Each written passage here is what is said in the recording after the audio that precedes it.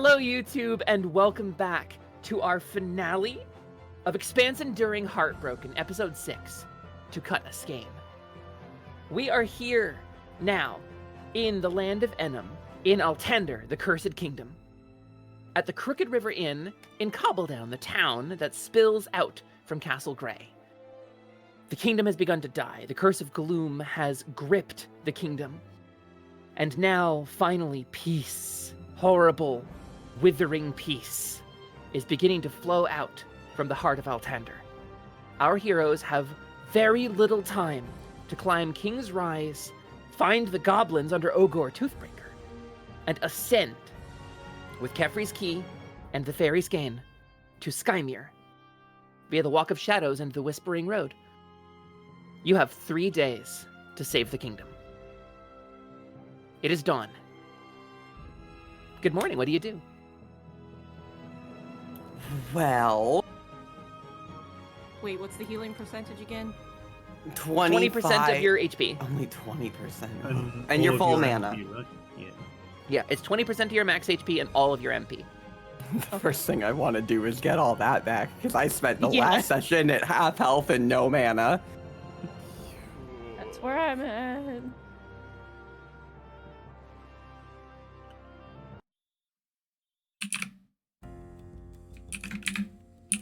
Oh, we're doing that again. Okay. Is it rounded up or down? It's doing Wait, this. this It's is doing the malfunction. thing where like we switch music and the volume is all the way up, Oh, no. so it's just immediately deaf. Yeah, are we running up or down? I think in general you round, like mathematically to the nearest number in Sword World, but I don't know for sure. I couldn't tell you off the top of my head. Well, let's make a judgment call. Let's just say round up for HP. Sure. Okay. We'll find the Yeah, actual I rule later. That gives me 1 extra, I won't complain. Yeah, me too. We're coming in on the finale here, and you're a little behind the curve. Oh. Uh-oh. Yeah? Alarming statement discovered. Mhm. I am going to heal myself when I wake up, so long as this isn't nat ones. It is not. The warm and heavy magic of Solmus rises from the floor, encompassing you. It's a quiet thing to wake to. Other people see Glade's magic, sort of the shimmer of arcane energy in the air. I'm actually doing the same. I am not topped off by any means. How much mana does your heal cost you? I think I only have. Hey, Earth Ginga. Heal? Yeah. That's conjury, right? Yes, it is. Please pay 1 extra MP per target of a conjury spell. Let me do it. My last feat that I took was MP save for priest spells. Mine only cost me 2. Oh, Ginga, your okay, hand yeah. extends forward and you try to pull on the magic, and it is wan, thin, weak, withered between your fingers. The power of the earth and the natural elements here is fading. So Glade steps in.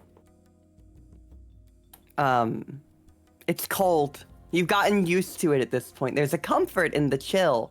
It's a numbing feeling, sort of like, numbing like an open wound or something. But it heals you for, hopefully. Okay.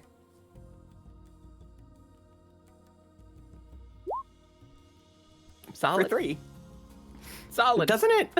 It also adds It's my plus your- spellcasting power. your spell power, So yeah. you heal 7 and I heal 11. There you go. Ah, okay. Mm. And you both wake up with more titty than you had before. It's true. Yeah, that's what Glade's magic does. 7-11. Sorry. Glade started the journey one gender and ended at a different one. Kinga, your armor feels tighter. It's weird. I would never, unless I had discussed it with the player beforehand in private, and then I would absolutely do it. Oh, I mean, Good to yeah. know. Very loudly and explosively. I'm gonna hold you to that. The explosive part, particularly. Yeah. Before. So, Glade wakes up and heals Ginga and herself. Does anybody else need healing? No, I'm good. And at the end of last session, we had already exhumed the tomb, correct? And we have in our did. possession Yes. a locket with a piece of silver hair we can assume will have to belong to Mafanwi, and a dried up flower, one that was originally given by Mafanwi in the first place, correct? Yes, a purple It's all flower. the that Same one that was is around the castle. true. Same kind of flower. All over the castle grounds. That is the proof and evidence that we need. We have the key to the Walk of Shadows. Everything here seems situated. I think Glade would probably eat breakfast and make to leave towards the Walk of Shadows. We do have to get the Skein back, which the goblins have. Yes, you did they encounter the goblins on the way down King's Rise. in their from- fort, no less. Yes. I think that's where we should head then. I see no reason to dilly-dally or to wait. We have 3 days. Thankfully, we know this. Right. One thing I will say is I believe that me and Scott both have automobile. And we also have Oh. Ariani's horse. With DM permission, we could make it there a bit faster, but automobile Do you have a is big enough definitely up magisphere to use your- automobile?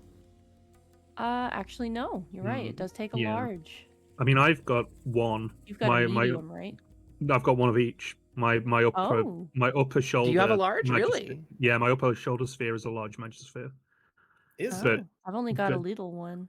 I But still you- have 2,500 gold. Is Yeah, I was going to there say, but you need to buy it, right? any chance that we find those in town? There could be.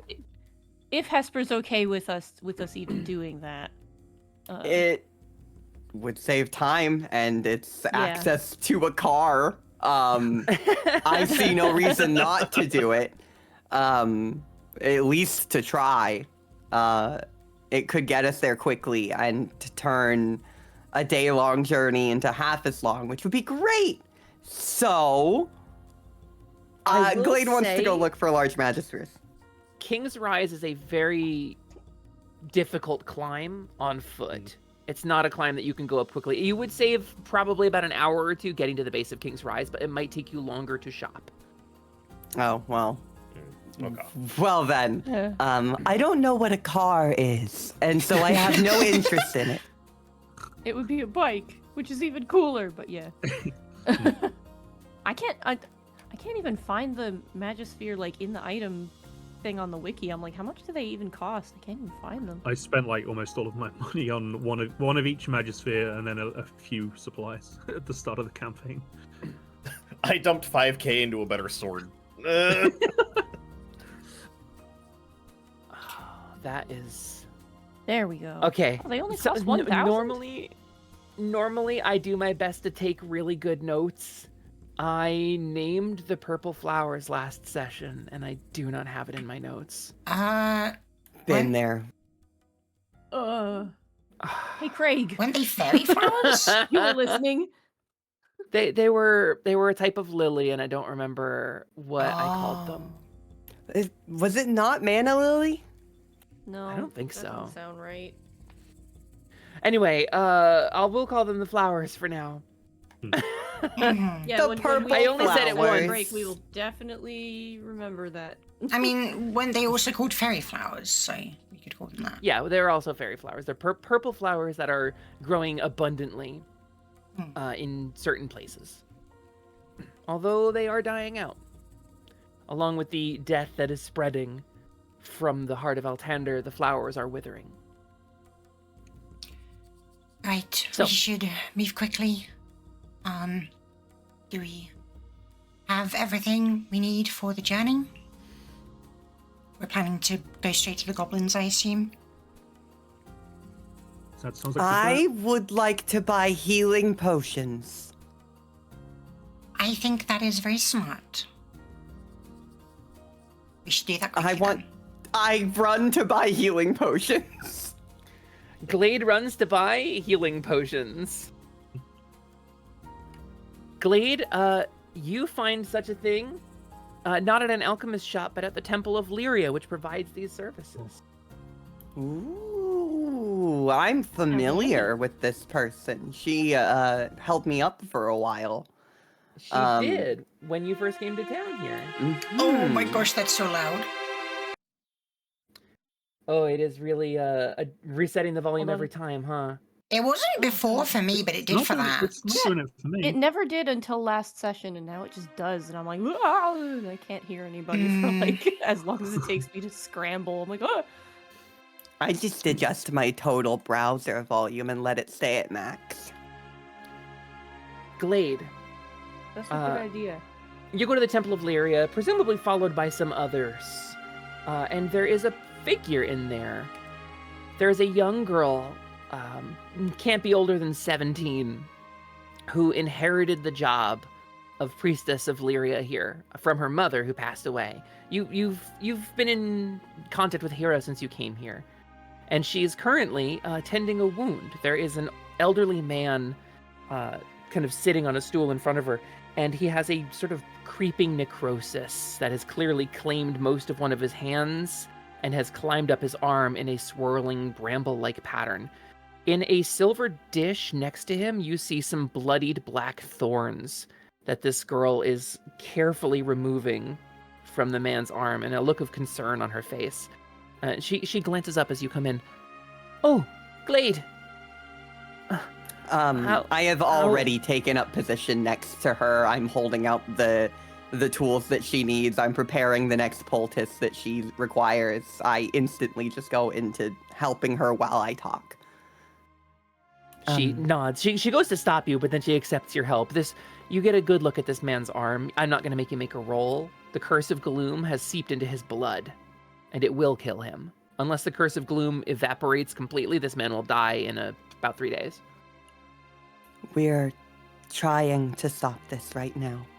We know where to go. We know what we're doing. We have a very real chance of stopping this from happening to anybody. I will pay you for the supplies, but I need potions. She nods and says, I can provide some healing to your group, but most of my potions have been given out. You hear coughing from a few people. Most people are fine, but there are those in Cobbletown who've fallen ill. Maybe 1 in 10. All with the same sickness. It's the curse, isn't it? It is. She nods and stands up. She smiles at the man and says, don't worry. We're going to help you. Try to get some rest. The thorns are out.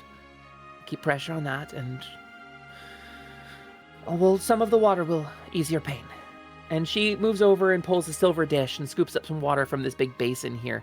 And you see at the bottom of the basin, there are these enormous, like broad, flat, almost like oak leaves that have lined the bottom of this basin. And the basin has kind of a floral, sort of earthy scent to it. And she scoops up some of the water and she offers it to the man, pours a little bit over his arm and leaves the rest with him. And she turns to you and produces a small cloth bundle from within her robes.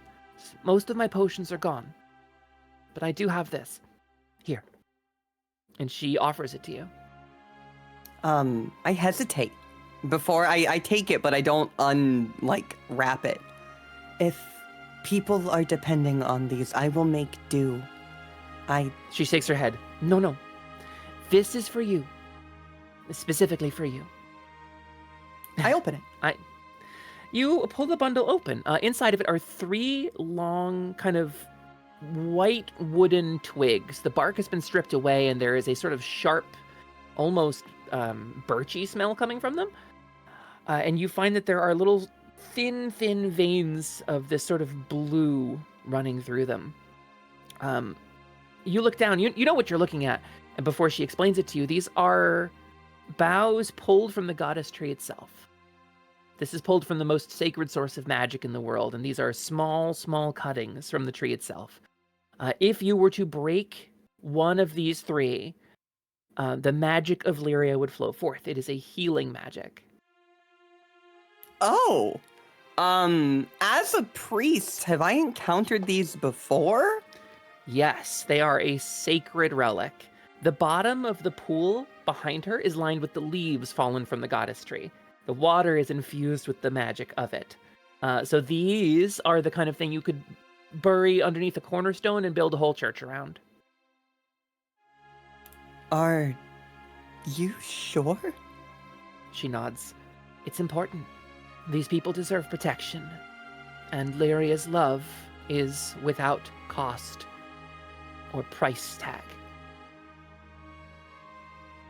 Very well. I shall use this blessing to heal everyone, to heal the land itself. Thank She you. nods. Use it to heal your friends if you have to. I have a feeling I will, knowing them. It may mostly be used on me, though. I will admit the journey has been long and difficult. I will tell you all about it over tea on one of these calmer days. A look of compassion crosses her face. I'd meant to give this to you days ago, but I haven't seen you. I had had it prepared for before your journey would have even started. It has been not the journey I expected, but an important one to go through. I am looking forward to quieter days, though. I hope when the quieter days arrive, you spend some time with me again. It's been nice. Glade offers her maybe the most genuine smile she's had this whole time. I fully plan on it. She smiles and gently nods. I will leave you with these people in your care. And I'll here, keep them safe. I produce one of my knives and hold it to her, just in case. I don't know what will happen as we go forward. If you need to protect yourself, please. She holds up a hand and shakes her head. I'm sorry. I'm forbidden to wield a blade. But thank you. I sheathe the knife back, and I grab her face in my hand, something she's probably used to at this point. Then protect yourself with whatever you have and whatever it takes, because if something happens to you, I will be very upset. I will, Glade. And keep you and your friends safe. I've already turned away, and I am walking out the door. And you head out. Back out to the streets of Cobbledown where the others await. DM, Yeah, what's up? could we say that I woke up an hour before everybody because there's something I wanted to do before we left, but it requires an hour to do? It's not the Could we right say one. Yes, of course. What would you like to do? So Gregorio's going to kind of get up earlier than everybody else and go down behind the back of the inn, and just kind of reach into his adventurer's pack and pull out 2 bundles and place them on the floor. One of them is kind of you can kind of see is kind of lumpy, and you can kind of, if you were to examine it a bit closer, you'd see that there were several bones in there. And the other one has a really big piece of wood, but petrified wood. He's just going to kind of stand there for a second, kind of looking between them, kind of scratching his chin thoughtfully, before putting the first bundle back into his bag. And I'm going to cast Create Golem. Whoa! And I'm Gregorio, going to create using hound.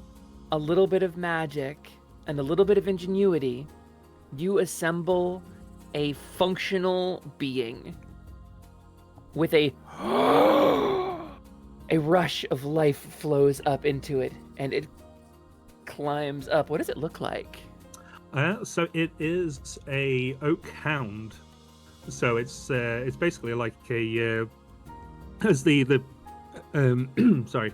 The wood kind of expands out and starts to fill in the gaps with vines and rope and hempen rope kind of thing, and it has just 2 glowing blue eyes and 2 big pointy ears for leaf ears, and it kind of stands up and creaks to attention and kind of sits expectantly looking at me. Scott, as Gregorio is planning and preparing this ritual, your little wind-up kitten, your little mechanical cat, meow, jumps down and starts pushing things around with its nose and like rolling in ingredients and kind of shoving stuff. Do you let it help or interfere, I guess? I'll try and like ignore it as best I can, but as it continues, I'll probably just hold up my like mechanical hand and just kind of magnetize it onto my hand and just kind of carry on doing what I'm doing one-handed with the other arm like raised up in the air, like almost like scruffing him, but like magnetized at the back. It's like, not yet. It struggles. It really wants to get involved. It's just like kind of not fighting it, but just kind of trying to keep him out of the way of the things. This is a delicate procedure, and I don't need you getting mixed up in it. The last thing I want is some kind of mechanical wood chimera. That would be okay. I'm going to pencil that in for later. If we manage to save the kingdom, we'll experiment later. What are the properties of golems and magic? No. So used to having a cat, just meow. Yes, fine. So you keep it out of your work? Yeah, I kind of keep like at first kind of like brushing him aside if he gets too close, but then eventually like picking him up and just holding him up like just up in the air, just dangling then, as I'm trying to finish. The wind flows up into your oak hound, and it sits, kind of making eye contact with the little wind-up kitten, who hisses a little at it, and then kind of gives up struggling. Just gonna kind of hold the kitten towards the hound and say, "Now I'm going to need you to get along. We've got a very important job coming up, and I don't need you bickering and falling out. You two are friends, yes?" And I'm gonna kind of hold the kitten directly to the oak hound's face. Oak hound kind of leans forward. There, perfect. You're friends. Let's go. And he's going to kind of stand up and gather up all his things, put them in his bag, put the kitten on his shoulder, and just kind of beckon for the hound to follow him. And you rejoin the group. Is anybody else doing anything in the morning? What is Muttley? I mean, Ariane would just, she'd probably wake up at about the same time as everyone else, and she would be, checking on Heinthon, and so just sort of brushing him and getting him ready. Heinthon is tired. Heinthon looks at you, and you see a kind of glassy sheen over Heinthon's eyes. You think Heinthon might be ill. We're going to...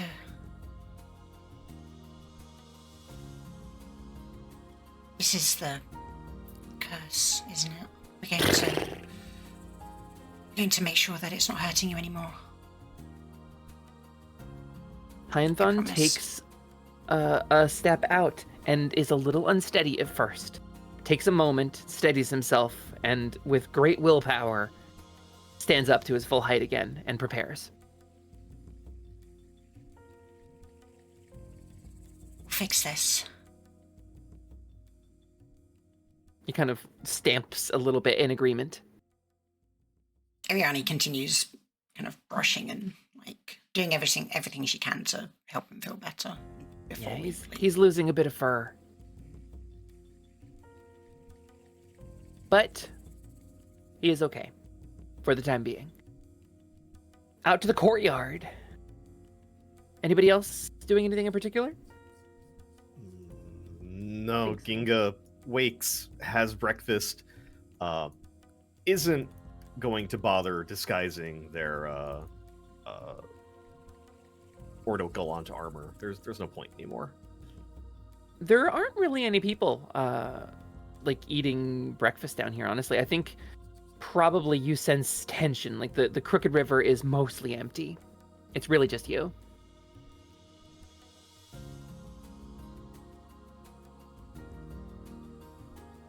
So, the group of you assemble. The sun has been up for about an hour by the time you've got some food and done your morning prep, and you all sort of look at each other. You have a plan. and about 3 days to execute it. I think we should likely go as quickly as possible once everyone's business has been wrapped up. We know our destination. The terrain shouldn't have changed that much. No time like the present. Right. Well said. My preparations are complete. I have a feeling of something. Just a guess. I believe we should make our way to the Walk of Shadows first. I have a feeling that that is where they'll meet us. They themselves were trying to access it. We found them there the first time we went when they were fighting Calantha. The fort is not far away. It's a small hike into the woods. We can start at the Walk of Shadows and go from there. If you say so. Sounds as good as any. I'm happy to trust your instincts. Then to I King's smile. Rise, you go. One moment, please, while I prepare something that I forgot to prepare. That's okay. DM, I've sent you this stat block for my Oak Hound as well. In my I trust private you. chat. Yeah. Well, it's more for helping me when it comes time to fight than anything. If you'll buy me just like a minute or two. Mhm. The chat amount room. of times that I was DMing Wishing Well and I would be like, and so what happens is click, click, click, click, click, click, click, click, click, click, click, click, click. You see, the thing is... I may have shifted gears like an hour or two before game and had a bunch of catch up to do. Literally, I completely understand. It is the DM mad life, and you are the best at it. It's incredible. Well, thank you. Time button. I do like saying botton. That is how I'm going to say that Yeah. word now. I was wondering what you were How many saying for a Bottons second, died and I to figured give it me out. This minute. What I get from this minute is botton, so I'm very happy about it. Ariani, she... Whereas, like, most of the time that you've known her, she would have had, like, her cloak on most of the time and is clearly sort of trying to hide. She is, I don't think she even has the cloak on today. Ooh. She's more confident. Growth arc. Glade doesn't say anything, but when she sees it, she does have a look of, like, pride in Ariani over it. If, No Clearly longer- proud. No longer hiding who we are, shaking your puppety hand. if anyone would like to join me on Hyenathon, Ooh, I've always wanted to ride a toy horse. That is what it is, right? no, Hyenathon is, I told you that I was the heir of my family. Hyenathon is, a long time ago, Hyenathon chose our family, and Hyenathon chooses the head of the family. That wasn't a lie. No, I just kind of assumed that horses dictating rulers wasn't possible. Hyenathon's a special horse. Okay. I have bought enough time. Special because it can form thoughts that select rulers? I don't exactly know. All I know is But that do Hyenathon you is- know, big boy? She says, patting him on like the side. Well, he's very Yes, fast and that's strong and very right. smart. You are very fast and strong and smart and good at picking rulers, aren't you? She says, scratching under his chin. He nods at you and kind of shoves his head into you. Perfect. Yes, incredible. I would like to ride this horse. Would that Gregoria's be gonna okay with kind you, of- Heinthon? Heinthon lowers his head as if to accept you. I have ridden a horse maybe 3 times. Ariani will reach out a hand and help Glade onto the Glade onto is the horse. very awkward, but clearly having fun. Like, you put her up there, she goes, whoa, okay, this is very higher than it feels every single time. It is very high up. Now, you'll want to make sure that you're holding on. You have the reins. I'll Right, hold you can- the saddle. You can put your arms around me if you want. There's a brief silence where Glade does not react in any way before she slowly puts her arms around Ariani. Ariani clearly didn't really consider, like she was just going through like procedure. And then as Glade kind of slowly does that, Ariani kind of also like awkwardly pauses and just sort of, right, just to make sure that you don't fall off. Calantha's tail gives like a tiny little wag, just sort of watching you. Glade you is make your nervous way- all of a sudden. She's It's okay. uncharacteristically quiet on the way there. Sorry. No. Heinthon's very good, and the ride will be very smooth. No Heinthon response. is a little sick, but still high steppies. Mhm. You make your way to the west. It was about a 3-hour walk. So hustling, you get there in about an hour and a half to the base of King's Rise.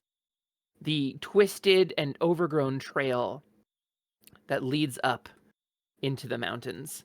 And you find it to be a very different trip than last time. Huh? Don't skip. Why would you skip? Why Who is it told you to skipping? do that? Music. Who told you to do that? Oh, okay. Well, I'll pick a different one. We'll pick not that one. It just doesn't. It doesn't like that one. The music hates song. us today. It's so does. temperamental. It's very Next temperamental. I campaign, used we this really song gotta before. find a better solution. Yeah, we do. I'm working on it. Well, we'll go.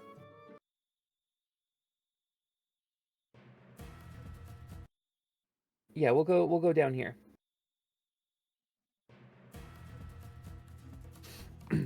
You find it to be a very different trip.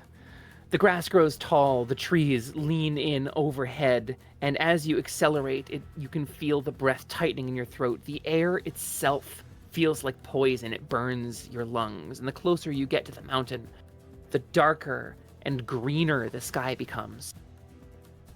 And you can hear now the cries of animals being injured or being frightened as the forest itself begins to come alive and become hostile.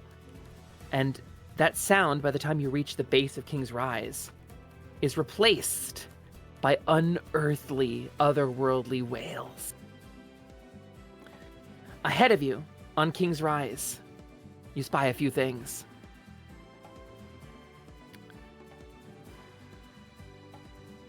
The flapping of otherworldly wings and a separate 3-voiced howl as beasts, strange and warped, emerge from the forest. 2 strange flying creatures swoop down from overhead, and a wolf, or something that maybe once was a wolf, now fur stained black and purple with curse energy, its eyes flaring with brilliant amethyst light, are prowling the mountain ahead of you. They haven't seen you. Not yet.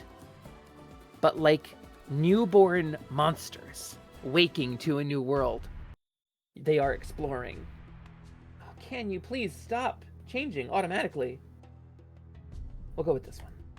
That was me. I found one that felt fitting. Okay, cool. went to Thank go you. with it. That's great. Thank you so much for adding that. Sorry, I was muted when I first added it.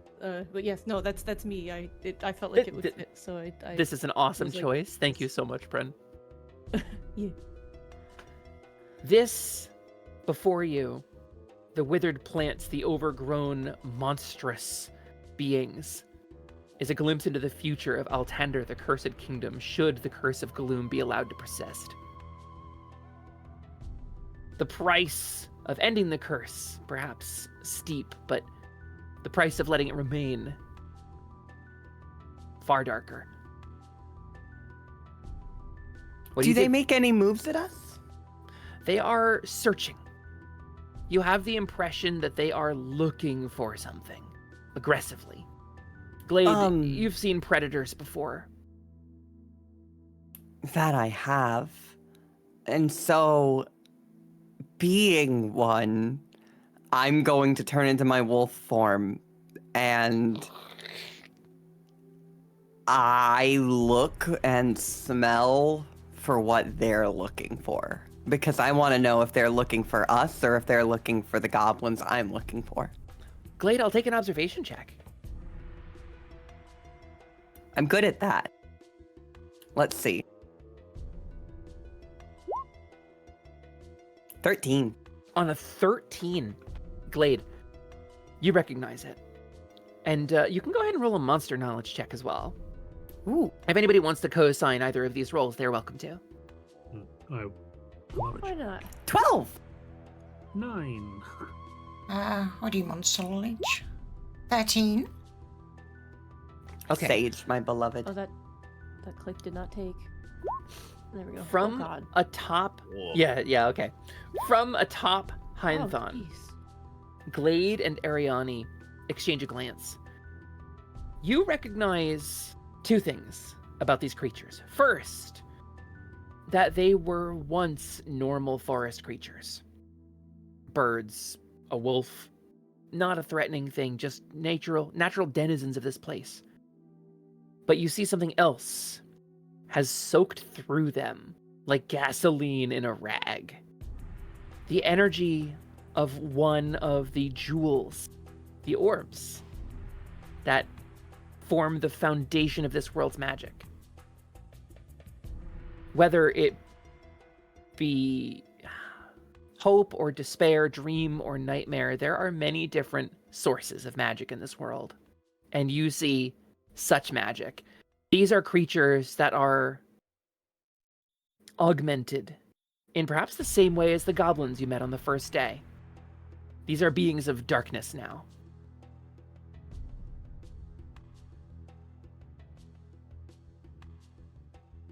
No signs of goblins.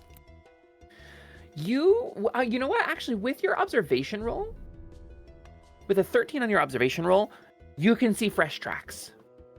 A small, Leading in or out? Small band of goblins led in up the mountainside.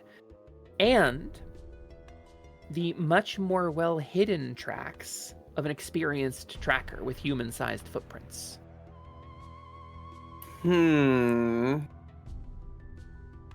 I have my guesses. I look to the rest of the group and go, "Ruff, ruff, ruff, ruff." And then I realize what I'm doing, and then I shift back into my more human form. Sorry, the goblins did go in. Those will likely try and stop us, though. Yeah, as for what they're looking for, anything that's moving. There is the possibility that we can distract it with something. But I didn't exactly bring a deer corpse or anything. Gregorio will just kind of hold up his hand.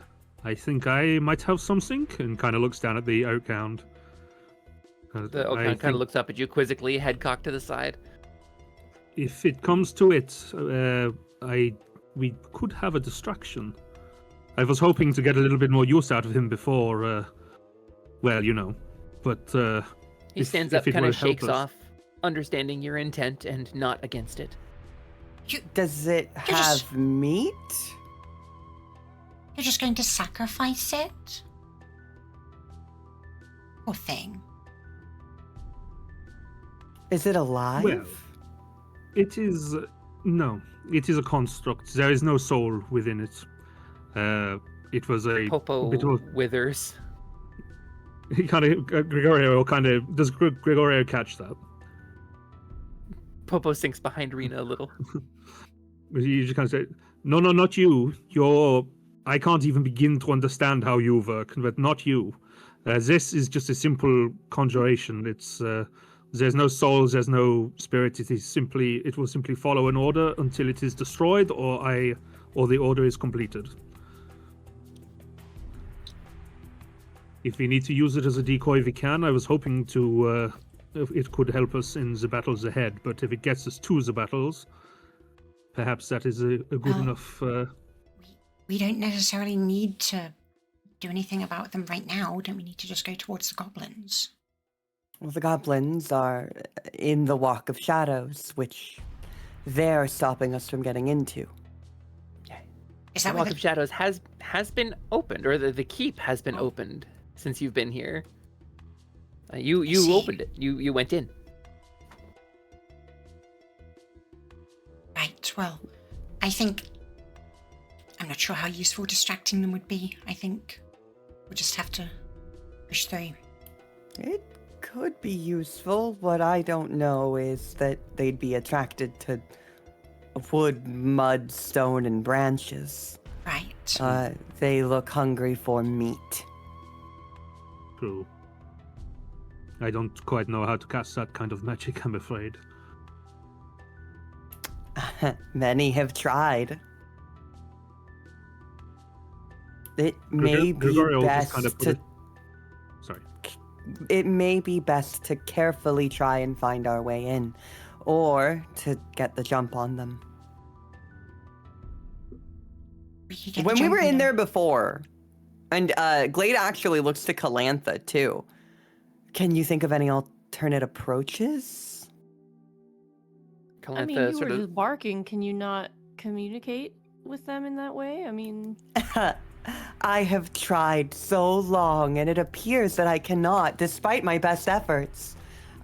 Glade seems to have taken your Dang. joke very literally, and it seems like she's definitely tried. Oh, she's so cute. no, I mean that's what Rena meant. That is fully what she meant. Noted. Calantha strokes her chin a little bit. My knowledge of such things is sparse, but thy words would be lost upon them, I believe. These are creatures infused with darkness, infused with the shadow of the Stone of Nightmare. There's a little snap of Glade's fingers as she's like, damn. I had hoped that such a curse could increase their intelligence, but alas. It shall increase their intelligence, but also their baser instincts. Beings such as this were common in the ages before peace, the ages before Pax and the Diadem were forged. These things roamed this forest. 'Tis a return to the primordial state of Altander. I have some memory of this, though 'tis not seemly for me to know such things.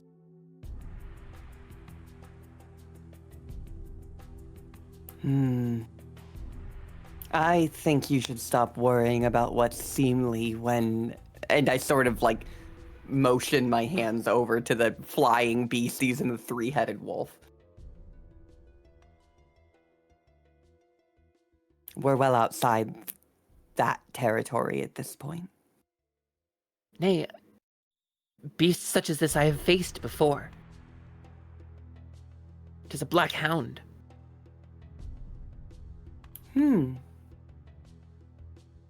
Can we fight it? She nods. Can be slain. Vanquished back to its stone. 'Tis as if a veneer were pulled off of this land. As if all peace were simply a suggestion, an illusion. And the paint hath flaked and faded, revealing the original underneath. Well, then let's suggest strongly, Glade says as she, tries to get Heinthon to go forward. All right, we're charging. Glade is literally...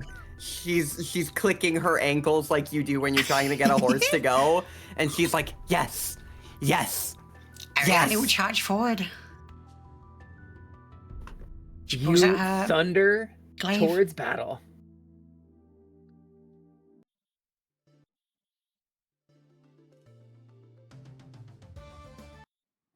Oh, damn it.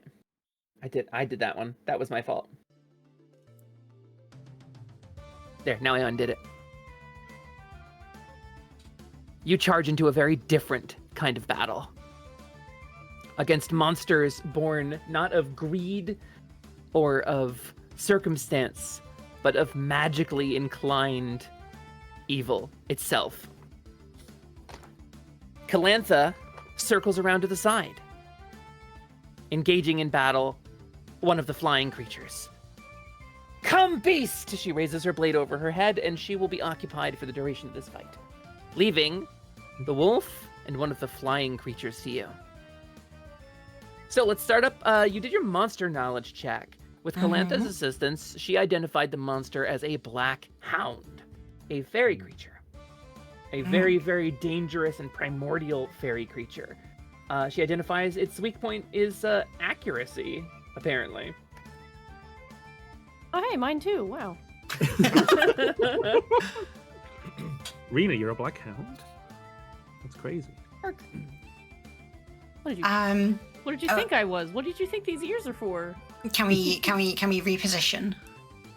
You can reposition, as you are going to win initiative by default. Oh, cool. I dismount and deploy my geograph and stay where I Okay. am. Ariane is going to be all the way back here. Cool. Okay. A cover question about, you said their accuracy is their weakness. Does that mean because we passed the monster knowledge check that it takes a penalty to accuracy? I think what happens is you gain a bonus to accuracy. I think you have a +1 to hit it. And we'll have to look at the specific rule of this, but... I was gonna say, because it'd be interesting if it's a 3-headed wolf that has, once you realize it's like 3 gnashing wolf heads, that they become less accurate. I think that would be really flavorful, but I'm fine with it either way. I don't know where 3-headed came from. I heard a 3-voiced howl. I heard a 3-voiced howl. Yeah, no, it's not a 3-headed wolf. It's What a just shame. unnatural. I imagine 3 heads on this wolf. 3 kobolds going woo in the distance. True. Yeah, they're harmonizing. Calantha, your family. You said that we automatically win initiative? Yeah, you win initiative this round. Cool. That means that I get 2 additional points of edge. Oh, nice. Oh. Because I have Frontline Mastermind, which means that if our initiative success value is greater than the enemy's, then I get 2 additional points of edge. Excellent. So player's turn. I throw my knife at the wolf, aiming for one of the 3 heads. You aim for the center of the 3 heads. Glade, go ahead and make that attack roll. With a +1 to the action, an 8. It I'm gonna strikes the assume left no. head and passes through harmlessly. How did that miss? It made direct contact. That's me. Yeah. Okay. We'll. Ginga, before you go, do yeah. you mind if I go? Before you move, Yeah. I mean. Gregoria is going to see Ginga like brace to start moving and just shout, "Time to show us what that auto gallant swordplay is all about!" And I'm going to cast Fanaticism on Ginga. Ooh. Oh. It's 3 MP. Ginga, you feel this surge of power, speed, and reckless authority course through you. Cool. Ginga wordlessly going into combat places the mask on their face, summoning their helmet, and closes the gap to strike at the wolf. Yeah. Hope I remember where the button is. There we go. Oh, and that reminds me. Transform, flip horizontal. Yeah, there he is. There he Little is. guy! He You have has control over that 15 token, Scott. HP. Oh, we have to change Ariani's battler. Oh my god, right. Oh. Ah, I didn't even upload it. I'm sorry. Give me one it's moment. okay. Yeah. I mean, other people can just take turns while that's happening, right? Oh, Yeah. I have 2 dogs now. Excellent. Doggies! That's a roll 20 glitch. You only have one dog for everyone else. Oh yeah, I only see Yeah, what Yeah, I you'll was have gonna to say. refresh. I'm sorry. Where was this battler posted? I remember somebody sent it to It was me. posted in the Sword World General, but I can send it to you again if I need to. Thank you, Bran. I would love that. Gregoria, what are you doing with your dog? Don't worry about it. I'm just putting him out of the way. Putting the spare. Oh wait, he's No, not a that's spare the one. that's is the he? real one. That's what we were saying. That's not the illusion. That's the real one. No, you I can have it say saved that somewhere, but I'm getting there. sorry, everybody. That's okay. I really thought I was prepared. To apologize for. My immersion. Sorry about your immersion. My immersion is great because I'm digging for one of these knives and I can't find it. God. I got these big old sleeves to stick them in and everything. Here we go. Let's save this in the right folder This is the time. finale. We Mhm. Ariani deserves to be shown off in full. I True. agree. I agree wholeheartedly. Character images, Heartbroken, Ariani 2. Alright, I'll get it set up. Mhm. I'm gonna shoot a bird. Do it. Yeah. Do it. Go ahead and take that Bye. shot. Good. I I'm wait. shooting this one. What? Wait, What? wait, wait, wait, wait, wait, wait, wait, wait. We Oh, were in Ginga the was gonna go. middle of Yeah. Ginga's turn. It's oh. a wolf. Sorry. No, it's okay. Does a 15 Yeah. hit?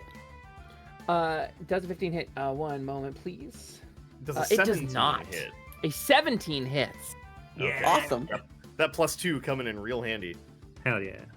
Whoa, she's so big. Wow, look how cute she is, Yay, look at her. chat. She's so powerful. Oh, I should have revealed her earlier. Her full battle looks so cute. It looks so it does. cool. Her whole design is awesome. Thank I love it a you. lot. Thank you, Chad. Look at her. Look, she's so cute, Chad. Look. She's so cute. I have 2 Arianis. Oh, I have 3. You do. That's a The more the glitch. merrier, You have honestly. to refresh. One of them is glitched. Please don't delete any of them just yet. Okay. I'll refresh when Hesper says that I can.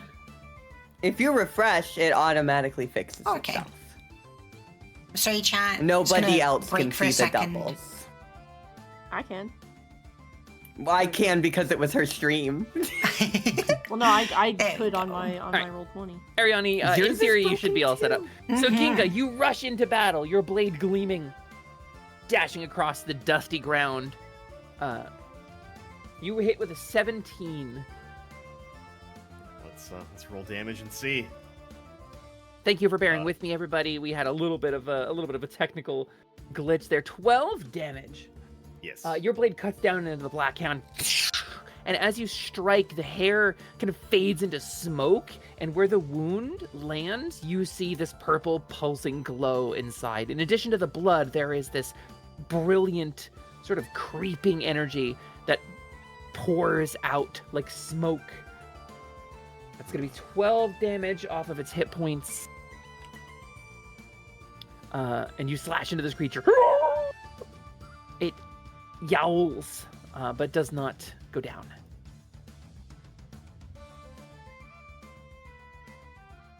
Okay, that's my turn. Okay. Cool. Now Who's I will next? shoot bird. Rena, aiming for a bird. Aim for bird. You're looking for a 16 on this, Rena. I can't find one, oddly enough. A flash of light, and the shot goes wide. Who's Bird's next? Too high. Ariani?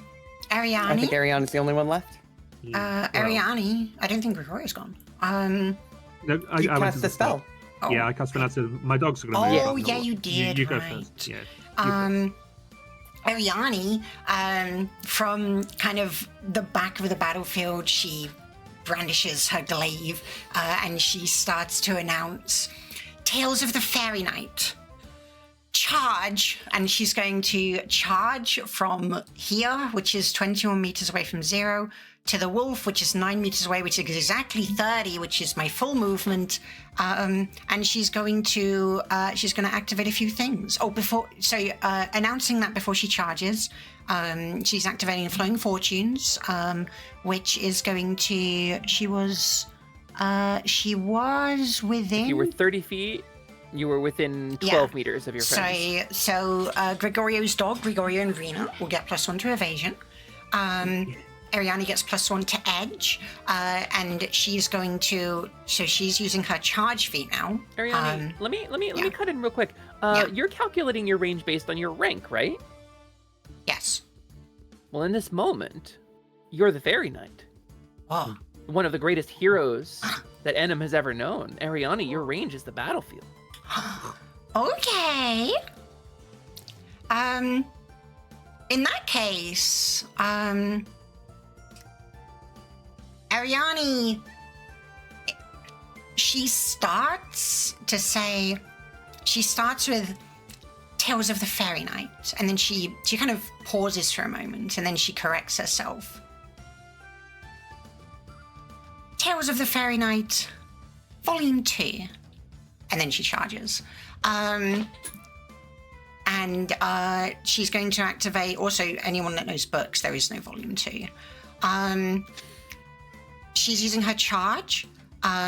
So she's moving 30, she's moving total 30 feet, which means +1 point for every 5 meters. That means +6 damage if her attack that she's about to make hits. She's also activating her aimed attack, which gives her +1 accuracy to this attack. And because she has 3 edge, because she gained 2 from winning the initiative automatically, and she gained 1 more from using Flame Fortunes, she can also use those edge to use Unexpected Blow, which is going to give her another +2 to accuracy and another +2 to damage. Kalentha looks over. Thou canst do that as well? On round 1, no less.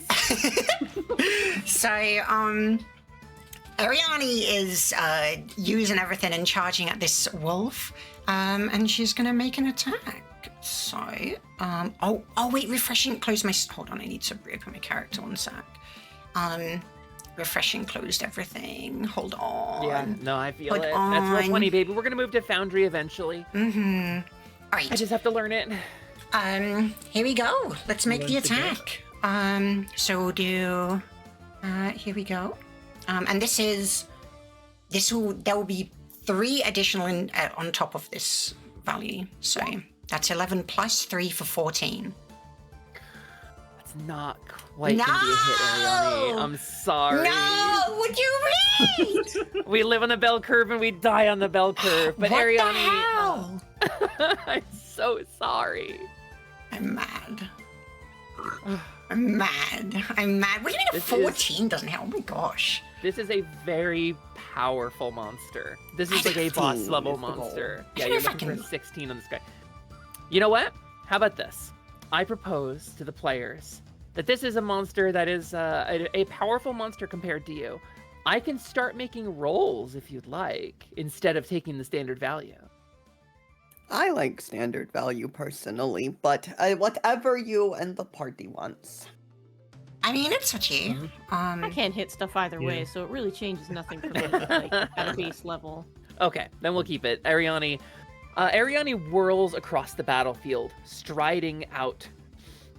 Hyanthon's head held high, and you can see that this horse is powering through sheer force of will, mane kind of tossing in the wind. And there's like a slow motion moment where the hair blows Ariani's like autumn colored hair back, and you see the sun sort of gleaming off of her skin and her eyes like scintillating for a moment. As the glaive whirls over her head, there is a flash of fairy light. And even like Kalantha's eyes are drawn.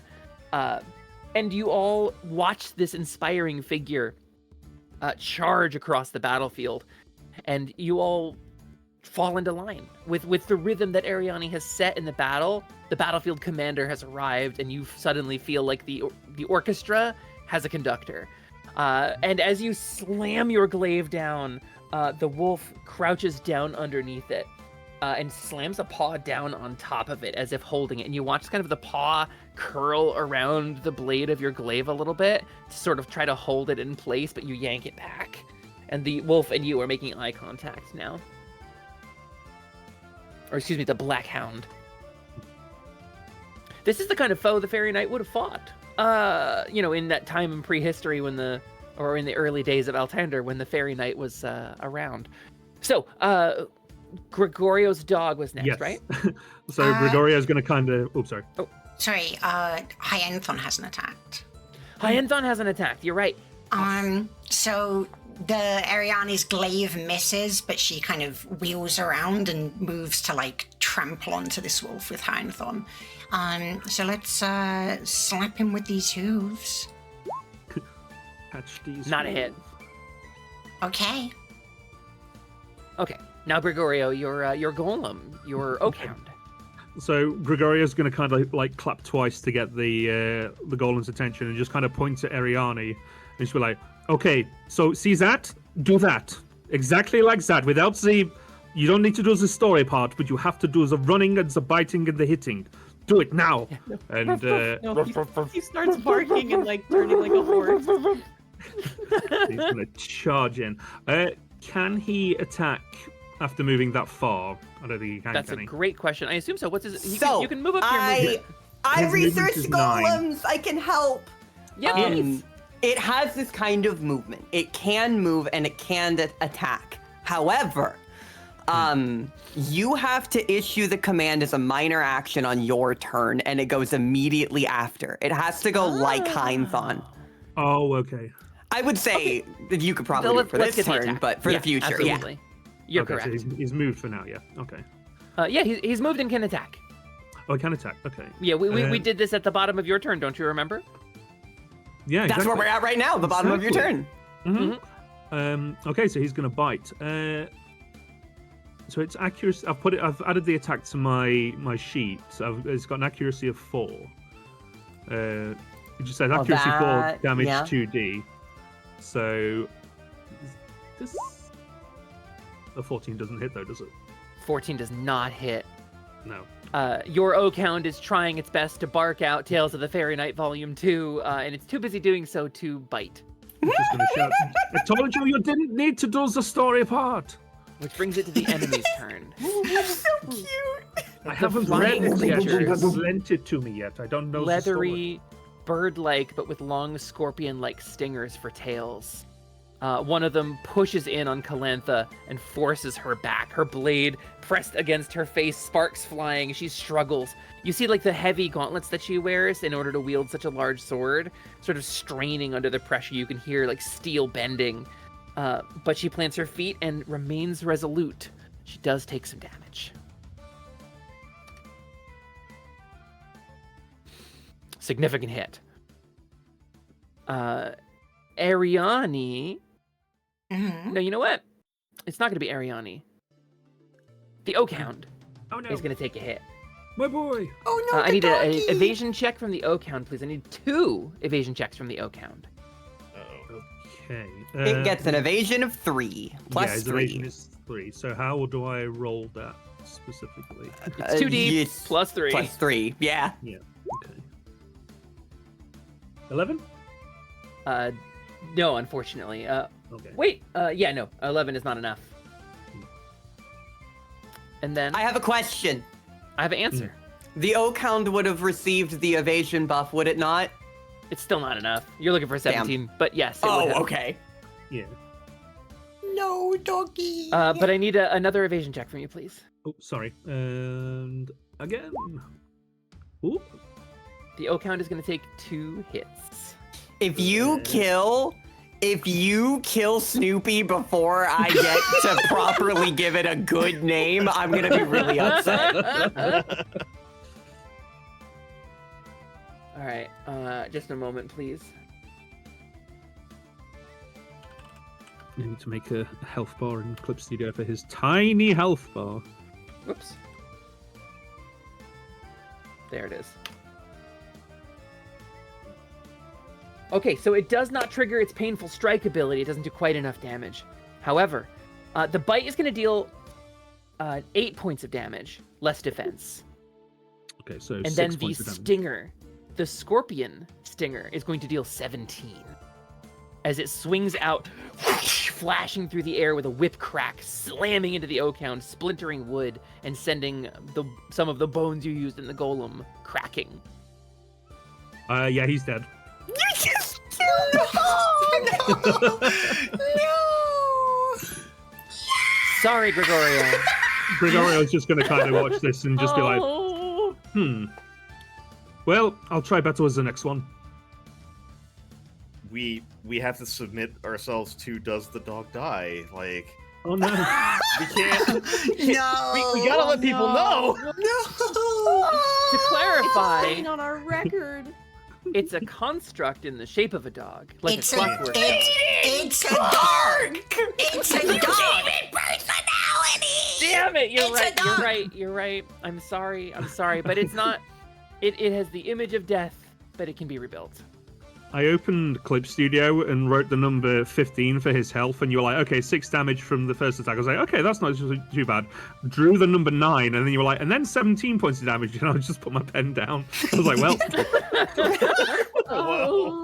well, that's all right. I've got a plan B, but Clay doesn't. I mean, like it, so that that's is fine. damage that none of us took.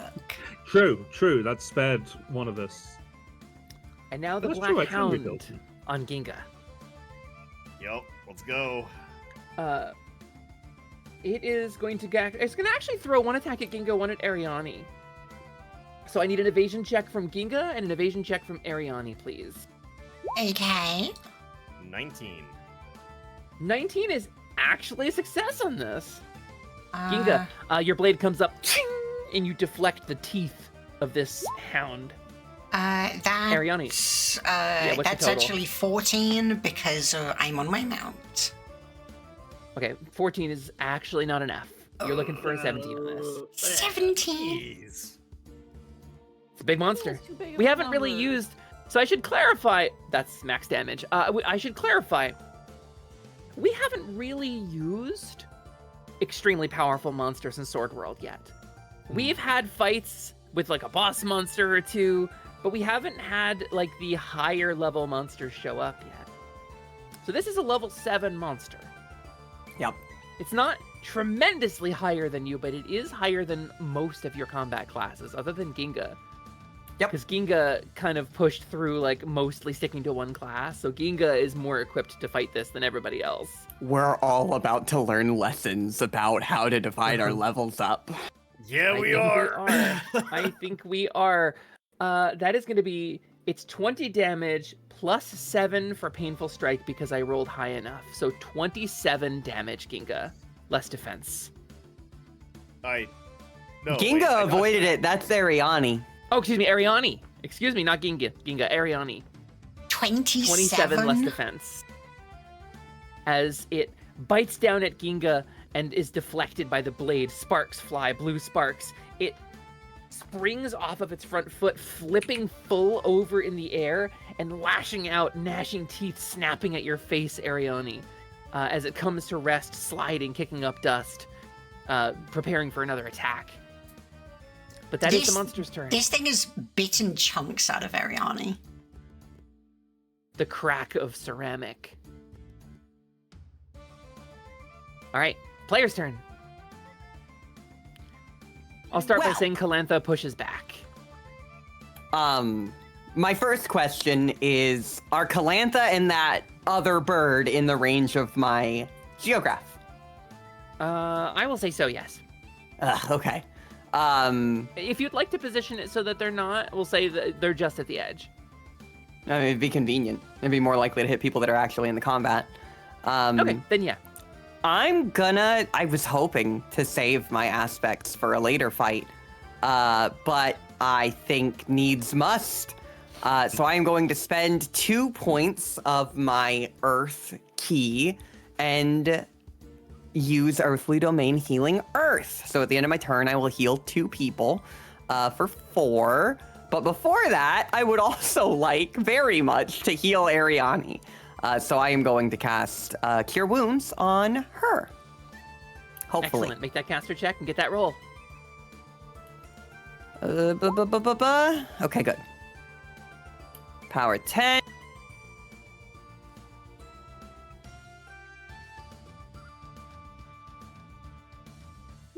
And that's a total of 7 healing, Ariani. What's your power? That is power. Oh, you did add it. Yeah. Okay. I did. You heal for 7. Okay. And as the chilling warmth of soul mist surrounds you, the warmth of the earth dances around the battlefield, healing. I need a 1, 2, 3, 4, 5, D8.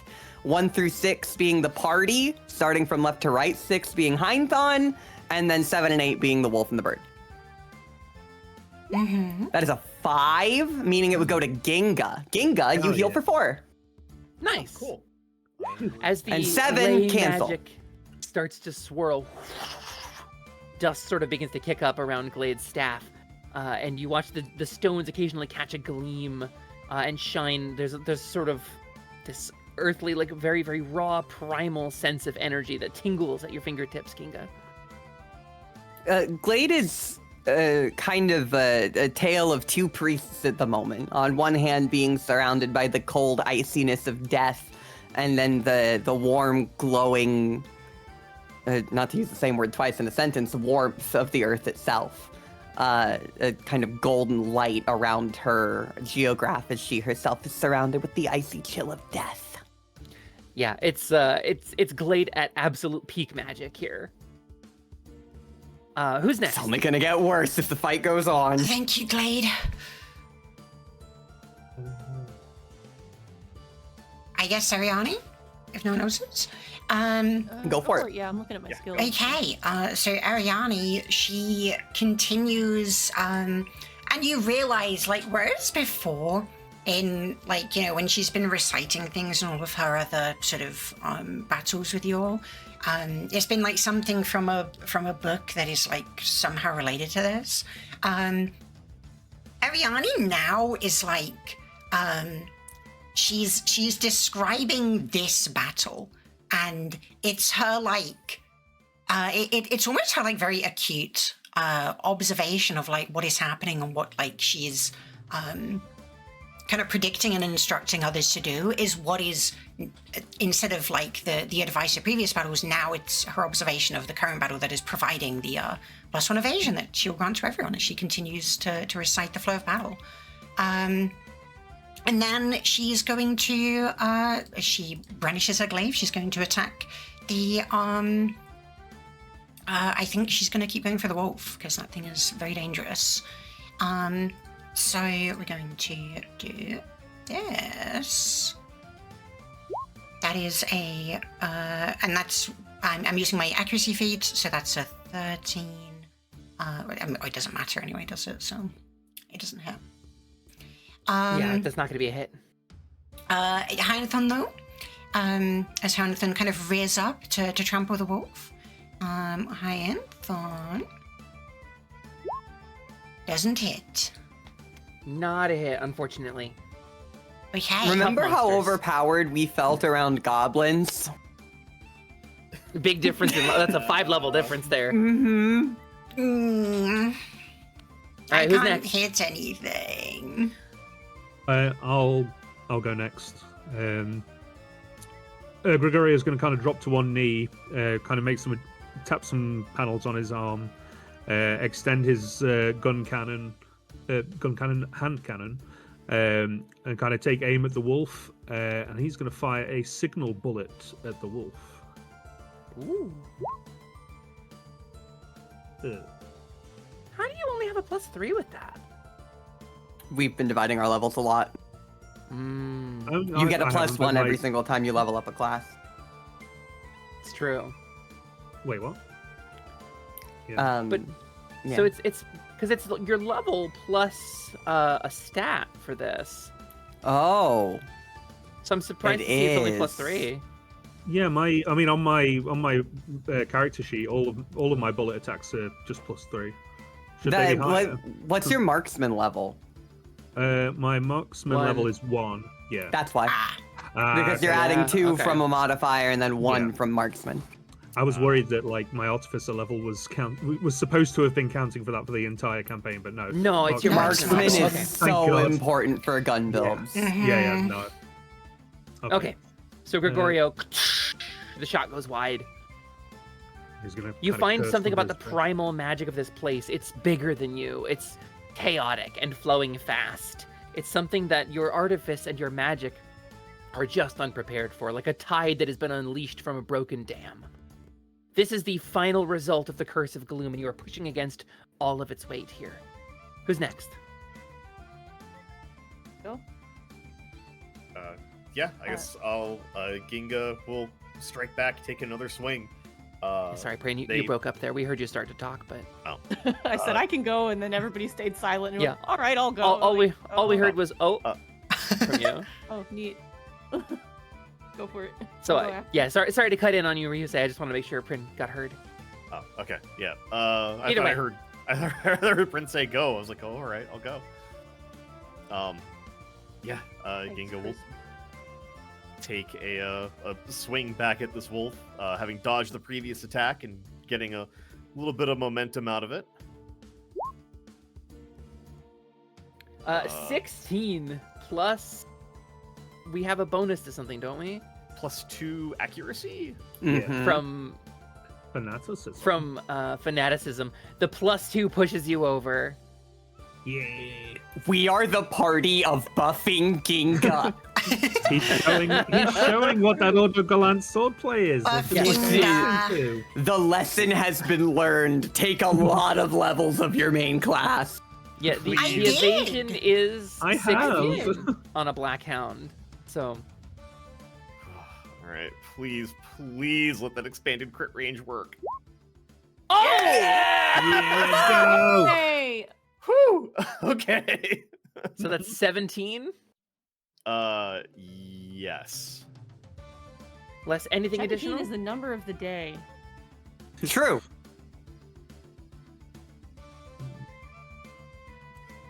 Okay, so 17 final damage.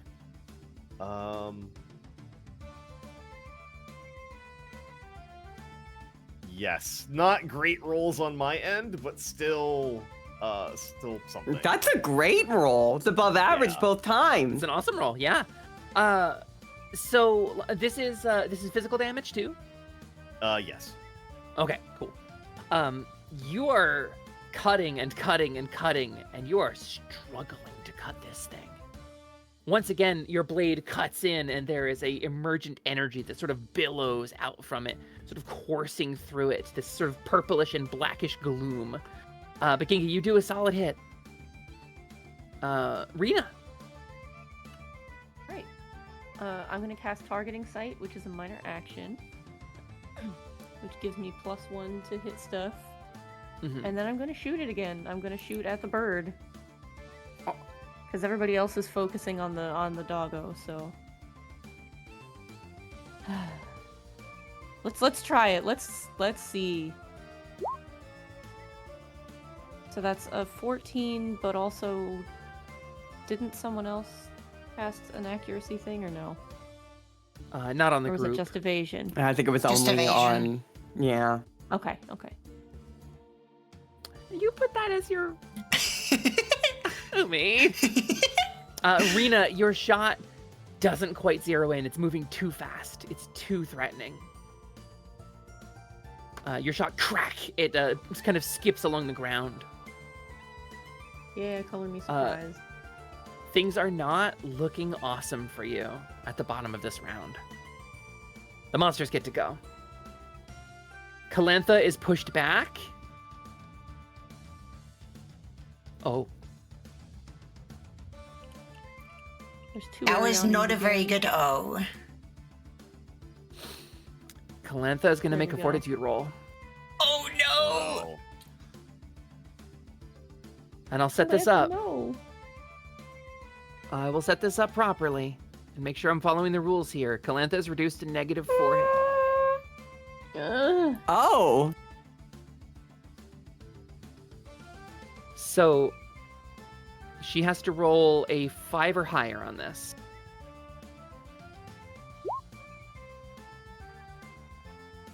She gets a 9. Okay. Ugh.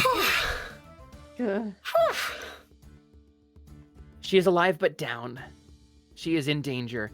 The beast descends on her, a flurry of claws and wings and scorpion tail.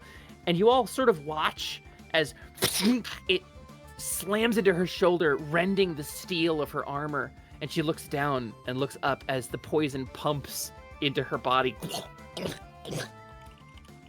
The blade falls from her glove and she drops to her knees and falls over to the side.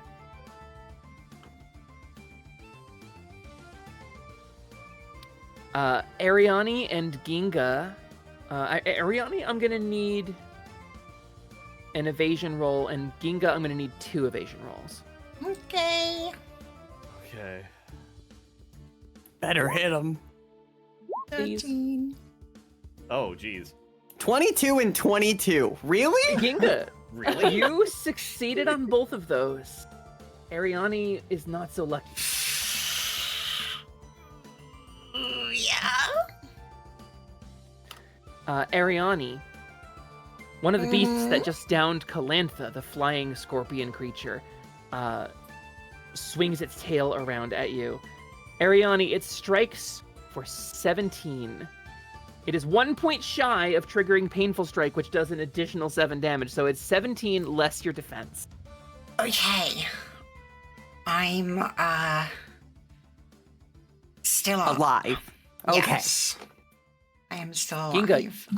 You parry both shots from the Black Hound, but I will tell you right now, the Black Hound is still above half, and none of the other 2 creatures have been injured at all. Jesus, okay.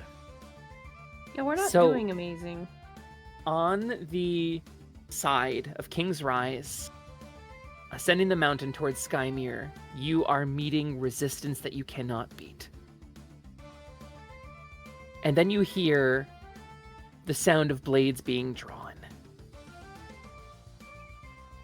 As 2 figures emerge from nearby, circling around Calantha.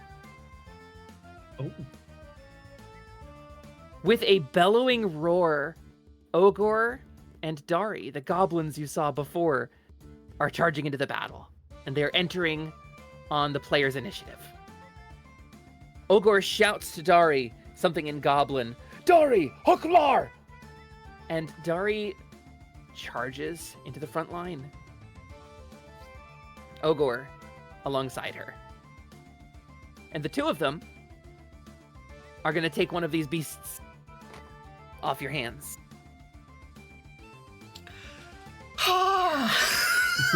Glade looks so happy that once upon a time she chose diplomacy.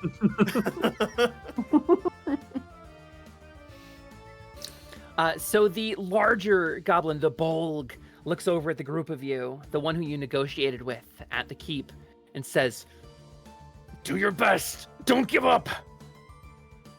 And then the smaller goblin looks at you, and you see she recognizes you. But her faith in Ogor and her cause is enough to keep her on your side for now. So it's the player's turn. Yeah, that's fair. I go first. And second verse, same as the first, I'm gonna heal Ariani. We do the check first. Good. Nice. 1 second to do the roll.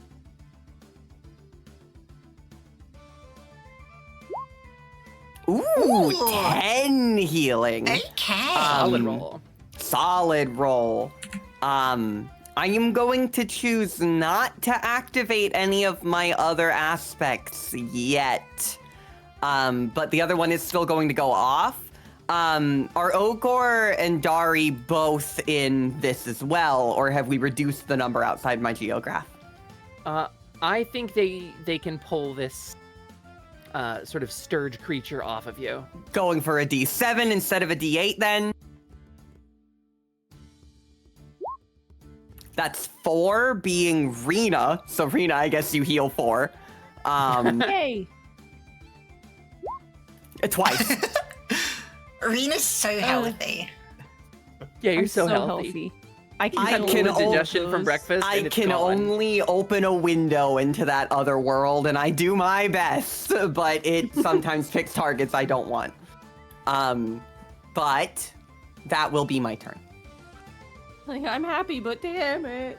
I can shoot Ariani or Calantha and heal. Which would you prefer? Calantha. What? Okay. Reviving people, you can't just heal them. You need to Yeah, use they'll stay awakening. down. Oh, right. She's at she'll- 0. There's no death saving Yeah, throws we now. need an awakening potion. Yeah. Oh, spell. okay. Then I will shoot Ariani. Or Well, she's at unless -4. Oh, I thought you just made it sound like I couldn't help. When I she passes misunderstood. the death check, she goes to 0. Does she? Yeah, you don't. There's no Okay. other death saving throw. She is stable now. Like in Okay. 3 minutes, she'll have to make it again. I think. Mhm. So Yeah, will this it's help her or not? It will heal her, but it won't get her back up. Yes, Okay, so it'll at least reduce the roll she's got to do. she does. So I will double check the rule here, just to make sure. I remember it being a comically long amount of time because a minute is 6 turns. Yeah, like the next time that she has to roll is like in ages. It probably won't be during combat, and I have the awaken spell. I can just awaken her. I chose not to because she will die. She Yeah, will she'll die get back up and immediately die. So Okay. yeah. If HP falls below 0, the character is unconscious and a death check occurs. Character who fails a death check dies. Let's see. We're gonna double check here. Hmm. We're learning, chat. We're learning We're solid learning, We're still learning the Whoa. system. Page 185. Mm-hmm. Let's make sure we're doing it right. Mm-hmm. We're learning it together. Yeah. A character who has 0 or less HP is unconscious and at risk of death and must make a death check. If they fail, they die. If HP decreases while the character is unconscious, a death check must be performed based on the new value. A new death check is also required when 10 minutes have passed since the last death check while the character Comically is long. unconscious. After an hour has passed, if all 6 death checks were successful, the character awakens with 1 HP. So, still pretty significant danger, but you got 10 minutes. Which is 60 turns. Yes. Yeah, I was gonna say, which is a few more rounds, so I should be okay. Mm-hmm. I remember Oh, it yeah, being I'll, comically large. I'll heal Ariani since I can't hit anything anyway. Oh, good, a 17. Apart from there. 17, there it is. There's your hit! Woo, woo, woo. Number of the day. Heal for 8. Ooh, okay. Grr. Ariani is just bounced from like she looked like she was just like absolutely in pieces with chunks of like her porcelain body just falling away, and suddenly the combination of Glade and Rena has like stitched it all back together, and like you see like the seams of like where the porcelain is like melded back onto her body. I shot you with like glue and clay. It's living porcelain that heals. The Variable the way that the little earth heals probably look at first as they mend the wounds is like kintsugi, and there's like brief little bits of gold on I love that. in between the porcelain yeah. for a moment. Kintsugi Ariani would be so cool. Mhm. Okay. Speaking of Ariani, Yeah. I believe it's the player's turn still. Okay. It is. Well, Ariani could go. As the I was going to say, can I go before you? Yeah. Okay. Question for the DM first. Yeah, what's up? For both DMs, if Dolly knows. Enhancer abilities, are they counted as minor actions or major? Because I'm looking at it. depends. it depends on which one it is. All Yeah. it says is you can't take a major action. A Which one move, is it? Cat size. So it's got the little arrow icon on it. That one will be. Is There's it like an 5 answer just looking at. technique? Yeah, that's a minor action. Yeah. If it has the double Yeah. arrows means minor. Yes. Oh, Yeah, or every okay. enhanced technique is a minor action. Yeah, the Yep. fast forward arrow means it's minor. Yeah. Right. Okay. So Gregorio's going to take his kind of aim his gun at the wolf, but with his spare hand, remove his glasses and kind of put a hand to his eyes for a second. And when he moves his hands away, his sclera have turned white, kind of normal, and his eyes have turned yellow with like slitted cat's eyes. And he's going to take aim at the wolf and kind of mutter to himself, "Oh, this had better work." And I'm going to fire another signal bullet at the wolf. Hopefully. With a high-pitched, keening sound, the signal bullet Whizzes fires overhead. out, Yeah. but whizzes overhead. We live on the bell curve. Now, on the bell what curve. is the penalty to this thing when we do accuracy checks against it? It is. That's true. I didn't bring up that. So, I don't have the specific rule for this creature. It's from BM. The weak point is accuracy +1. I believe that just gives you a +1 to hit it. Heard. Wait. Because What do you've you- successfully identified it. Okay. It's a 17. You haven't missed to any hit, shots isn't by it? 1, though. Yeah, okay. No. No. We don't have any 16 near misses. The only one we have was Ginga landing a 16 and then an 18, so. Yeah. Yeah. That's going to be my turn then. All right. Sorry, Ariane, I was going to weaken him for you, but it didn't work. Mm-hmm. Anybody left in the party, or are we monster turn? Ariane. Ariane still doesn't want- Ariane.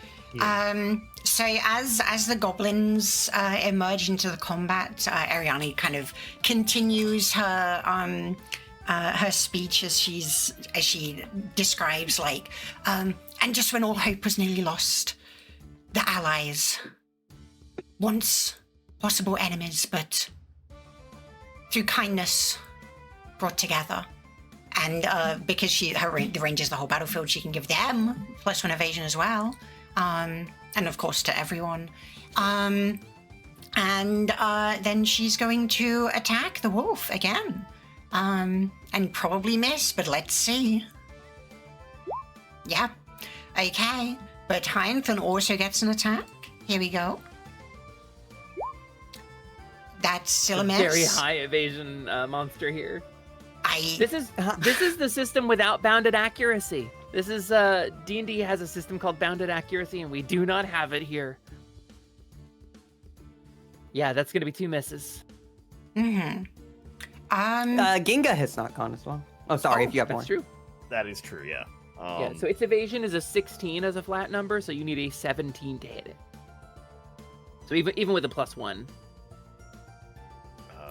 For me and Gregorio, it's literally impossible without double sixes. It feels impossible for me. That's rough. It might be for you too. It's a level 7 monster. Mm-hmm. And I am only adventurer level. Say only. I'm 6. I Yeah. put some points into a conjurer it's a rather boss than fight. fencer with my XP. It's a big old boss fight. So, Ginga, your turn. Yeah. Ginga flourishes their blade and takes a swing. 15 +2 for fanaticism. 17. +2 +1. Ah, Oh, yeah. 18. You hit. All right. Let's go expanded crit range. Yeah! Yeah. Yeah! Yeah! Keep going. Damn. 23. 23. Reduced to 17. Ginga, you smash your blade down, flipping it around, fling, fling, fling, again and again and again. And then you find an opening. You thrust forward, and you smash in between its shoulder and its body, and it yowls. And as you draw the blade back, you see blood on the blade. In addition to the purple sparkles and the flames, you have cut this thing down to the point where it is actually taking damage.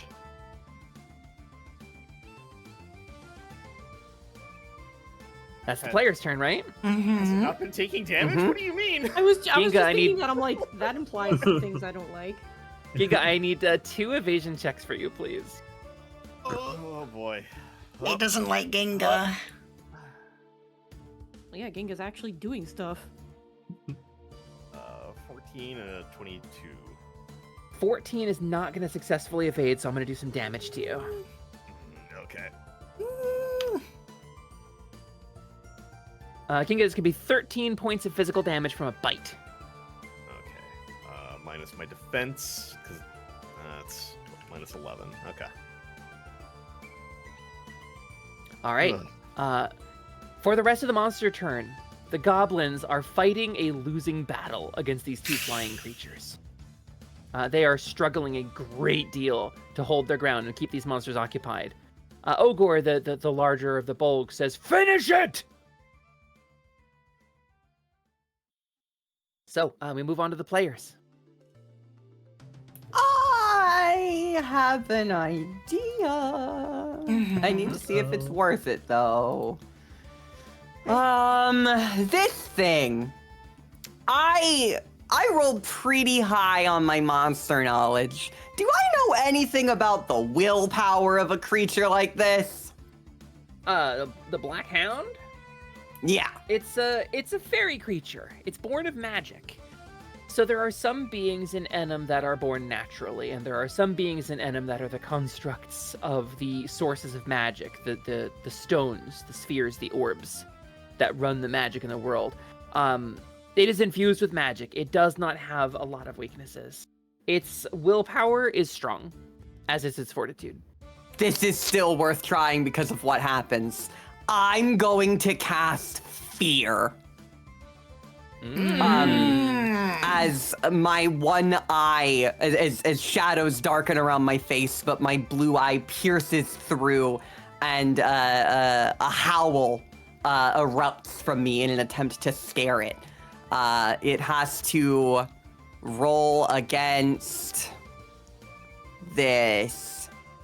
Yeah, I'll roll just to keep it interesting. 14. I'll roll it above the board. I have to roll on 2d6 a 3 or lower. It has a plus 10. Okay.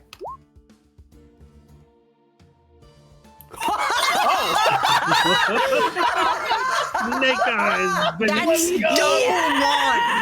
Oh my god. Never punished! Never punished. Oh my god. Okay, so now I roll a d12, 2d6. So I should roll 2d6. And Please. we get one of 3 effects.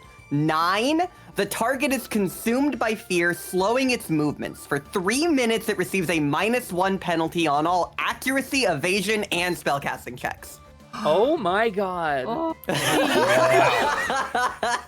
Okay. Glade, Level 1 spell. your Okay, magic open up. cuts through the gloom, getting to the heart of this creature, and you watch as everyone watches as Glade howls, and this Black Hound backs down a little bit, and its ears sort of flatten.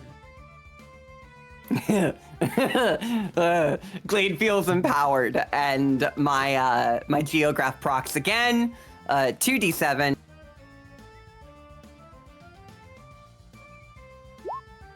The first one's a 5, meaning Ginga. So Ginga heal 4. The first one's a 1, meaning Ariani. Ariani heal 4. That's a Okay. great set of rolls. Perfect. Fear overcomes the wolf as light and warmth and life flow through my front line. Glade howls again, but this time in an attempt to empower her friends and frighten her enemies. And that's my turn. All right, who's next?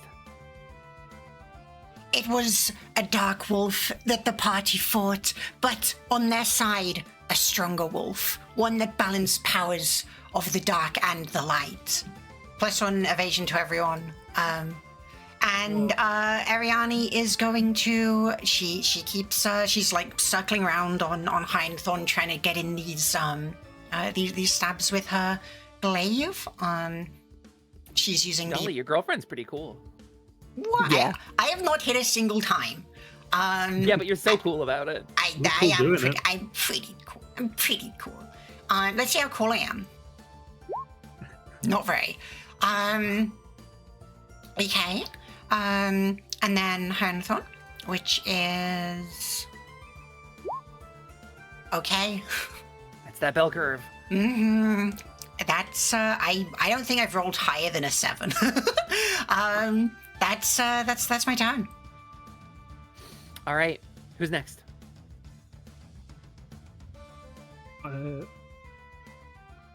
Don't all jump up at once. Gregorio will go next. Gregorio will go next. Unless Prin, did you have something you wanted to do? I was just gonna ask whether you would like me to heal Ginga or shoot the wolf, and I can do that next turn. I mean, I'm planning to shoot the wolf. I'm done trying to debuff it. I'm just gonna blow its head off. Yeah, go for it. Go for it. So Ginga's gonna kind of reach into the pouch on his like apron and pull out like a small red cartridge, plug it into the wrist of his arm, aim the hand cannon, and fire an elemental bullet at the wolf. Hopefully. Sort of swirling energy coalesces in the arm as it launches out. With a +1, it's still not enough. Wait, it has a -1 on its evasion. You It have has a a -1 +1 on on its evasion. accuracy. Is there Yes. anything else you get a +1 from? For the Yeah, monster I've got- knowledge. I've Targeting. From monster knowledge! Cat's I'm for like cat's eyes. and cat's eyes as well. Cat's yeah. eyes! Uh-huh. Yes! Captain Fear! minor targeting. All 3 of these bonuses add up to make that into a hit, Gregorio. Yes! Oh my Finally. gosh. Please Okay, hit very hard. Let's do it. Elemental bullet. Kia. Yeah! Oh my god! Do it! Yeah! Yay! Let's go. Gregorio, just is the- this physical damage or is this magic This damage? is 'Cause it's this is elemental. elemental damage. I can choose which type, and it's going to be lightning, I think. Gregorio, you hold your arm. I mean, would you like to describe it, or shall I? Because it's not done, but I don't want to flavor your magic without your permission. No, you can. Basically, you just plug the cartridge in, and like the lightning starts to course around his arm all the way up to the shoulder. It starts to like vibrate a bit, so he kind of puts his other arm on to steady it, and kind of squints with his new cat eyes, and just goes, "I really hope this works," and then fires.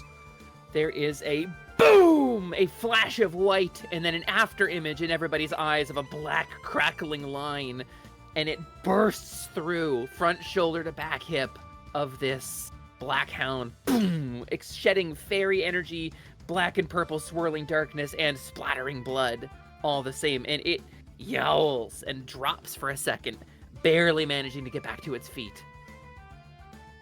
Gregorio is just going to kind of eject the cartridge from his hand and just say, so that's a bit more in line with my projections." There's a And then clunk my turn. clunk and a little smoke coming out of the barrel. And I end my turn. And Rena. Yeah, I'm gonna give myself targeting sight, and I'm going to, for some reason, try critical bullet again, and we're gonna see what happens. Let's do it. Let's go. So that's a 15. I don't Plus think I have any other. -1 because of the. Its evasion is 15 right now. Okay, so I gave myself a +1, so I'm still at 14 then. And then you get another +1 because of the monster knowledge check, putting you at 16.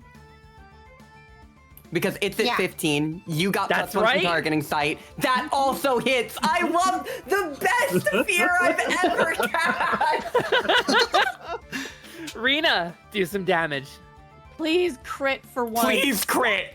Damn it. Oh my god, I hate this skill. You need I to hate not this skill. use critical bullet because it crits when I it's really not need critical to not. bullet. I hate this skill. Hey, Rena, What? that's enough damage. Yes! Oh! It's enough. It's enough to kill it, but it's not enough for my heart. You're the person who got like a really want quintuple to crit, crit okay? once with this goddamn skill. The super cool crit was on a normal shot. It's so important to point that out. It's so frustrating. I have a skill that's like, you should crit at least one more time, and it's like, you won't though. But you Ever, should. ever at all. It's ridiculous. So, here's what happens. Rena, you line up your staff. You sort of pull your hand back across it, tracing the magic down, fingertips from like the tip of it down to the base, and this light sort of follows, imbuing the gems with a glow, and you line it up.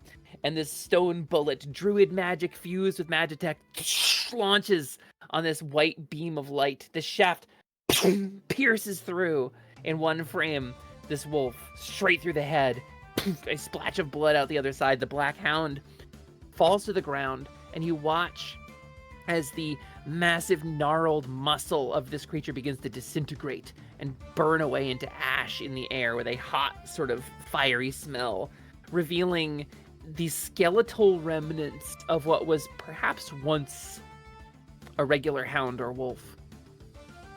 With this, you watch as the goblin commander Ogor finishes chasing away, routing the two flying creatures, but not without cost.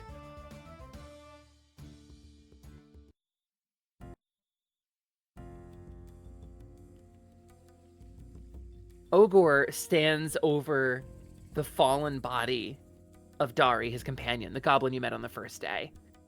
She is stung 3 times. She is not moving. Ogor slams his blade into the ground and crouches down over her. No! No, Dari! He shakes her, he rolls her over, her eyes stare unseeing at the sky. I run to her side and reach into my packet, and I pull out one of the branches that I was just given. I immediately kneel down, look at Ogor, hold the sprig up, and say, please let me do this. Well, what is that? It is the most important thing I could have at this moment in time. I can save her. He nods. I break the sprig. There is a crack, crack, crack, crack. A little spark, a little blue, a little gold flies up into the air. And you watch like a tiny little firework, just a little thought of hope for just a moment. And then you hold 2 halves of a broken branch in your hands, which begin to disintegrate. They fade into dust, creating this sort of cloud of smoke, but the light that emanates from that cloud suddenly erupts, illuminating the whole battlefield in white. And when the light fades down, everybody in range heals 17 points of hit points. And that includes Dari and Calantha. Dari was not dead. Not yet. She coughs. Blood comes up. You watch poison. You watch her vomit up purple goopy poison as put if her on it her is side. purging from her system.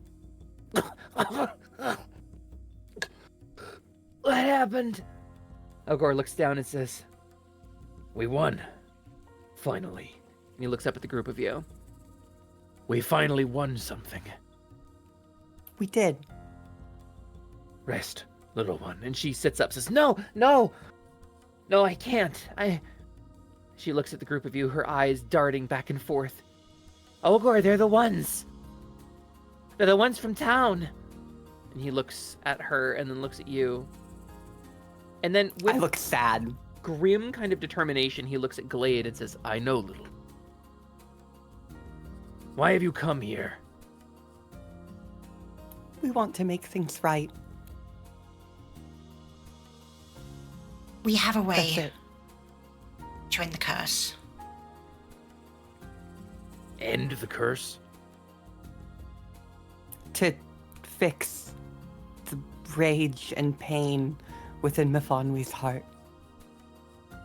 He looks a little taken aback by that. Beasts like this are overrunning the forest now. It's only a matter of time before they reach your town. 3 days.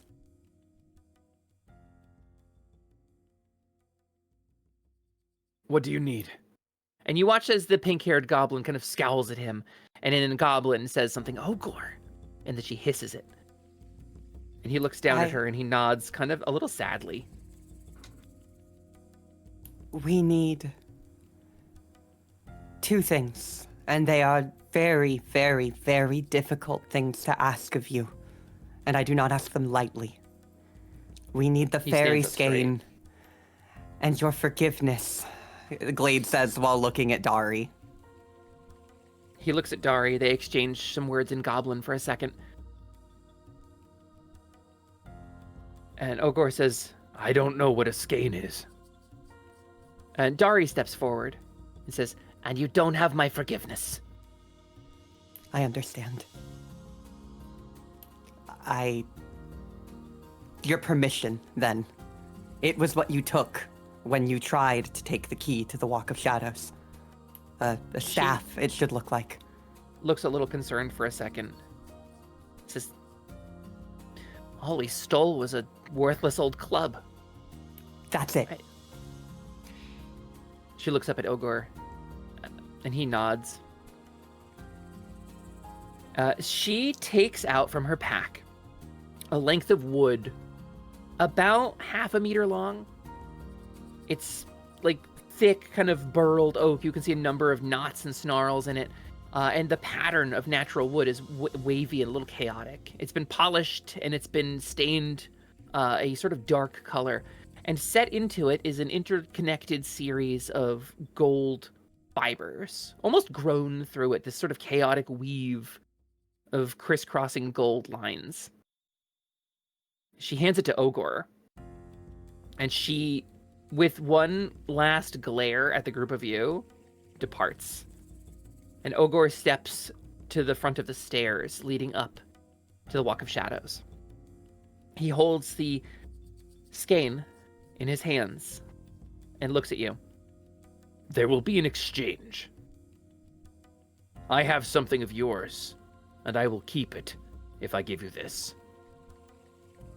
And he looks at Ginga specifically. We have a prisoner from your order. We will keep her if we give you this.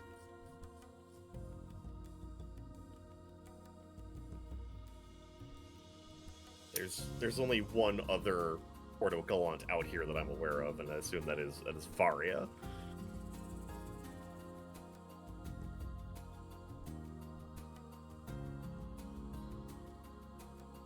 I like making deals like this.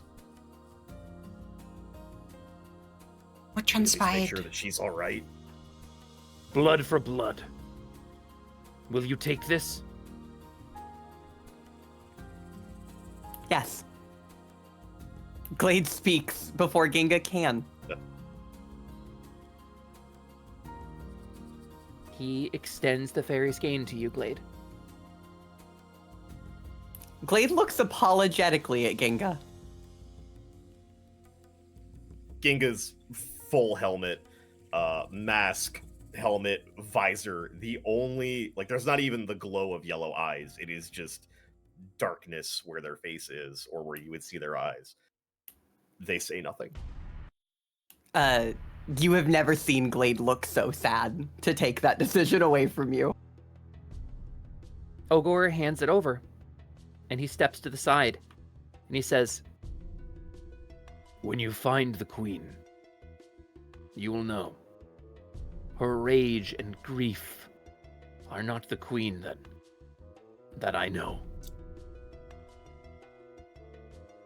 We want Let's to fix save that then.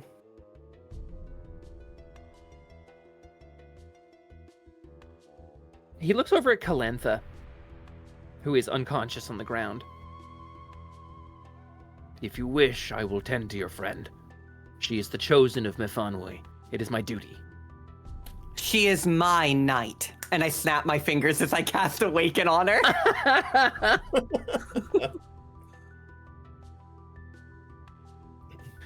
Go ahead and make that caster check. I hope this doesn't fail. This would be the worst time. Okay. I do not fail. Okay, I just want to make sure we're doing Awaken correctly, because this is the first time casting it. It's not, actually. It wakes up a target from being asleep or unconscious. The sleeping, stunned, or unconscious character wakes up. Rad. If their HP is below 0, it is set to 1. Calantha wakes up. She looks. She sits up, rubbing her shoulder where her armor was torn. I had such a nightmare.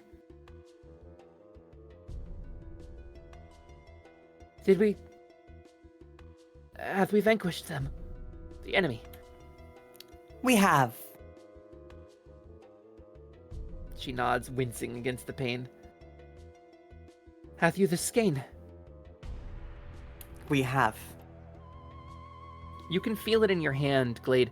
It's just unremarkable. It's like a wooden club with gold set into it. It's very pretty. But every once in a while, it tugs a little bit in your hand, as if caught in an invisible current or tangled in something you can't quite see. Glade? It first looks at Ariani to hand it to, but then gives it to Ginga. I'm sorry. Ginga takes the skein and nods.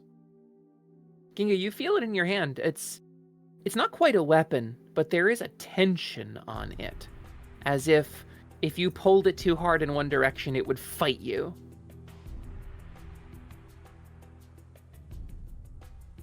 Look after that, Ginga.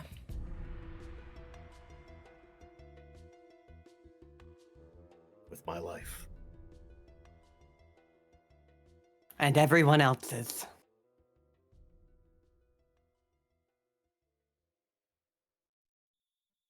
Thank you. Ogor. Just for our records. Ogor looks at you.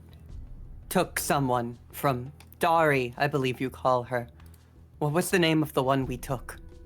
Ikra, Ikra. her wife. Glade winces. I know that to Dari it is meaningless, but I will carry her name in my heart so long as I live. Ogor looks back up at the Walk of Shadows and then back at you. If the blood stops flowing, then it is worth it. If we can end this, then Ikra will have died for a good cause. There is no such thing as dying for a good cause. There is only death. Nothing makes it worth it. You get disagreement, but silence from Calantha and Ogor both. Her life was taken too early. By us. I can't make that right. But I can fix this.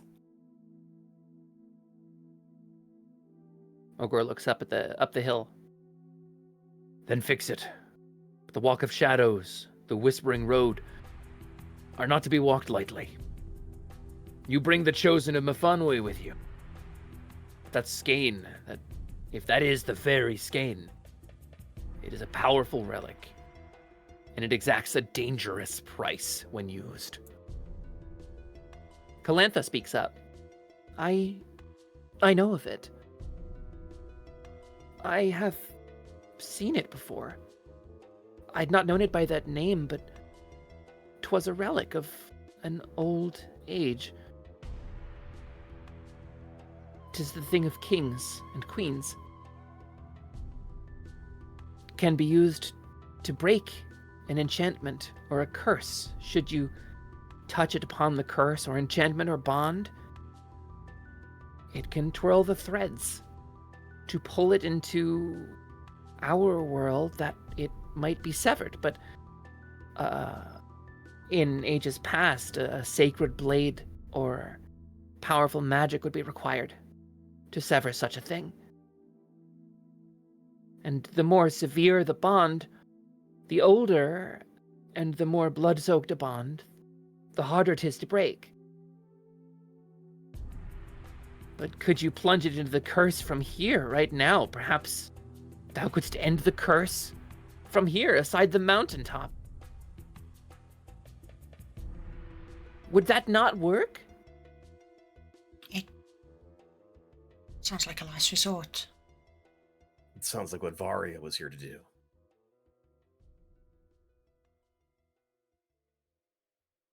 It sounds like the actions of people without options. And Glade sort of feels in the pocket where she has the locket still. We have options.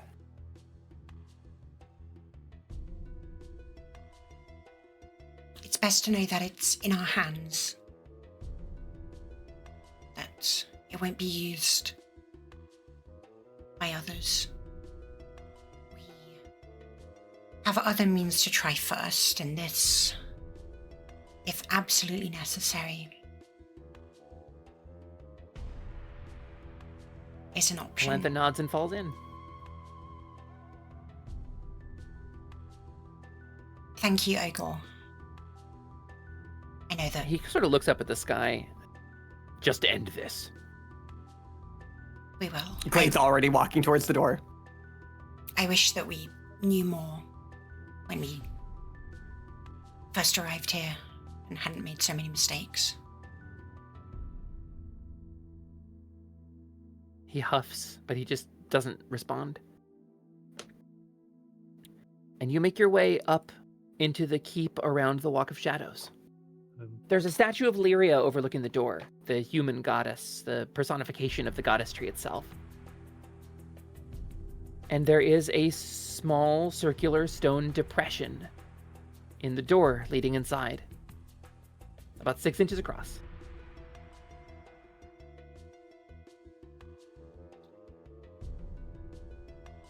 Who has the key?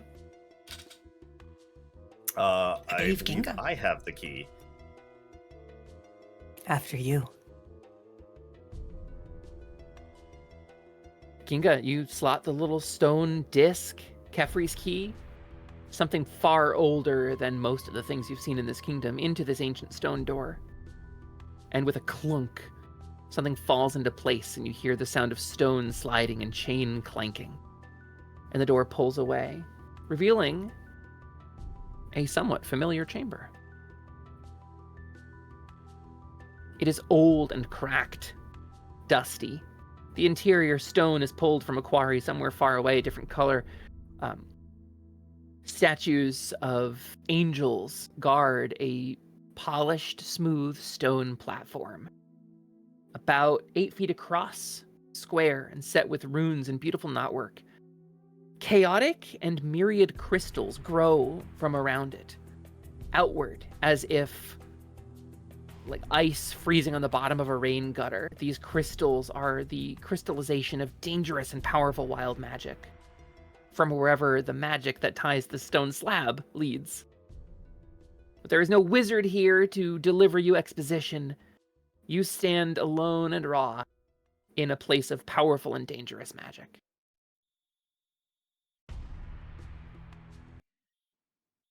Question is, was the doorway leading to this big enough for Heinathan to come through? Yes. Okay, just checking.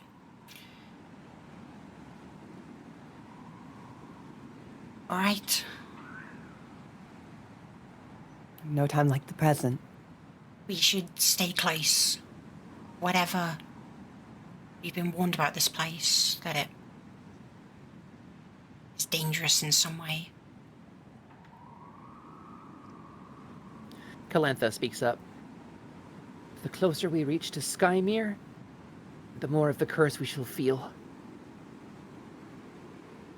Then I should do this now, Glade says, deploying her geograph. And she waits a little bit before she casts Refresh. And she would ask the party wait and distance themselves appropriately to refreshment. I cast refreshment. Refreshment. And I will wait until it restores everyone's mana, including my own. It takes a few minutes for it to pass. The geograph spinning, the lights sort of scintillating around it. It's not a magic that builds up chaotically or insanely. It's just something that it creates almost like a from here in this place that is tied so closely to the magic of the world. It's almost like watching water spiral in a tub drain, but the water never stops flowing. Mm-hmm. And the magic that is kind of flowing out from it, pulsing, heals your wounds and restores your mana. So you can heal everybody completely with this, right? That was the was Earth just- heal, but everyone should be completely healed from the sprig that I broke earlier. This Oh, one is Calantha was not from that. She didn't get enough healing. Calantha would not be healed by this. This is exclusively mana, and I only get these once a rest. Okay. Grigori, you can restore your mana. Done. Calantha uncorks a bottle and quaffs a potion. All right.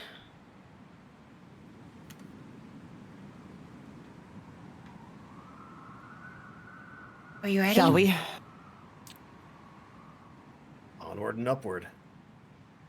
Calantha puts a hand on your shoulder, Glade, as you go to walk. Oh, she reaches up and puts it kind of on your back because she can't really reach your shoulder. Cute. If we go farther, there'll be no turning back. Our fates and the fate of the kingdom will be decided. Are you certain you wish to proceed? I smile at her. We can't undo anything that we've done. To delay it any further is to simply run from fate. And I'm not scared. Are you? Yes. That's smart. And Glade moves forward. Ariana's going to approach Calantha. We have to try. I'm not sure. Ariani. Oh. I just watched Ariani approach Calantha, and then she was just like, and then just disappears like the freaking disappearing wooden doll in Visual Circus. Spirited away. Ariani approaches Calantha. Whoa, Ariani's huge. She's huge now.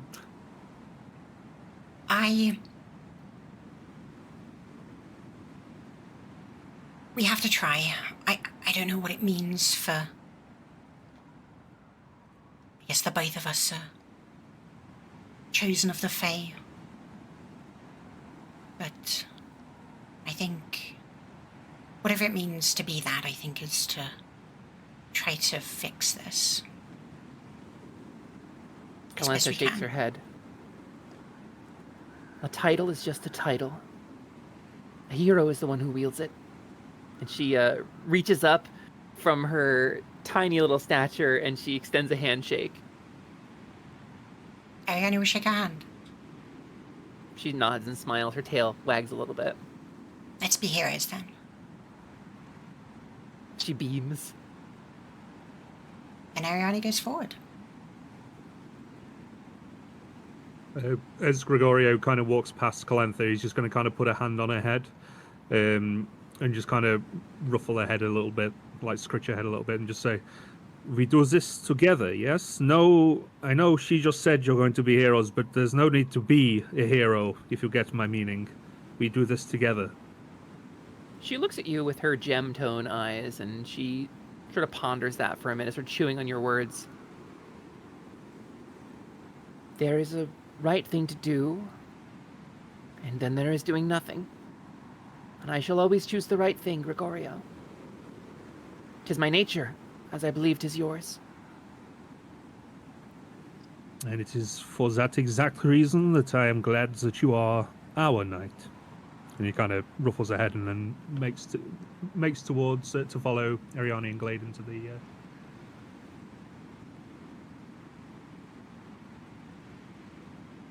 Everybody else moves ahead? Yeah. Anyone else needs some kobold time before we move on? And she just kind of waits, just like anybody else. Tina just offers her like a fist bump. Feels right.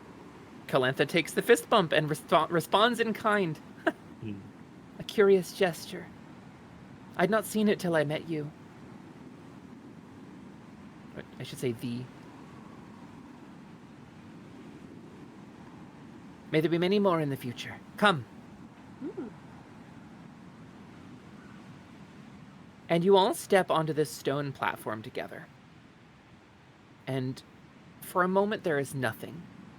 But then the two kind of angel statues gleam with sort of rainbow light.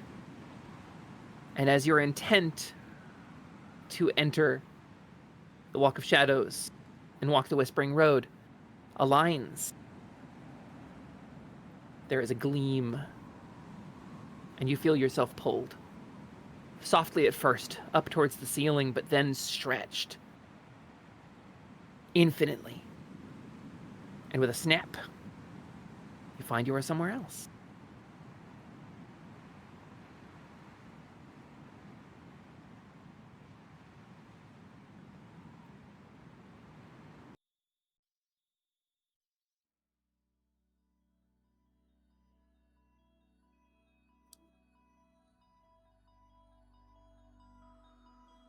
Where you stand is ancient beyond telling. The stars are innumerable. It is as if you are seeing them from above. Around you float discarded pieces of rock set with occasional markings of human passage, inscriptions in languages you've never seen, archways from kingdoms you've never heard of. But the stone path on which you walk is strong and stable. The walls are smooth to the touch, and everything gleams softly, rimmed by starlight. Far above, you spy strange shapes moving through the distance. You think you may be looking at other worlds. Perhaps one of them is your own, Ennam. Perhaps one of them is another remnant of Vasifin, like Skyhold or Snowfall. But where you stand, just behind you, there is a large stone doorway set with a blue glass globe that has a sort of eternal flame just sort of silently licking the interior of it. And this walkway has a short 5-foot wall or so on the side to prevent you from tumbling into the expanse. And all around you, the wind sort of brushes against the bottom of the walkway and the walls on the side, creating this susurrant whispering that almost sounds like voices reaching to you. And you hear distant glimpses, impossible to decipher, of moments that haven't happened yet, or moments that happened long ago. A thunderclap, the winding of a key, a soft lullaby, the roar of a dragon, the splitting of an entire planet. The silence far beneath in the vaults of bones, and all of it comes together here.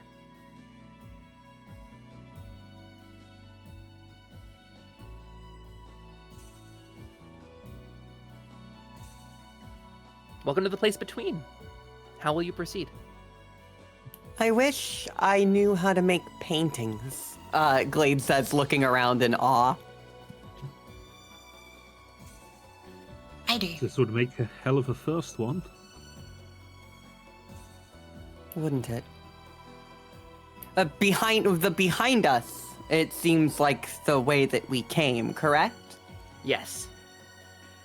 And I see something up in front of us here that looks quite similar.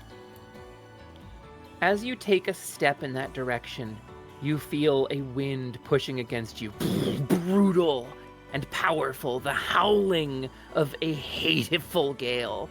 There is this sense of pressure, of impossible anger, hatred, and grief roiling out from the door ahead of you. And there are easier paths. Off to one direction, you spy the smell of roses. Off to another, you hear the tinkling of a soft winding lullaby, glimpses of kobolds and cats and birds.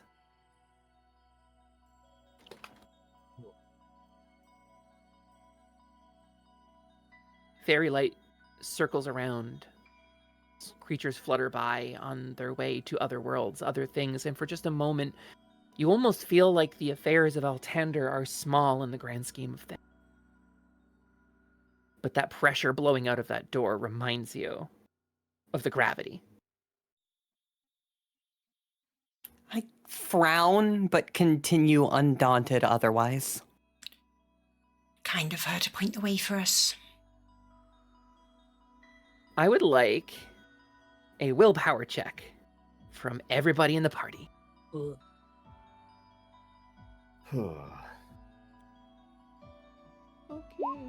Those always go amazingly.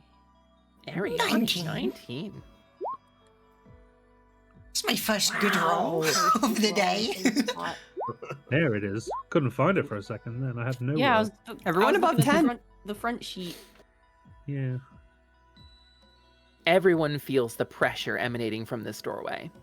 Everyone feels this madness, this sensation of drowning in emotion.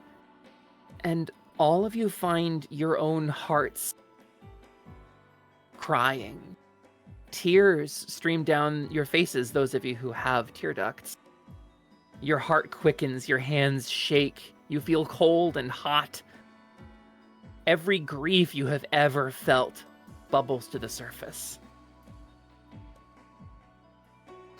Do I need to do this for Hanthan as well? Sorry, really quick. No. You're okay. Just checking, sorry. But all of you steel yourselves. Take a deep breath and find the strength to proceed. We stand here perhaps on the precipice of a final battle. The party weakened, but your resolve standing strong. A door ahead of you in the place between threatens to end everything if you should challenge it. There is no going back. The finality has been imparted upon me, and I am listening, and I put one foot in front of the other and continue forward. With your willpower rolls, you are able to proceed. And you approach the door, standing together. And as the place between swirls around you, life infinite continues in infinite other places. You are here. And the two up front, Ginga and Glade, you place your hands on the doorway. And the crystal flares with flame. And you all feel yourselves pulled into another place.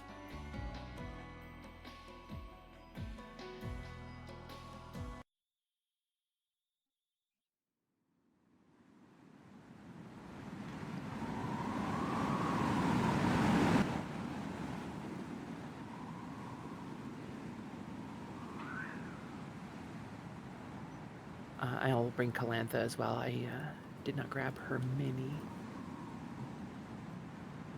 You stand nowhere. There are swirling stars and nebulae, and there before you looms the shadow, once more, of an impossibly massive being. A womanly form with flowing fabrics, but a sunken hollow where its heart should. And those of you who have seen this place before begin to remember what it was you saw at the fountain.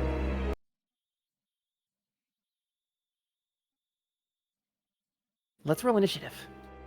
We're really gonna need to find a fix for the music thing. We'll find a different thing. Like I said, already working on it, but for today we have to deal.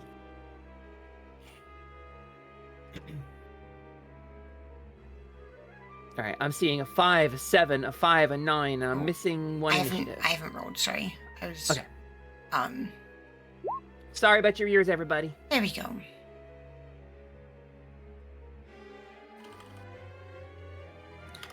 And let's get... It's an 11 from the two of you. So, combat begins. There is no great foe. Distantly, a titanic being hovers miles away. But near you, the sizzling of hatred boiling on the invisible ground. You watch as smoke begins to rise, blue sparks, hateful, sputtering like vomit from the ground. A flame erupts and surges forward. Ginga, make 2 evasion checks, please. Oh boy. 21 and 19. Ginga, you fling yourself to the side as this flame gutters forward like a wave, like a typhoon of fire. It surges past you and then circles back around, taking the front line. I'm not going to roll monster knowledge checks. None of you have any idea what. It is now the party's turn. I have a question. Yeah, what's up? Did we get a combat prep round or not? Yeah. Then my geograph was deployed during that turn, and now as it rolls over to my turn, I have 2/2/2. And what I am going to do is... I have several useful aspects here, but what I am going to do is cast one I haven't actually used yet. I am going to call not upon the earth nor upon spirit, but upon heaven. As I cast Heavenly Domain, a Descending Thunder. This actually requires that I spend one of all of my key points and then however many heaven as I want. So I will spend 1, 1, 1, and then an extra heaven. At the end of my turn, I will be rolling to see who gets hit by lightning. But until then, I'm going to cast Field Protection on Ginga, increasing Ginga's defense by 1, for magic damage as well. And let's see. Soft enchantment sort of swirls around you, solidifying. So here's an important question for you, DM. Yeah. How many targets am I rolling for? There is one on the side of the enemy right now. Understood. That is then gonna be a D8 with one option being damaged, that being 8.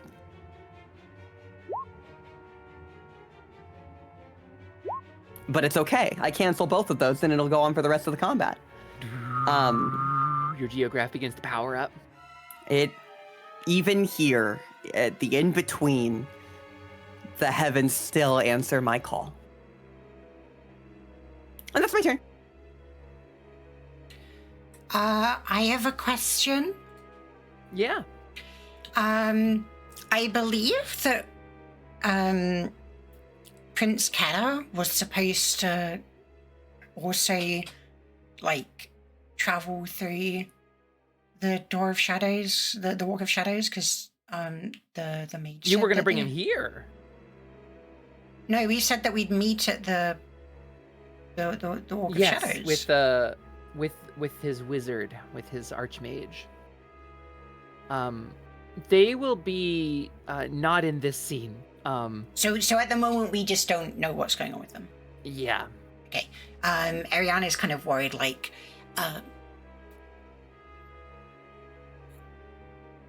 Kera hasn't shown up. That's bad. When you say the word Keta, the firmament trembles. The stars begin to wink out. There you see a supernova fade to black.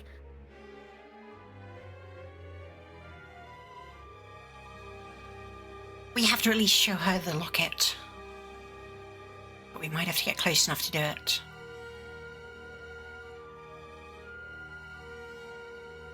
Ariani is going to try to attack this flame.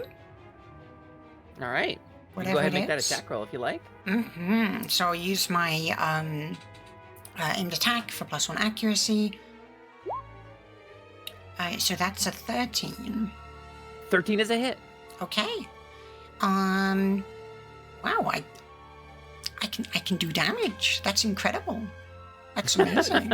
This is the first time this has happened. Nice.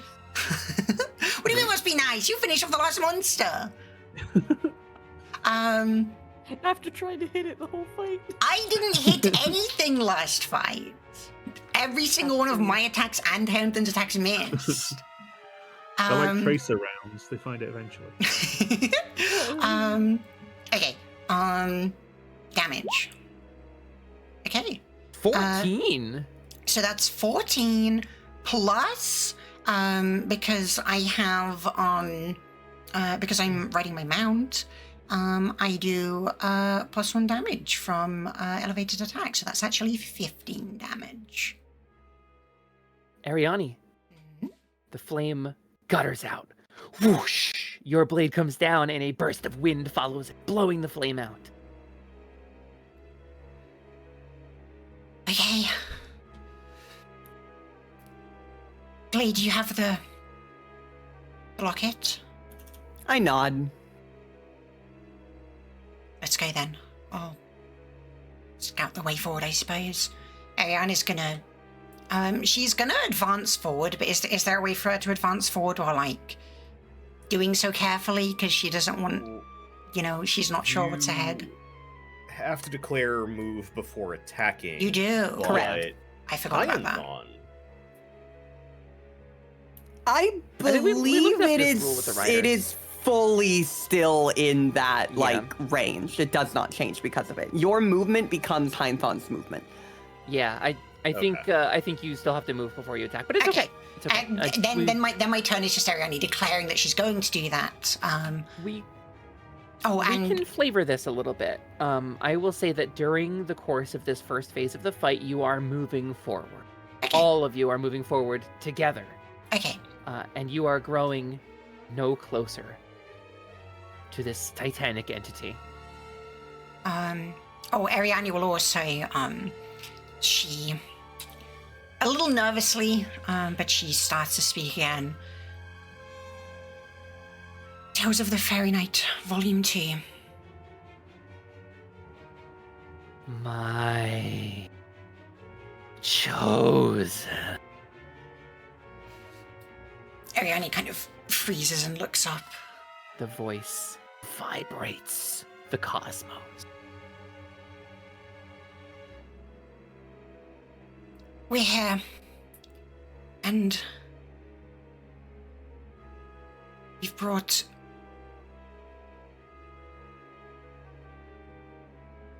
proof of love. Yeah. King When you Irius' say the love. word Turns to love- look at Calantha. Oh yeah, go. I say when the voice says "my chosen," Ginga immediately turns to look at Calantha. Calantha takes her turn to stride forward and stand as bravely as she can. She's shaking, her ears are back, her tail is curled under, but she is standing strong. She swallows hard. She looks like she's trying to find words, but they won't come to her.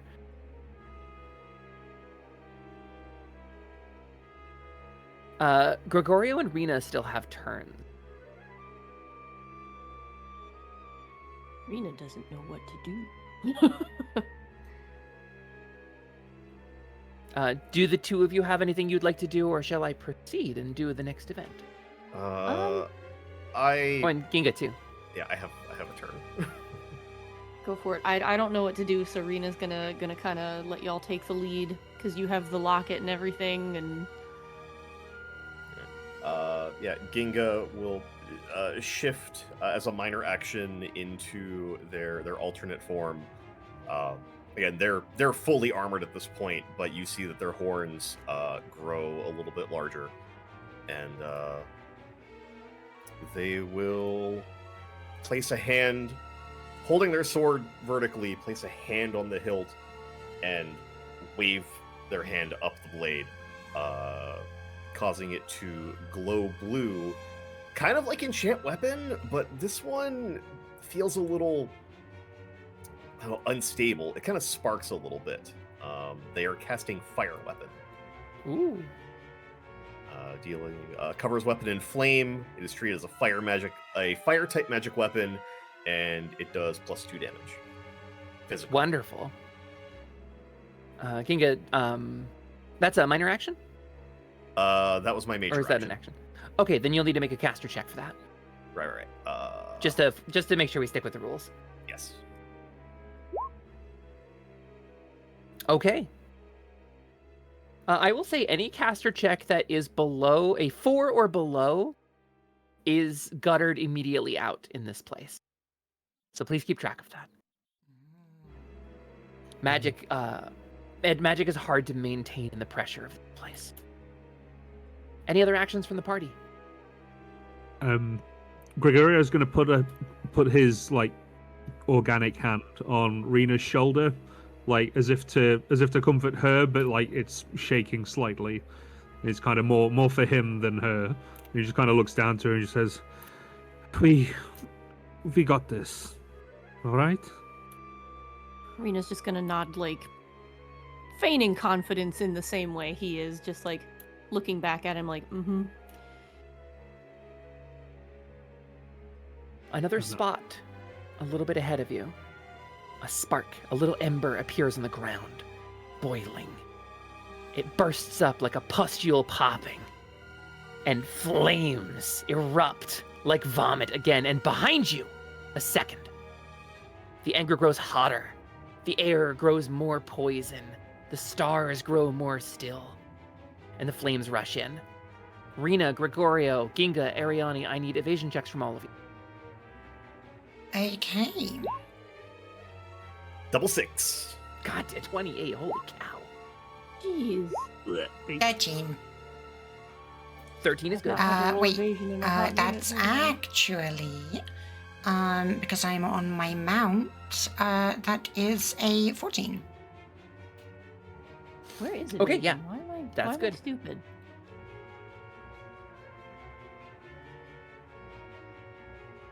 Rena, you're looking in the about halfway down on page 2 on the right next to your There defense. it is. 10 is not enough.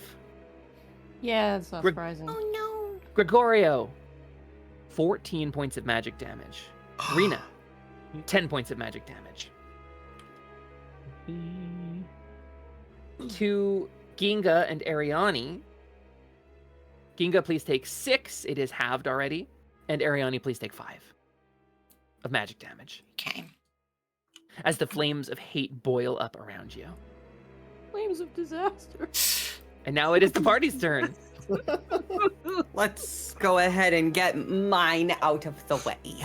Because I have benefits. The first thing I'm going to do is I'm going to cast another aspect. Using my 2 earthly key, I am going to cast another new one. Earthly Domain Sand Shield. So at the end of my turn, I will be able to give 2 people an extra 4 defense. It won't work for magic damage, but it will work if they start doing physical at any point. So another as my geograph begins to float slightly higher and hum slightly louder. For my action, I am going to heal Rena. Let's do that. Let's see if I fail first and foremost. I don't. Yeah, 4 or less, remember, is a fail here.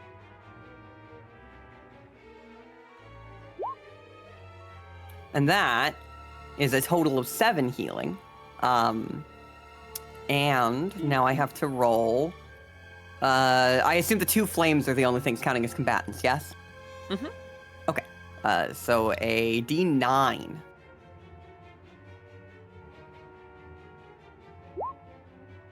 Double 9s for lightning. 9 oh my God. being, yeah, 9 The front being flame, I'm guessing. the front flame, yeah. And so, as 2 very golden bursts of lightning appear not just above it, but one strikes from like the side. There's no sky here, so where they're coming from is almost random. As it takes 8 damage. Glade, there is a presence that connects with your lightning. Your heavenly lightning. Divine. There is something here. A formless presence. Not a being, not a consciousness, but a thing that is more than inanimate. Answers your call. 2 enormous strokes of lightning arc from nowhere, carefree and wild. Go ahead and do your damage. There's no damage, it's set. Oh, how It much is damage 8 that? damage. 8 total. 8 total, yes. The flame gutters out. And then another 2d9 as my sand shields go. They would be d8s, but I'll keep the roll since nothing rolled. A 9. The 7 is Calantha. Calantha gets 4 defense, and the 2 is me. I get 4 defense. Is 4 defense until when? That's huge. Next turn. It's just Okay, one round, wow. but everyone for that turn gets 4 defense who gets it. That's so rad, actually. I love Geomancer so much. I love it so much.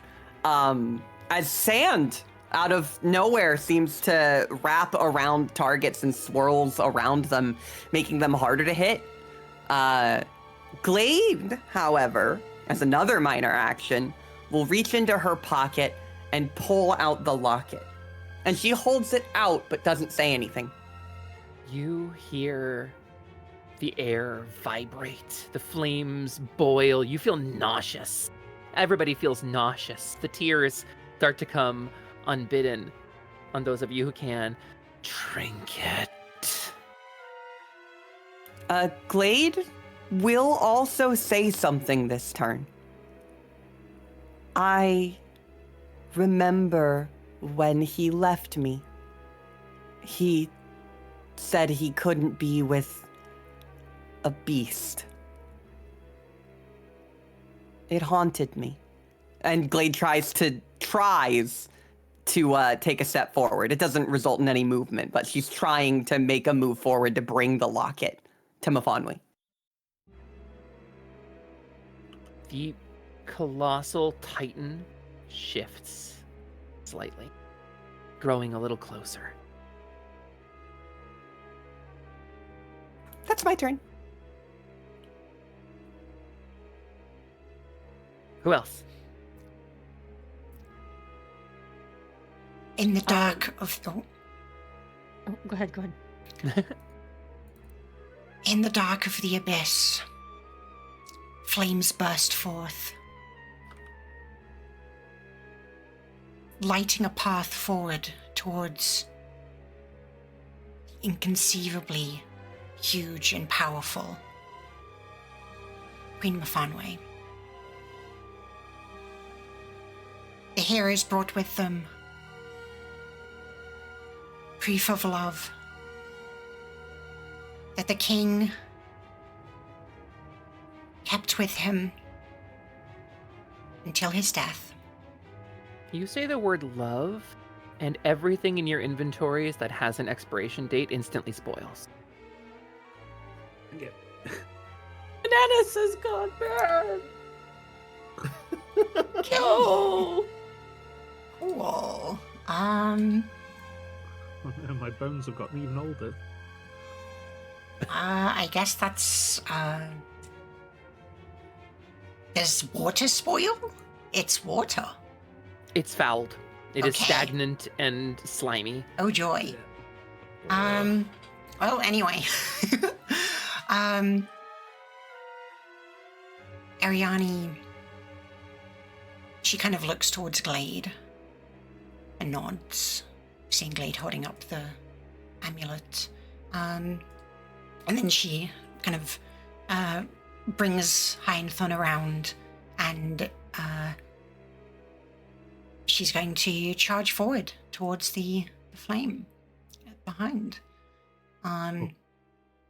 So Ariani, the hoofbeats thunder against nothing.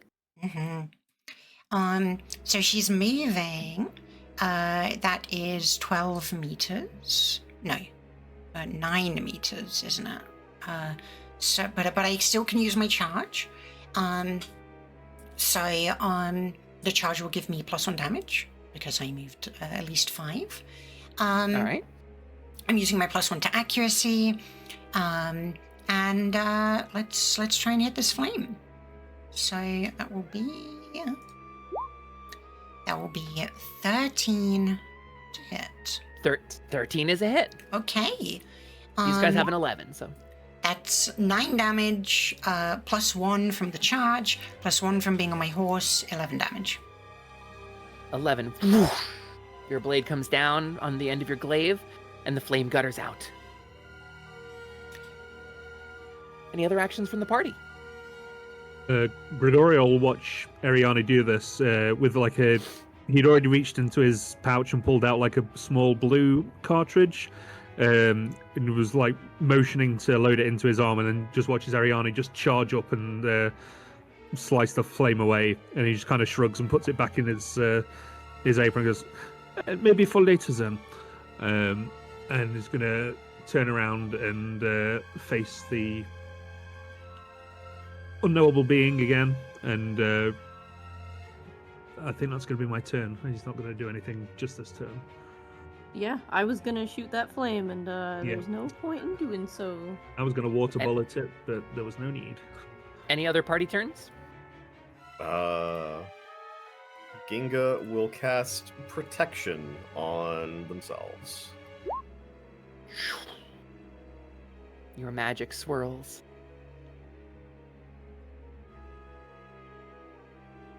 All right. Embers in the air around you. 3 of them now emerge like a pimple or a cyst, dropping out liquid flame that boils into the air. I need everybody in the party to roll me an evasion, please. Oh boy. Whew. Dodging. Oh, no. no. Oh no. Oh, we are not doing Wonderful. I needed the Shaking your hands, experience. Scott. Thank you. If you got an 11 or higher, take 9 points of magic damage. Otherwise, please take 18. Protection reduces that by 1 for me. My defense doesn't stop that, does it? 'Cause it's magic. It's magic. My but yeah, the your protection enchantment should does, help yeah. you, Ginga. Field protection does, and your protection as well. Okay, so that's field protection is how much again? 1. 1. Okay, so I take 7. And you said how much for everyone else? 18. 18. And that's defense lessened by doesn't stop defense, right? Or is it? It's magic, No, so it wouldn't it's be. magic. It's not.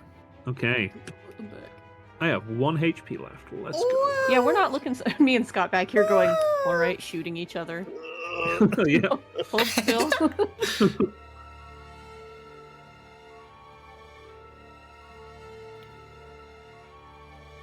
Party's You turn? hear the word prom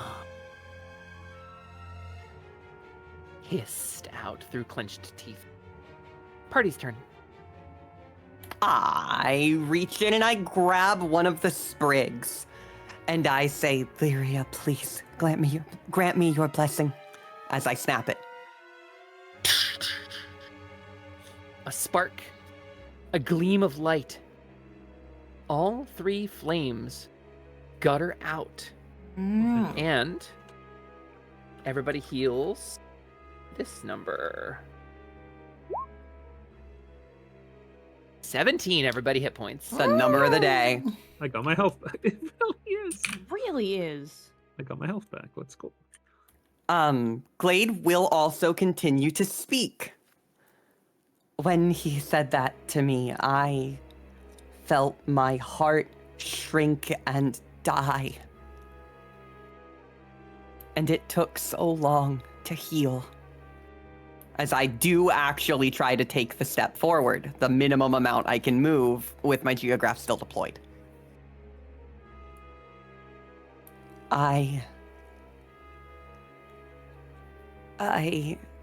And she gets cut off before she gets to talk some more next turn. And I have to roll just D7s. She does not count as a target to hit. She does not. I'm going to preemptively cancel the lightnings, and these are just sand shields.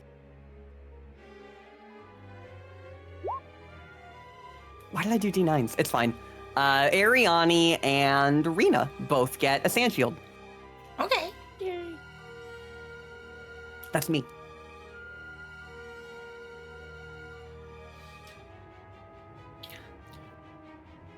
The flames Oh. licked at the heroes, burning them. Anger. In material form, yet the only light in the void. An abyss populated by grief and loss. We've heard of your heartbreak, Queen of Hanway, but we have not experienced it. Some of us have experienced things like it. Loss and tragedy.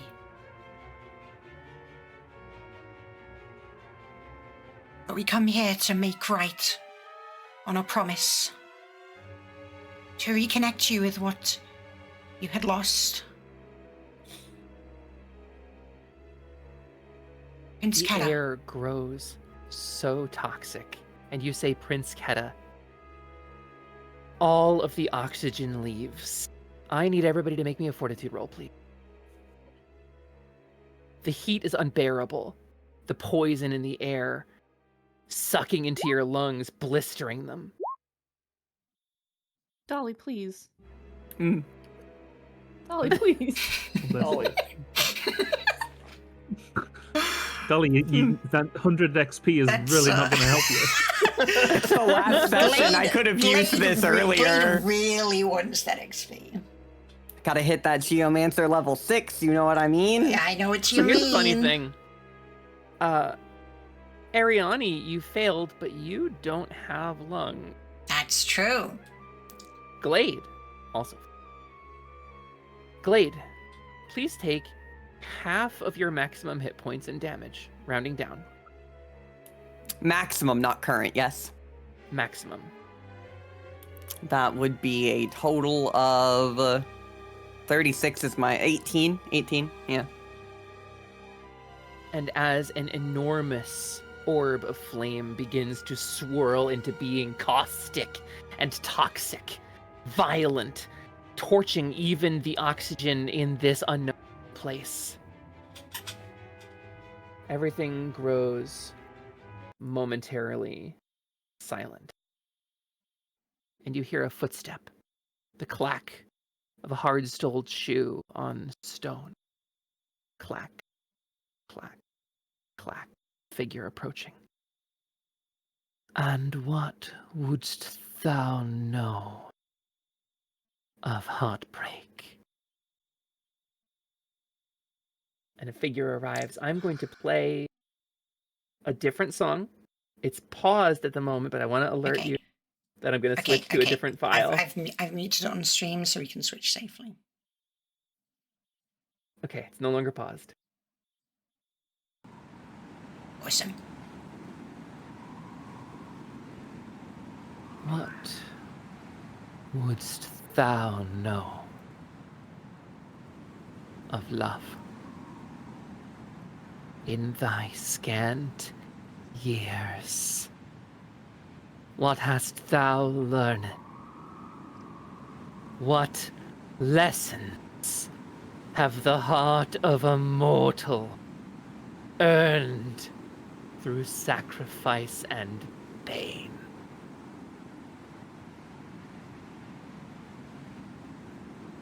Am I allowed to respond to this? Mm-hmm. Glade says, I have learned that love is many, many things. It is fickle and unkind and warm and beautiful. But it dies, as all things do.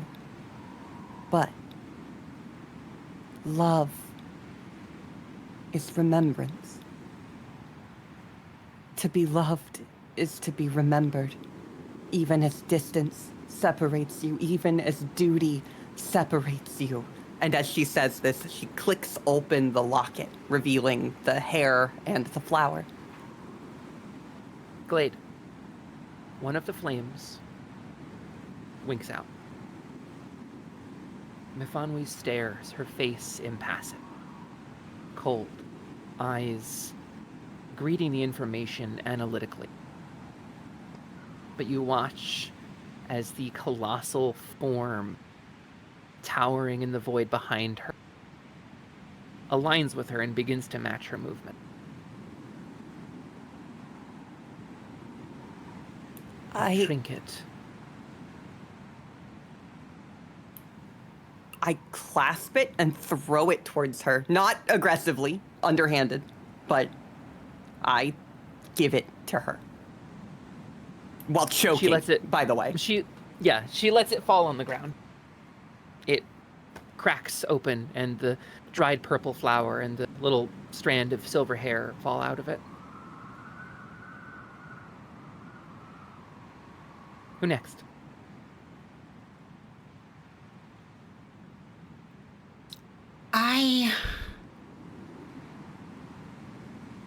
You are right, Queen.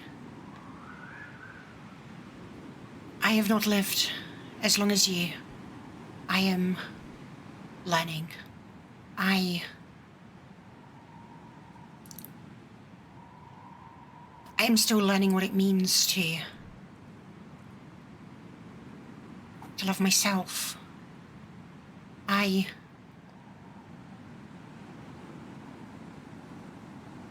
thought I lost everything when I lost myself, but closing myself off and refusing the warmth of others, it didn't get me anywhere. And I had to accept what I no longer had and accept what I have now and the people that I have now and the love I share with them, even brief. Still love.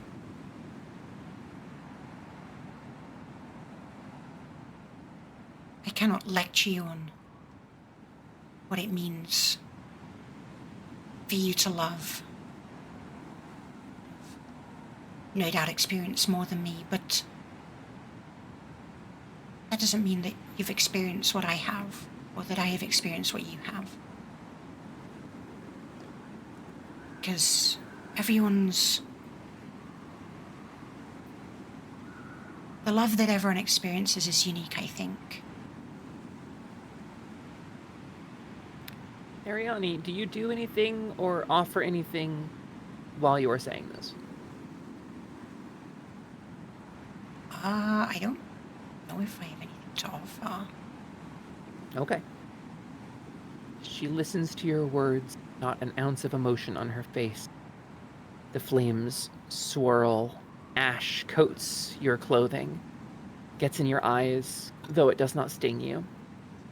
The flames continue to boil. Who next?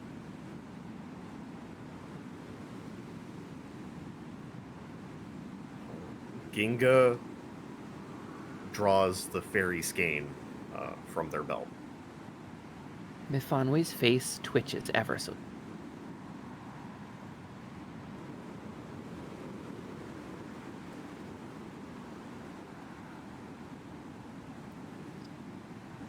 Here. A gift kept. A locket also kept. I don't know anything about love. But I do know we've journeyed all this way.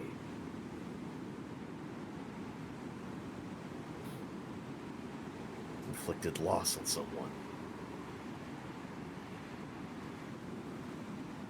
This has to stop.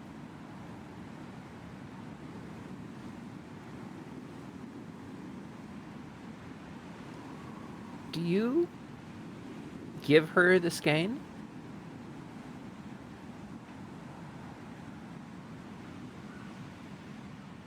Yes. You throw it to her. It clatters on the ground at her feet, and you watch as it tugs here and there every second or so. In those invisible currents or threads that it was feeling, you see they're very, very tightly around her. And two of the flames vanish. She looks down at it. A memory. Thou hast brought me a memory.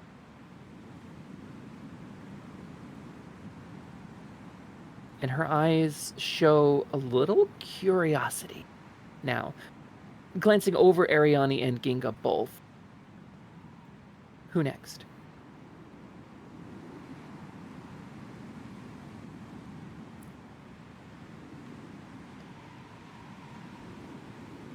If no one else has anything, Glade does have more. Calantha offers to step up.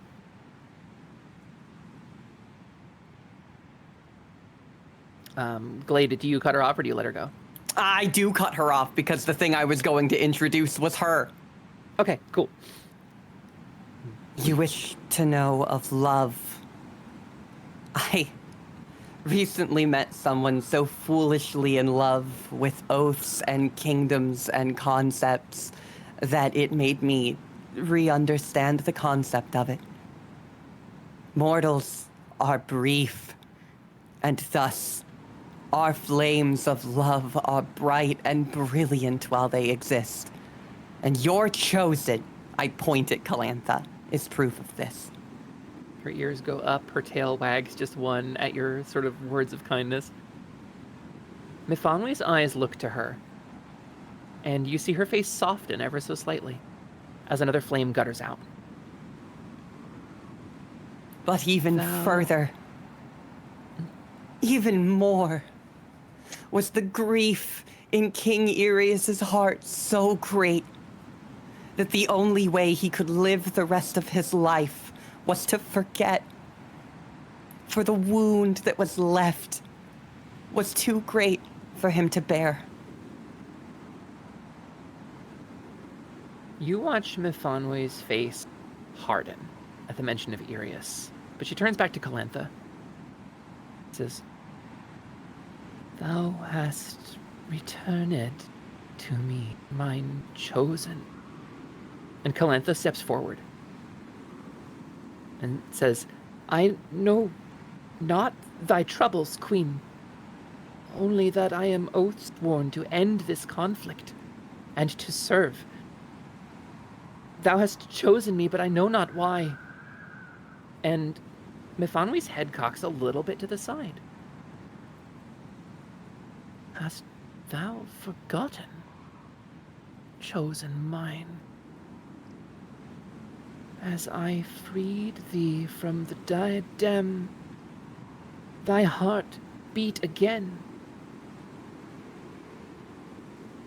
A cruel crown." And Calantha looks at all of you, not understanding. And Mifanwe says, "But this is not thy fight, chosen, and I shall not make thee choose."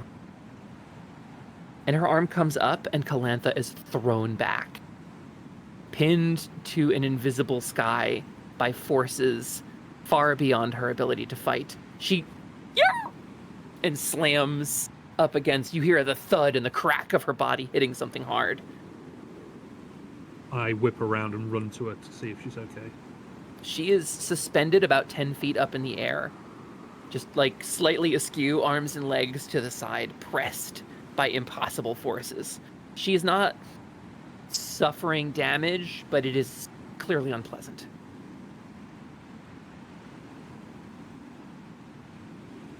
Mifanwe looks at the rest of you. Ariani will step. She's going to dismount Hanthon and step forward with her and Thon.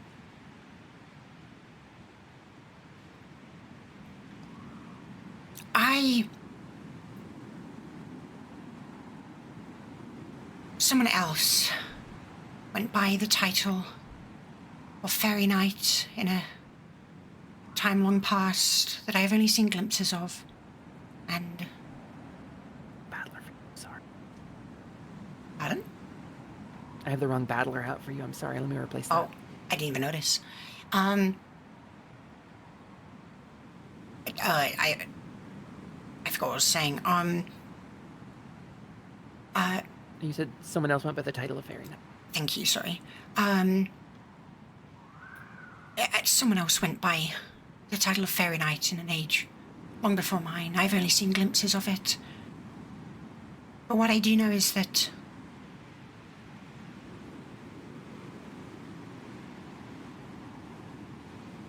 that Fairy Knight brought humans and fae together. And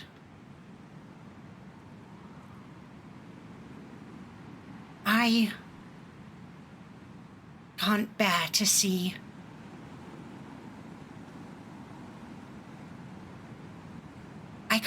things shattered as they are. I we've all come here because we want to make things... Because we want to heal. She cuts you off. And who gaveth thou that body, child of silver? It is not thine to inhabit. She starts to raise her hand towards you. A fae. She pauses. Which? Rena lifts her gun, aiming at her hand. She won't be shooting.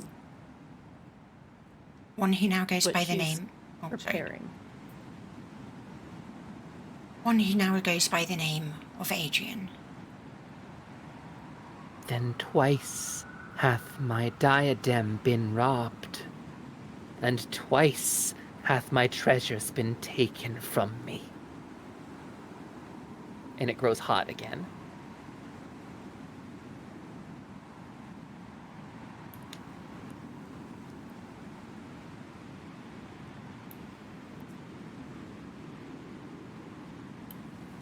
Glade glares a little bit. You truly aren't mortal. I can tell by the testing, by the belief that what we have is weak and feeble, that we come with ill intent, but you wish to know of love. I will speak to you of the greatest love I have ever felt. And I feel it for every single person I see in that cursed kingdom. And it is the love of life, of all of it. I hold in my heart such a deep affection for this world that I am willing to brave any hatred, any heat, any anger that you have, just to see it through. Then bravest thee mine hatred, mortal. For blood was stolen, and through blood shall it be repaid. And when she says repaid, the wind blows. And I'm going to change the sound again.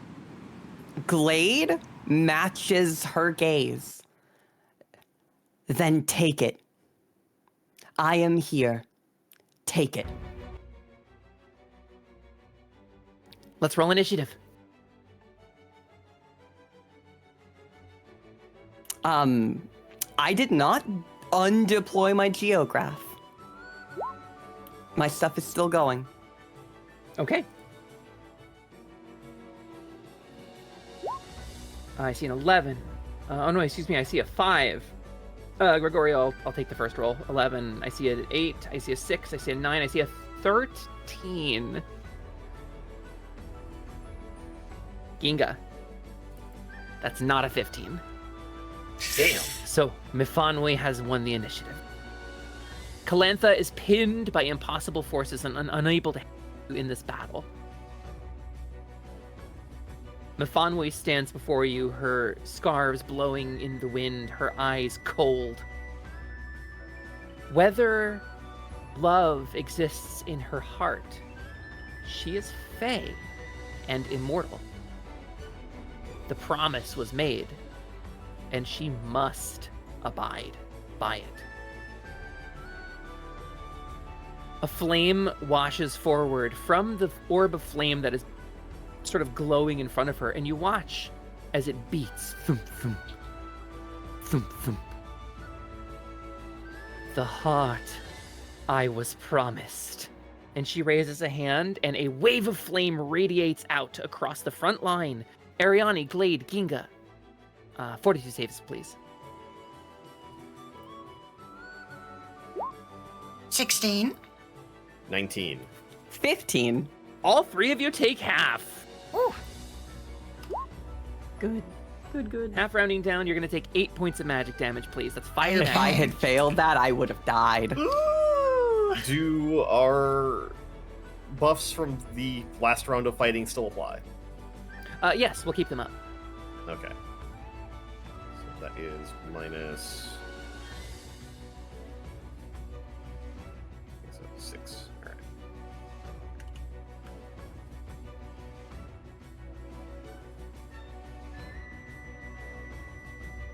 The Heart of Altander has gone, and now Mifanwood chooses a target. Rena, willpower save, please. Yeah. Yeah.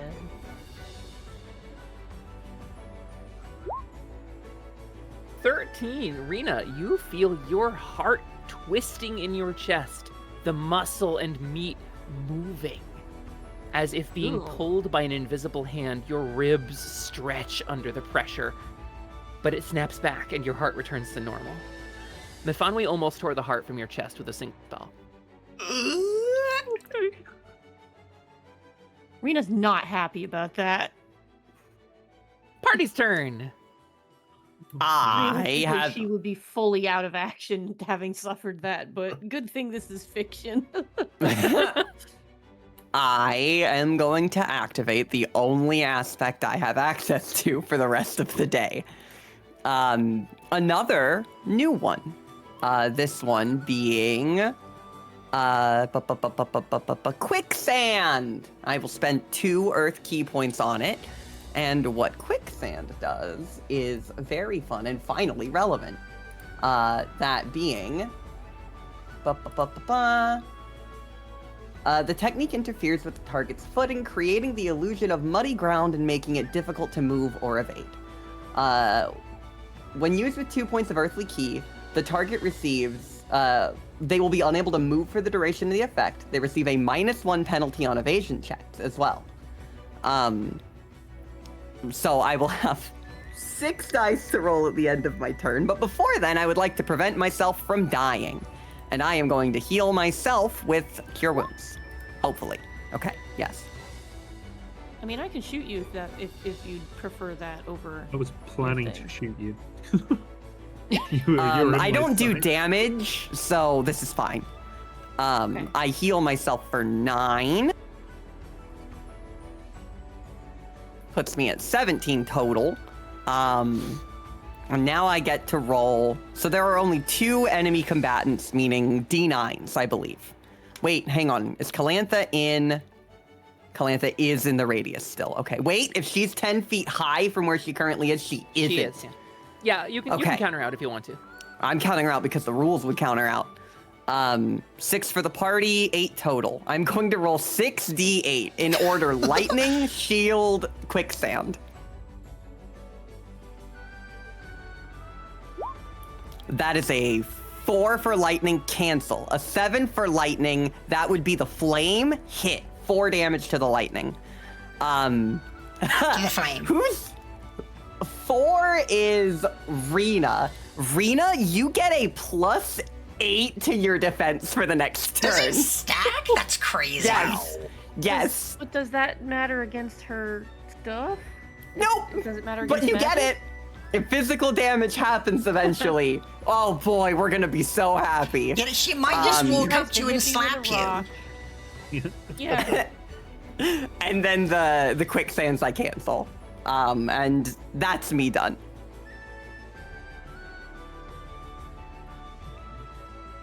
I'm gonna increase the size of our tokens. Some folks in chat are saying that they're hard to see, so I'm gonna just increase them and then put them back on the line.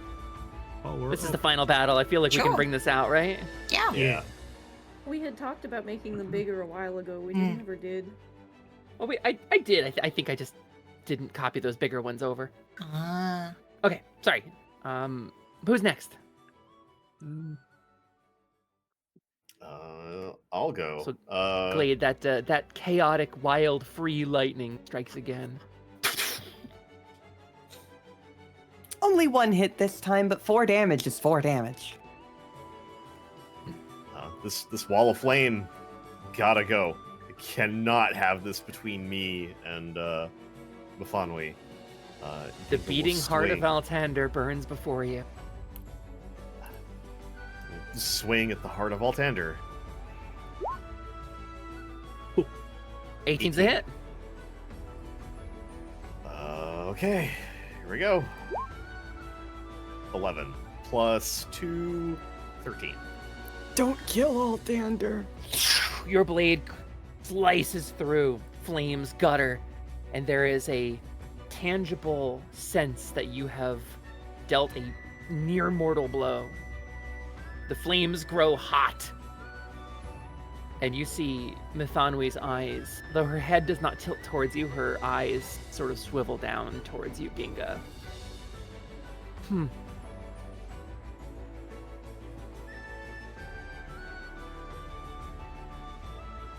Well, I can shoot at her, so that's what I'm gonna do. You sure can. We're not gonna use critical bullet. 15 is a hit. Okay. Yay. That's physical damage, right? Yes. Actually, no. I think that might actually be magic damage. Hang on. Artificer bullets count as magic damage. Yeah. It's Do they? physical magic damage. Yeah. Oh my goodness. Okay, so that's 12 damage then. There is a crack, like a star-shattering arena, as you puncture Queen Mithanwe of Pack. Yep. And you watch as her Oh, blood pools magic down, damage, yes. sort of blue, sort of staining her white and purple dress. She doesn't respond in pain.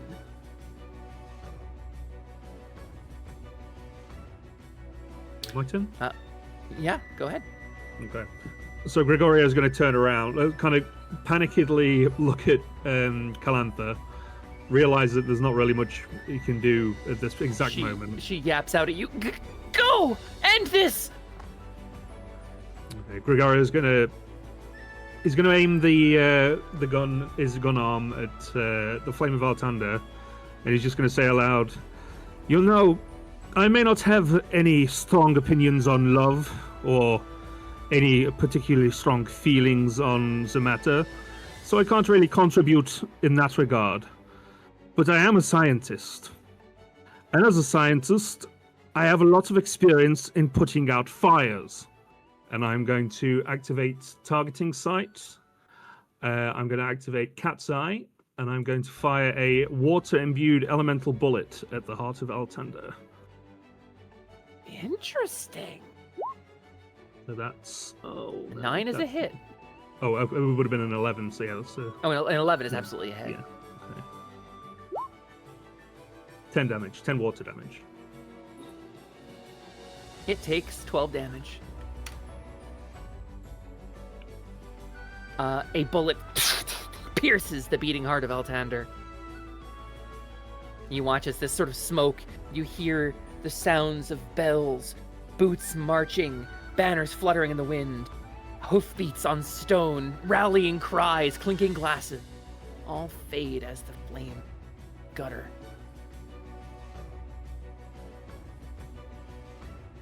Who's next?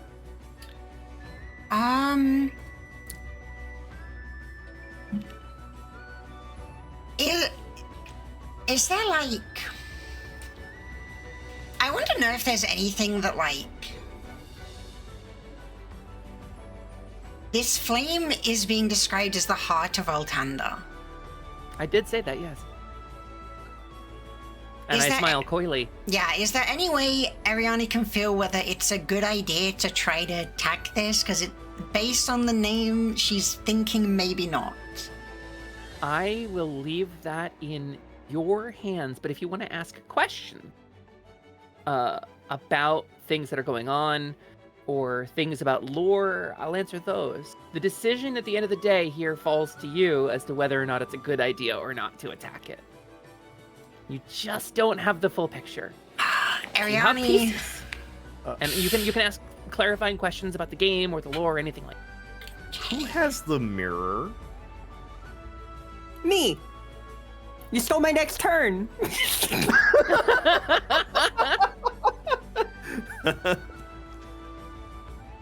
okay, well in that case, Ariane, so was it Queen Mithanwe that called this the Heart of Altander?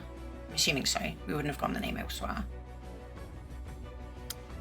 We can say that it slipped in. I think you would intuitively know it beats like a heart. Okay. Especially with the noises that you said that were heard when Gregorio attacked it. Ariane's kind of gonna worriedly look at the others like, I don't think it's a good idea to attack that. What am I supposed to do? I'm up in front of this thing. I don't know. I'll help you next turn. Just survive. Ginga Or better put, I flourishes have an their idea. sword and moves into a little bit more of a defensive stance than offensive. All right, I'm counting on you. All right. In that case then, Ariani will, she kind of clears her throat and a little unsteadily, a fire like a heartbeat in the abyss. The crackle of its flames, sounds of people, and behind it, the Queen of the Fae.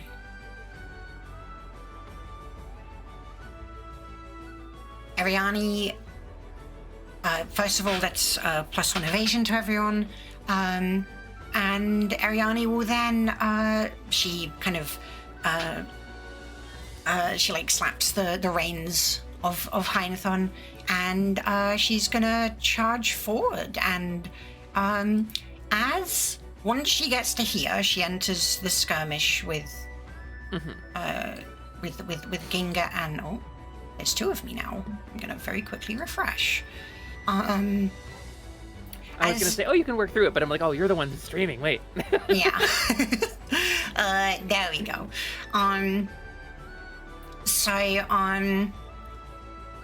Once she's on the front lines like this, it is a skirmish. Well, it's already a skirmish, but now she's in the skirmish. But with Ginga, Ariani, and Heinethon, that's 3 in the skirmish, which means that she can move out of the skirmish. Which means that she can continue moving forward up to the Queen, which is what she's going to do as she kind of charges and just like bursts through the flames and she's going to, with her glaive ready, she is using her charge. She moved from in line with Glade, which is over 10 meters, which is +2. I'm using aimed attack to increase my accuracy by 1. I'm also going to consume 3 edge points in order to make it a unexpected blow, which also increases my accuracy by 2. And she's gonna attack the Queen of the Fae. The Thonway stands before you, like 12 feet tall in the void. The Heart of Altander between you, and Heinethon leaps over the beating orb of flame. And you whirl your glade, it catches starlight. We will not let your anger destroy this place. Heinethon's moves slam down. Oh, I've got to reopen my character sheet. I forgot. I was like, where did that go? Give me one moment. I'm so sorry. All right. So here we go. Ariani attacks. He has +3 to accuracy right now. Which means, that's a 17. That's totally a hit, Ariani. Okay, it's not as much damage as it would have been that first time, but it's still a bunch of extra damage because, in addition to the damage number I'm about to roll, I have +1 damage from being on my horse.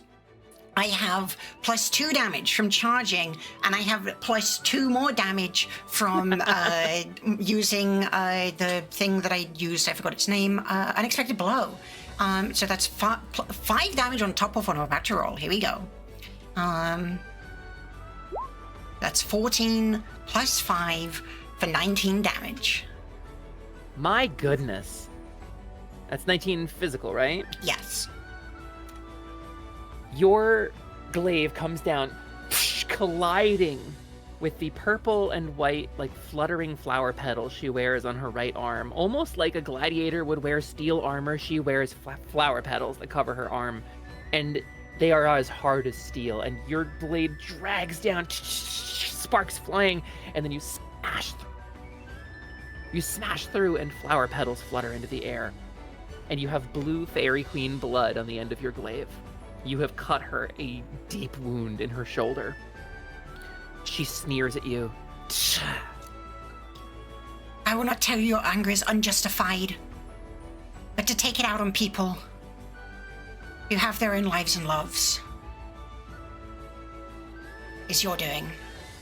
A promise was made, Worm, and a promise shall be kept. That's the end of my turn. Oh, no, it's not. Hyanthon can attack. Hyanthon attempts to trample the fairy queen with 9 accuracy. Hyanthon does not hit. Like, Hyanthon's used to trampling over things that are smaller than him, and the fairy queen is definitely not. Yeah, a 9 would hit the Heart of Altander if you want to. No, I'm not going for the Heart of Altander. Okay, cool. Then who is left to go? I think that might be her turn. I believe that is her turn. Yeah. Then we'll begin with the heart then. Ginga, Ariani, Glade, I need fortitude rolls. Mm-hmm. Yep. As the heat from the heart bursts forward again as the heart beats. Thum, thum. All of you pass, all of you take half. Okay. 6 points of fire damage, magical. Here's my 2. Whew. Mifanwe's hand comes up and you see her blood on the end of her finger, and she sort of like swirls it between her thumb and forefinger for a moment before flicking a drop of it up to the sky.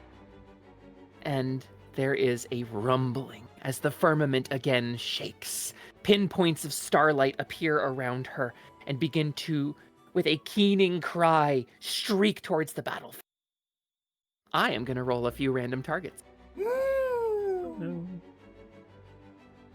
It's fun. 1 is Calantha, 2 is Gregorio, 3 is Rena, 4 is Glade, 5 is Ginga, 6 is Ariani. Welcome to it.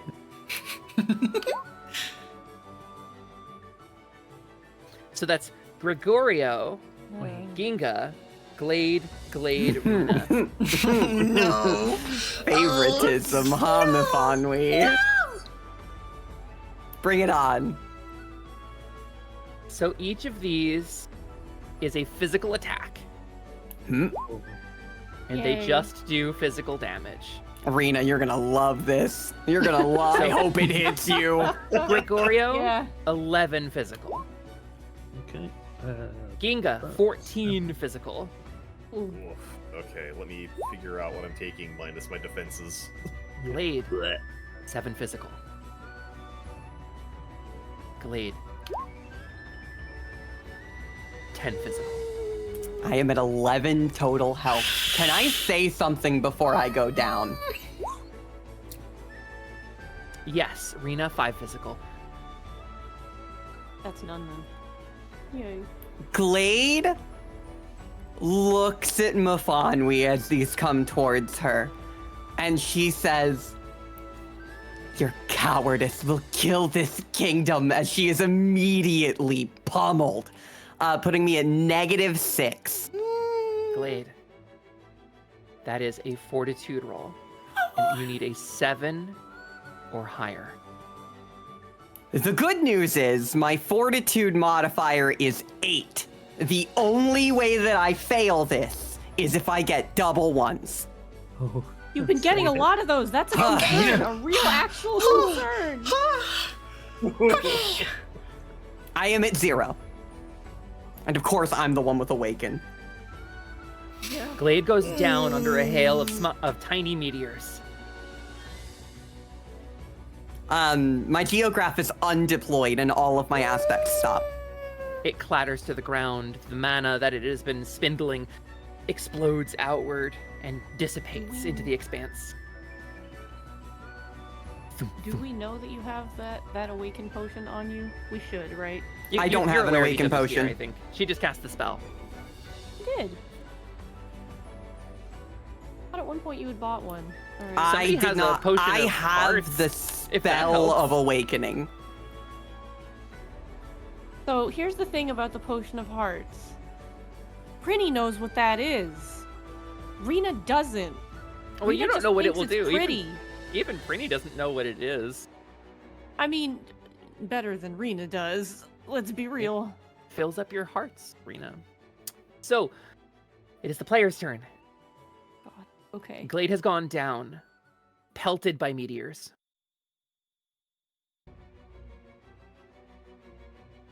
Rena will shout to Ginga. We have two options, one of which will let you attack. Possibly. I don't remember the move rules. The other might help Glade. I don't know. Help Glade. Okay. So can since I very rarely move and I have to go all the way over to Glade, can we refresh me on the rules of moving actions? You have a movement speed. And on your turn, unless you are casting a spell as a major action, you are able to move up to your movement speed before you take your major action. Okay. So you have plenty of movement to get to Glade, is what I'm saying. Okay. Then yeah, You rush over to Glade. I'm going to come here and I'm going to try the Potion of Hearts. You uncork the bottle. A sweet, syrupy smell sort of emanates from it. You pour it into her mouth. Mm-hmm. A soft sparkle of fairy light, pink and effervescent, flows from the bottle. As the liquid enters Glade, you hear a soft pulse like a flute, a little whistle distantly, tweeting a few notes. Glade, you are at full hit points and awake. Yeah. And if the rules of awakening apply here, I still get my action. You do! She's just jumped right back up. I have so many concerns about this. And as I do, I Let me cut in for 1 second. Mm. The corners of your vision are fuzzy when you get back up. There is a strange distortion. You're seeing this sort of bizarre flickering just for a moment, and it fades as you come to consciousness. You feel like you almost saw something. like I almost what? Like you almost saw something.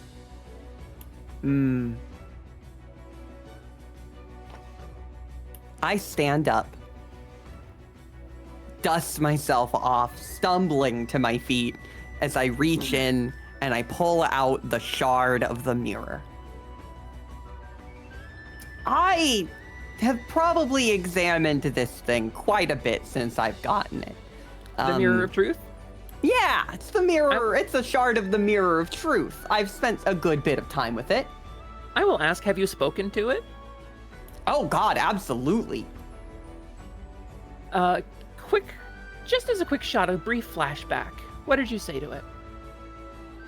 I would have said, knowing that it's the Mirror of Truth, I probably would have asked it a simple question to start.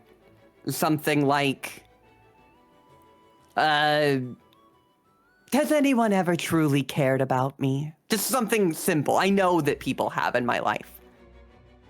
The voice echoes, resonant and melodic. However far your road may go, that is an answer I do not know. Glade giggles to herself in the inn room in the flashback. What will help you learn? However far your road may go, that is an answer I do not know. So Glade is gonna try something. We flash back to the present, and Glade stands to her feet and she says, "You want to know what I know about love?" As I hold the mirror up, I know that no matter how far any of us go, it is an answer we will never know. She feels in this moment like she is saying something important, but she very well may not be. Glade, the shard cuts into your hand a little bit, and it speaks to you. Ancient mother full of love, birthed a kingdom from above. But when the smile is stripped away, what remains is gloom and gray. A child born whom men call true. What is left for child to do when all is crumbling, blown away? from wayward child with eyes of clay. A life of longing, love for, of mending every banner torn, a stone foundation never wrought, but what's beneath, they all forgot. Like glittering jewels filled up with hope, born both of dreams and dark despair. The eyes of hope gleam all the same through timeless, breathing, darkened air. Through song of wind and golden light, price is paid in azure fire. Though air and earth must stand apart, the ribbon bonds them heart to heart. And the mirror of truth darkens. I'm just gonna say that that's my action. It's good action. It's a good action. Everybody heard That's this. Yeah, that's me. Can we get that written out? Because some of your words did cut out while you were saying it. Oh, did they? Yes. Yeah, totally. Give me a second. I'll copy paste. Thank you.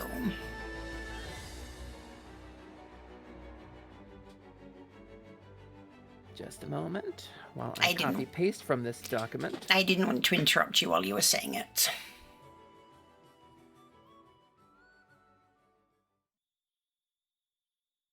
It's just going to be a second because it's in a couple different places. There were a few little. Mm-hmm.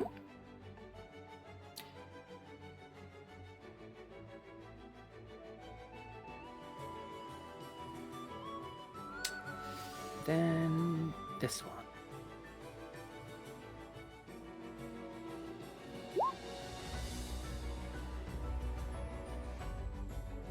Okay. There you go.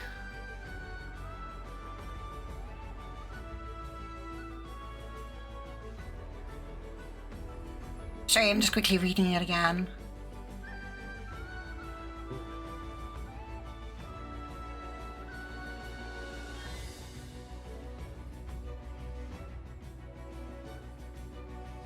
Did it all copy?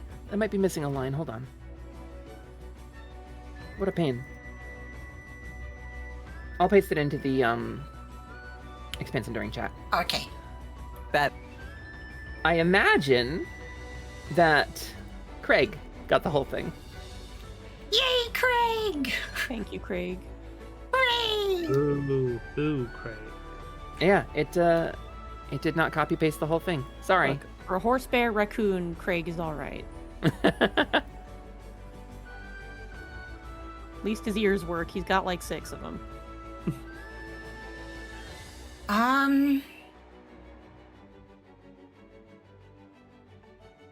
Ariane hears this and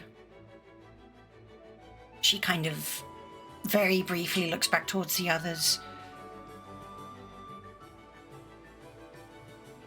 Where's that mage with Keta? There's all the lines.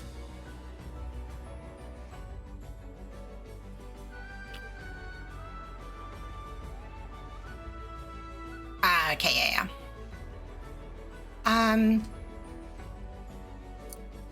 Ariana's gonna keep fighting the queen, I think. So I'll attack. That's a 12 plus 1, 13. 13 is a hit. Okay. That's 9 damage plus 1, so 10. Ariane, you slam it down. Because some of the flower petals were cut away, her defense is a little bit lowered, but you hit mostly armor. Okay. And Ariane kind of, there's like cracks across her like porcelain body, and she's sort of trying to keep Heinethan from getting too close to the Heart of Flame, but she still keeps trying to sort of weave this story as she fights. Blood of blue spilt, cracks in armor.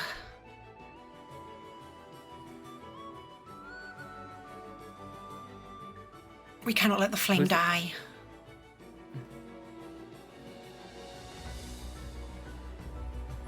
Who's And next? Hanthan also attacks. Oh, sorry. Heinthon's next, right? Yes. Sorry, trying to keep the pace up 16. so that No, that's okay. 16 Sorry. is totally a hit. Sorry, my brain only works so fast, so when I'm trying to say cool stuff, I can't say it very quickly. Yeah, I know. I'm sorry. I didn't mean to cut you off.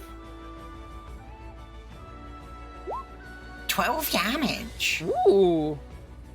As Ariane slashes with her glaive, she kind of spins around and Heinthon kicks with his rear It only legs. takes 5. Mm-hmm. That's my turn. Crunch. The hooves slam into her. I did my +1 evasion to everyone as well. That was her speech thing. Yeah, that's my turn. Okay. Who's next?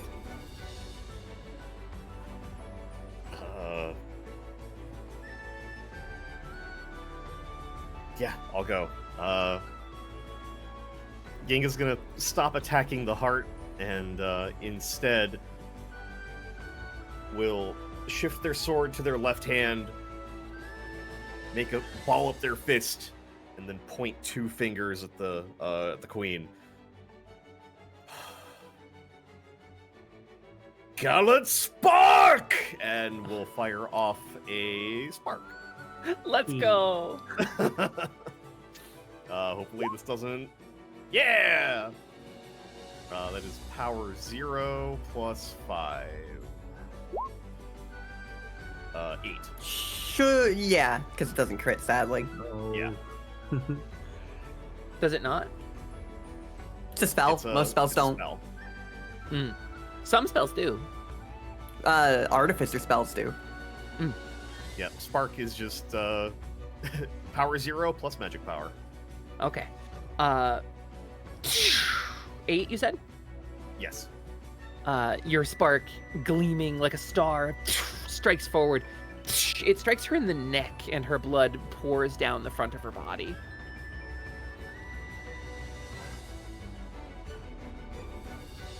That's all I got. Anybody got a turn left? Yeah, I got one. I'm just looking. Sorry. Yeah, Grigorio's going to do the same again. He's going to activate his targeting sight. His eyes, the black sclera around his eyes is going to retract, and his eyes are going to turn a golden yellow with like cat slit eyes. And he's going to take aim at the queen, but he's going to shout to Ariane.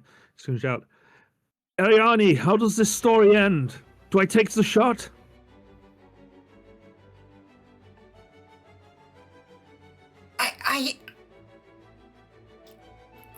I don't think we should let that flame die. Ariane, from where you are, you can reach the locket and the skein. They're just lying on the ground near her. I mean, I already took my turn, so I don't know if I can... Yeah, just pointing it out since you're looking back at Gregorio, you notice And it. picking up items is a minor action. It's true. Maybe next turn. Gregorio is just going to shout, I don't mean the flame, I mean her. Do I take the shot? Oh, yeah. Good enough. And I'm going to fire with an elemental bullet with +2 onto whatever this is. With +2, that's a 13 is totally a hit. Hell yeah. And this is elemental damage, right? Not physical? Yeah, it's elemental. Yeah. It's going to be... I think it'll be lightning again. So it'll be this much lightning damage. 13 lightning damage. A bolt of lightning, once again an after image left in everyone's eyes. It strikes her in the gut.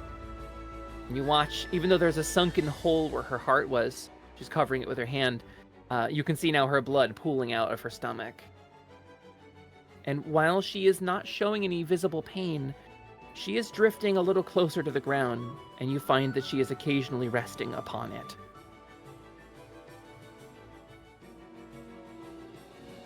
Anybody else? I think that's everybody, right? I think so. Thump, thump. The Heart of Altander beats again. Ginga, Glade, Rena, Ariani, I need fortitudes from all of you. Anything that is an Okay. 11 or higher is a pass. Okay.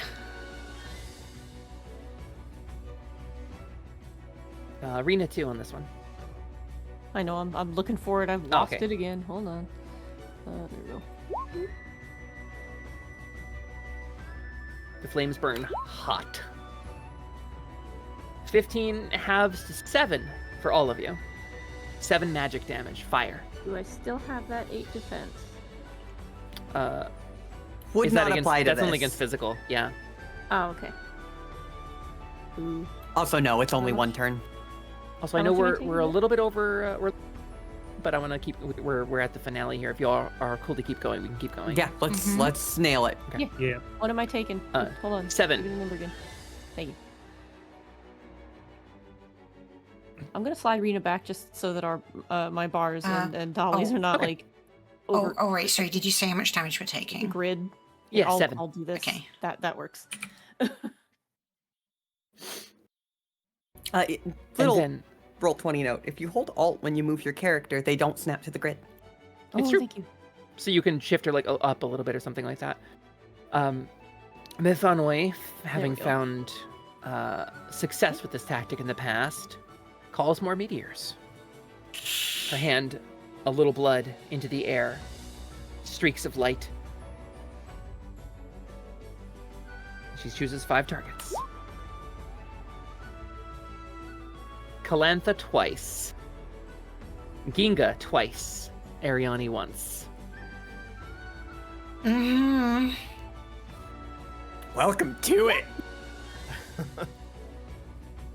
Calantha takes 2 hits for 21 physical. Across 2 hits, defense of 4 becomes 13. 15, sorry. I'll just do a total damage. That was Ginga twice, right? Mhm. 4d6 plus 8 across 2 hits. 17, applied defense twice. And Ariani, Mm-hmm. 11 plus your defense. Where does that leave you?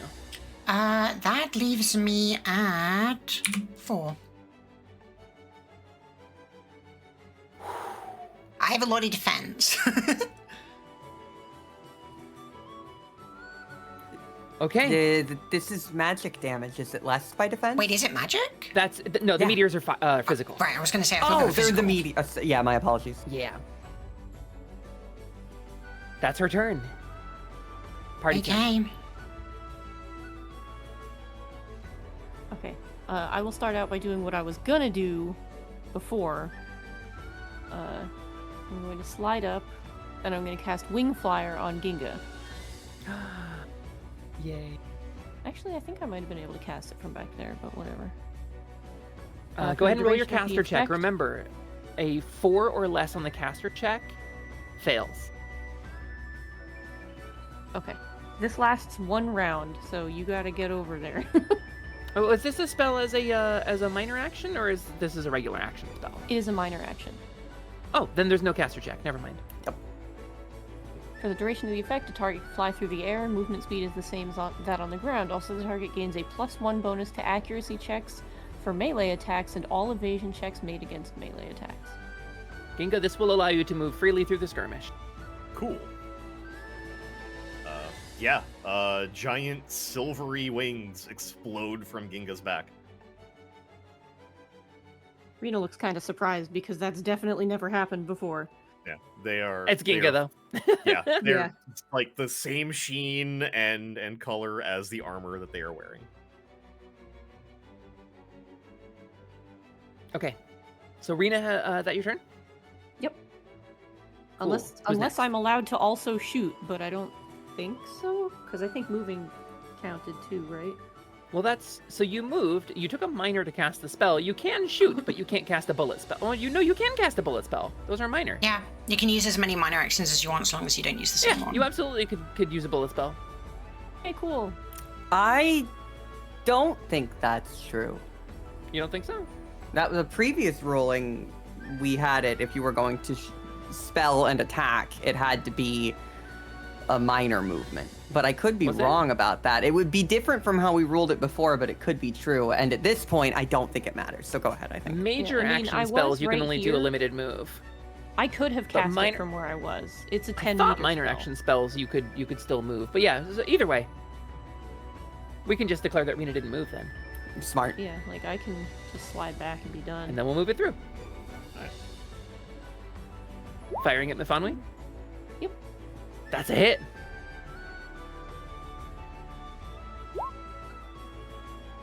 Solid.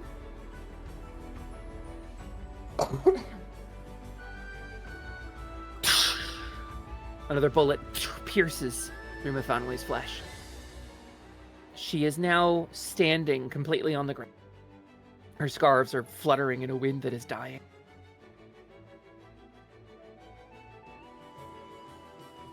Who's next?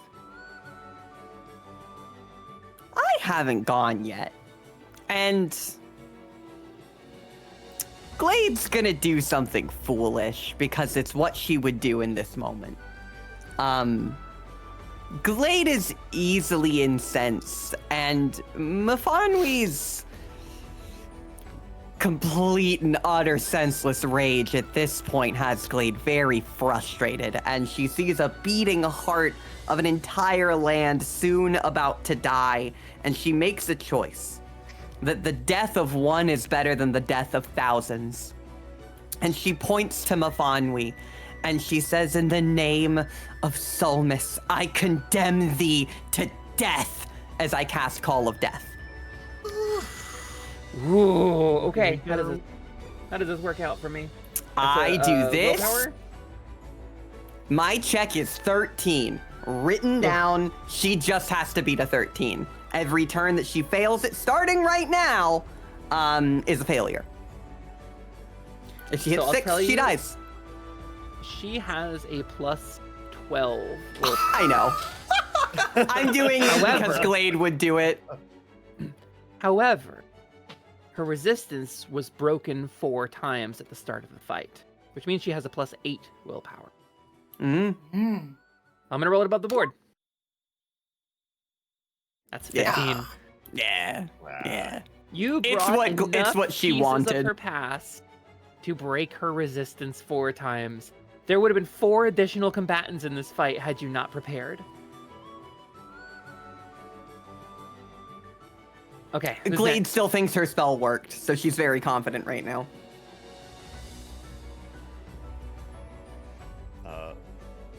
Ginga flaps their newly granted wings and soars into the air over the beating Heart of Altander and swoops in to take a strike directly at the queen.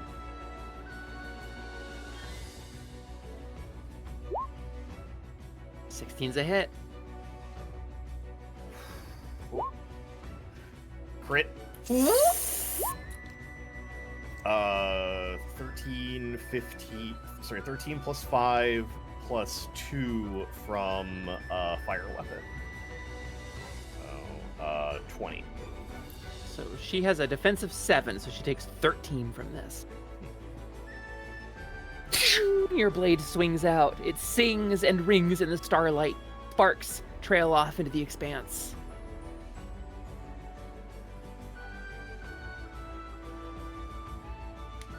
You watch as the colossal form behind her reaches for its throat, suddenly unable to breathe. But the fight continues. I think Gregorio hasn't gone, Yeah, Gregorio hasn't gone. and I think Ariani also hasn't I gone, also right? haven't gone, yeah. Okay, yeah. Uh, At the end of the round, Calantha drops from her place where she is pinned. She like picks up her sword and is trying to flex her muscles back into working. can I pull her close to me? Yes. Would that be an action? No. She's right next to you. Okay, so I'm gonna pull a like as close to me as possible with my one good hand. Not good, Gregorio. I am well. That, no arguing. But I would advise you cover your ears. I'm gonna She covers her ears. my arm, and same again. I'm gonna activate my targeting sight, activate my cat's eyes, and fire another elemental bullet at the queen. That's a 12. 12 is a hit. Okay. And it's gonna be a fire bullet Ooh. for 17 fire damage. Is that... Can this not crit? Can it not? I thought it could. Hang on. I mean, I'd love it if it did. Yeah, me too. To my knowledge, that should be a crit. I mean, I've just a got it second. in my character sheet as a weapon. Is the Right, wiki so- down? Is it? Oh no. Well, okay, so I believe it is. So the critical rating is determined by the spell and not by the weapon. Correct. So element bullet is the spell that we need. It's slowly working. I'll put it in the Discord. Yeah, if you have it. Yep. I have like 6 tabs open at all every game day when I'm playing as Gregorio. Yeah, we have the link, but the wiki's not loading. Mm-hmm. It's been slow So- tonight. Open I have the- up the core book. Yep, I got it. Element bullet. Resistance not applicable. Crit value plus or minus 0. So it's just a base crit. It doesn't change the critical value. So it is on the gun then. The gun doesn't have a crit value. We're figuring things out. We're learning, chat room. Interesting. Yeah, so critical bullet has a crit value of -1. If it doesn't have a crit value, it defaults to 10 usually. In the case of most things that don't have a crit value, unless it says there is no crit, that's a crit. That's a crit. Okay, so Hit reroll. reroll then. And we'll just take the modifiers off, which is +5. So then we add the extra, what, 5 Extra damage? 7, so it becomes 24. Yeah, 7. Yeah. Would it? 24 points of elemental damage then? Yeah, 24 points of fire damage. Well, whether it's 24 or 22, this is elemental damage. Gregorio, where do you strike Mifanwe with this bullet? He would probably be aiming for the body, because I imagine Ginga's probably flying around, like, ducking and diving around, like... What part of the body? The chest. Lower chest. Lower chest. Mm. Center mass. Yeah. Not the heart. No. Gregorio, Actually, yeah. The heart. You aim for the heart? Aiming for the kill shot, yeah. Gregorio, you line up a shot. Your gun flares with elemental magic. Everything slows down for a minute. The bullet sails over the Heart of Altander between Ariani and Ginga. And Mifanwe turns at the last second. And the bullet passes through the sunken hole where her once was, blasting out her back with flame and blood. And she pauses for a moment, looking down at the wound. It's not a big wound. It's not even really it's not even really harmful. It's mostly a flesh wound because there's nothing there to hurt. But she smiles.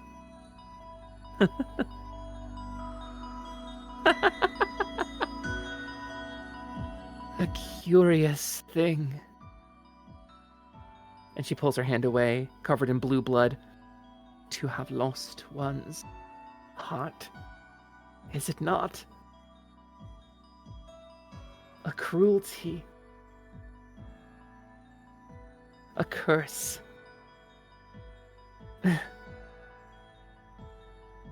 And she takes a step back and bows her head to you.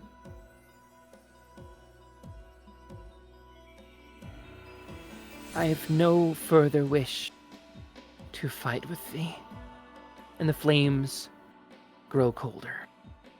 The Heart of Altander beats no longer with a pulse of blistering flame, but now with a gentle warmth. And the great titanic being behind Mifanui once again reclines.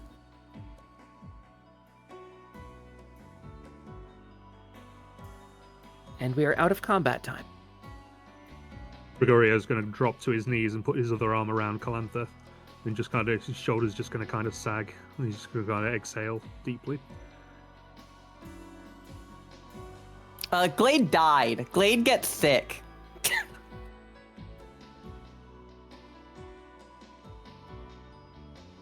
Yeah, Ginga gently floats down to what could be considered the floor. Ariani. Rena's just gonna kind of sit and like hug Popo and just be like, Ariani is covered in cracks and she carefully dismounts Heinathon and she's going to pick up the locket in the fairy skein.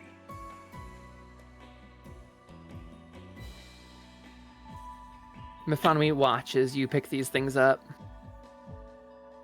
She just holds them out to Mifanui. They're yours. Her nose wrinkles. Nay.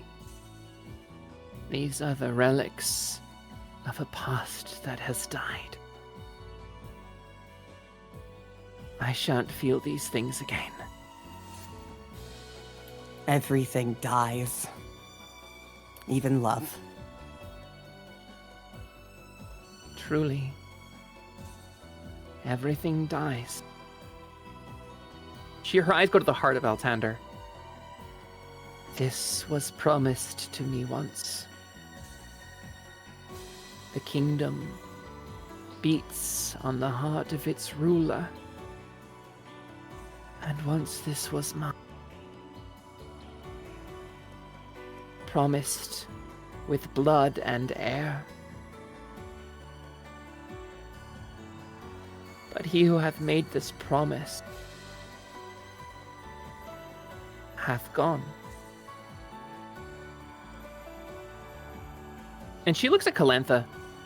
I have freed those imprisoned. Diadem. Goblins, kobolds, beings of Pax, long lost.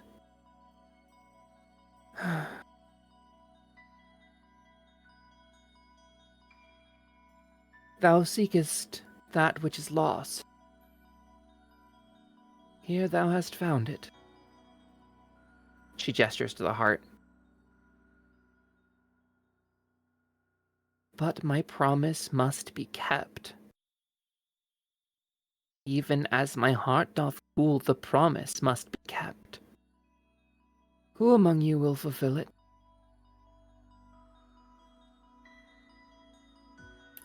Glade raises a hand. What would it mean? Promise to be kept. Blood for blood. Take it. Glade. Take it. Glade. Will the kingdom live? Mifanui looks down, uncertain.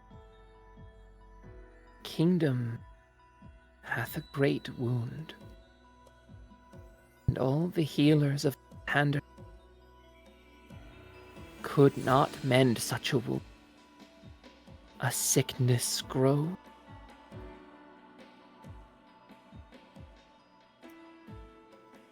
Glade? 'Tis not my spell that doth restrict the flow. 'Tis the broken bond itself. Until the bond is fulfilled, that which was promised to blood and air, the kingdom shall sicken and wither.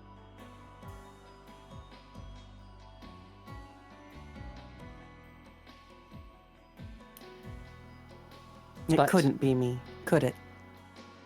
She shakes her head. Let us speak elsewhere. And she holds her hands in front of her in prayer, and the sky around you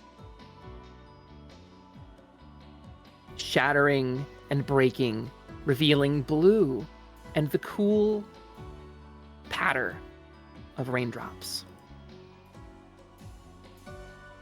And you stand at the top Dang it. of King's I have my mute Rise. backwards. Sorry. I will get your tokens on the board. They're just very large for some reason. We're so You big. You stand at the top of Skymere alongside Queen Mifanwe, and you hear a voice calling from up the trail behind you. Mother! As Keta comes charging up, soaked to the bone with rain, covered in mud, slick with mud, cut with thorns and brambles. He catches his breath. Stop this! Stop it! And Mifanwe's face swells with sorrow. My blood. Child. Fletcher's child. And crystal tears fall from her eyes. And she looks to the party. Thou hast all of coins. Whom shalt thou pay? How wilt thou resolve? And behind her, a massive figure drifts over the water. The source of the Heart of Altander, the fountain itself, this flame hovers above the water.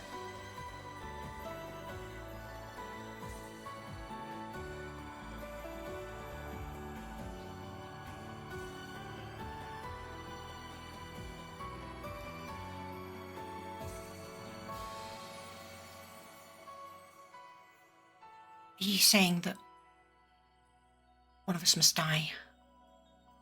She shakes her head. Thy hand held the spindle. Thy hand wove the skein. It is thee who must decide how the promise is kept. Keta looks to you.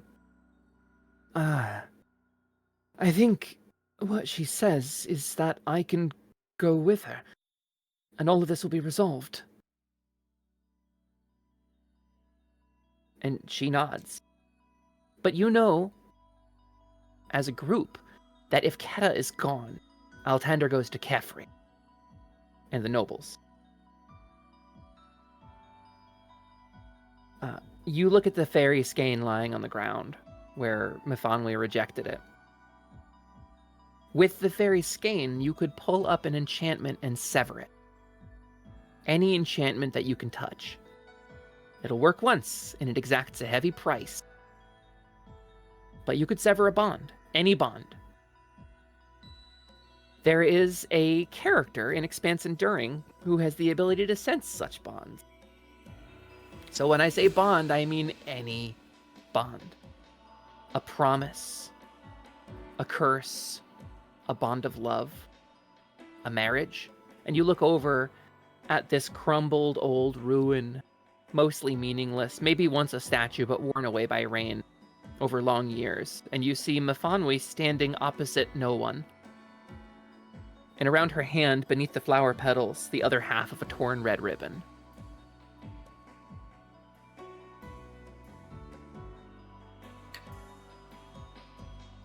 If Keta were to go with you, Altander would also fall. Keta nods at you. I will, though. If the kingdom goes to Kefri, he's a responsible steward. He will do what he has always. Is there truly no other way? Is it really one or the other? The Fae or the humans? Why can it not be both? Mifanwe and Keta exchange a glance, like not really knowing how to answer. Ginga picks up the skein. It shakes in your hand. It pulls. It actually hurts quite a bit. Here in this place of critical promises, the threads that pull it yank your shoulder painfully.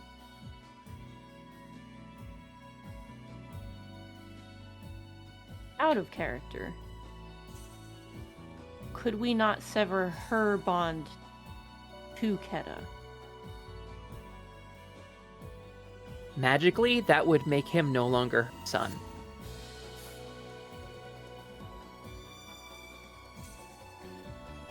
Why? And then he wouldn't have to go with.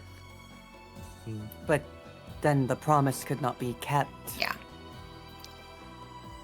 We can sever the bonds that formed this promise in the first place, or we can fulfill the promise.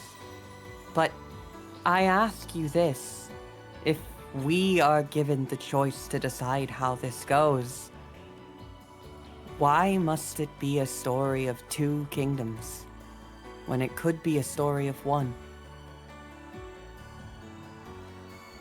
Keta speaks up. The law. The will of the nobility is what keeps Altander in existence. Without the courts, without me sitting the throne.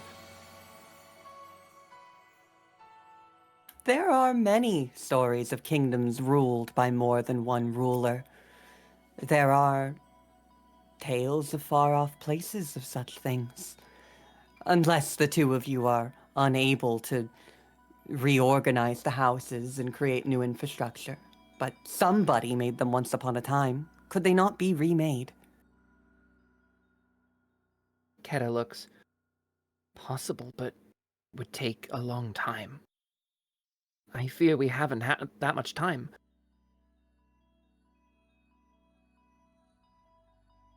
And Kefri's bond to this kingdom is deep and powerful. He said it himself. He'll be out of prison in an hour. And yet he's still bound to listen to you, isn't he? He is. Then he has to do whatever you say. Otherwise, he's not out of prison within an hour. He will prevent my coronation. With my blood as it is, while I am Galorum's son, I fear that mixed blood would...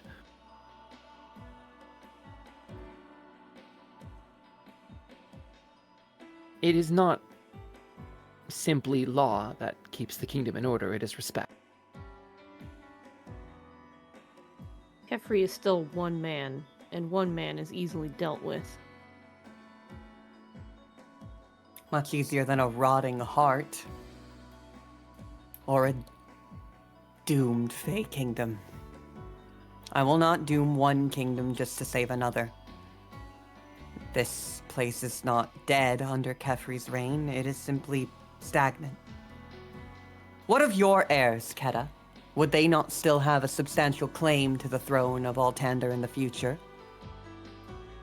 Mefanoi interrupts. There are many claim to the throne of the human kingdom. And her eyes pass across from Keta to Calantha. Many hearts beat with the blood of Lelenwi. Many were held within the diadem. I did free them as a gift to my Fletcher. He asked, and I did provide them. 'Tis not simply Keta who could rule the kingdom of men.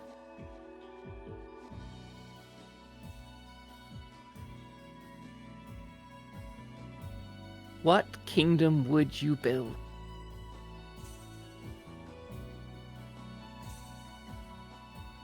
A free one. A kingdom where the humans and Fey aren't at odds. She looks over at the heart. The broken promise doth sicken the kingdom. The curse hath run its course, will kill the kingdom soon. The curse doth flow from my bond, my broken promise with my Fletcher. And she holds her wrist forward with a half of a red ribbon tied to it. If thou dost sever this bond, Keta can return to his kingdom, and I to mine. And from there, perhaps a new future could be forged. But the one that severs the it. Kingdom Sorry, go ahead. Sorry, you go. You go. But the one that severs it enacts a price. She nods. Indeed. Calantha steps forward. I shall do it. As Mifanwi's chosen, it doth fall to me. Ginga? If that She holds is, one of her tiny hands out. The Skein, if you please. if that is your We have reasoning, not then made a decision. Calantha Ginga. looks ironclad but waits. if that is your reasoning, then am I not equally responsible? Ginga hands Calantha the skein. Calantha takes the Skein and holds it and waits. Glade glares at Ginga, but doesn't say anything. Do what you have to. Give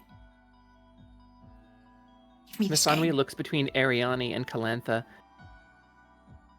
Thy words are true, Ariani. I do see before me two of mine chosen.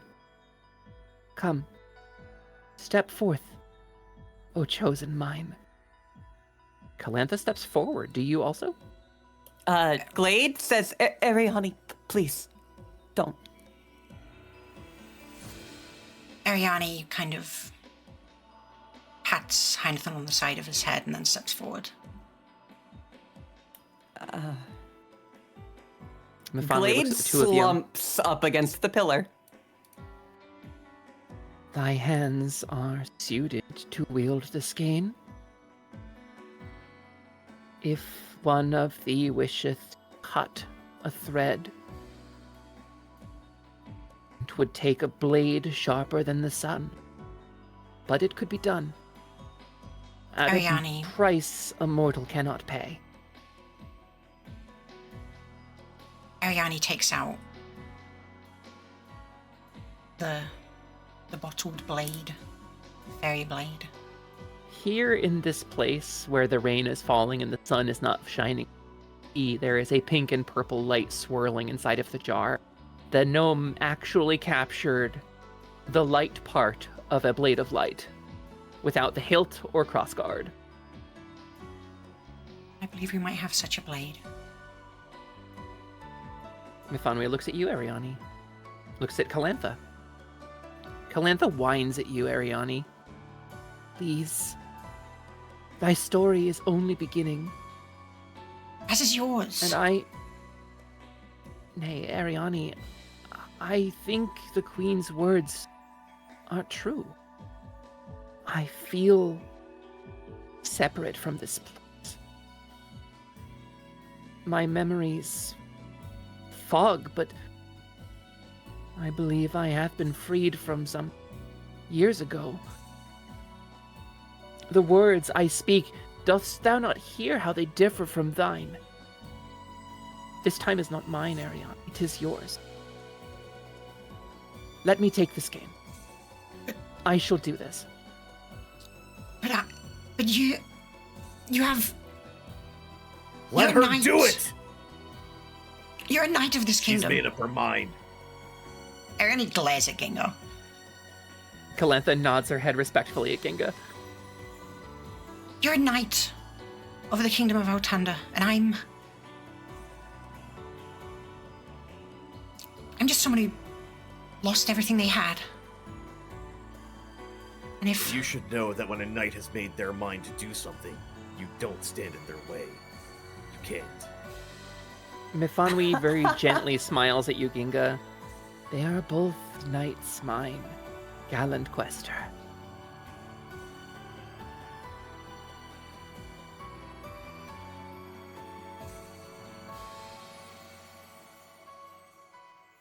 Ginga crosses their arms. Fine.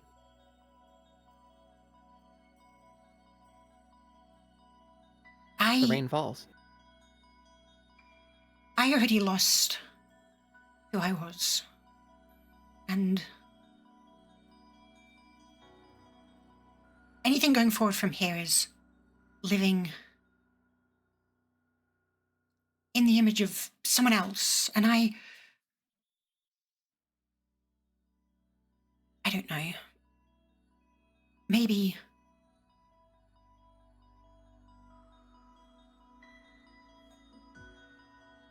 when I met all of you, I thought that I didn't have anywhere to go. And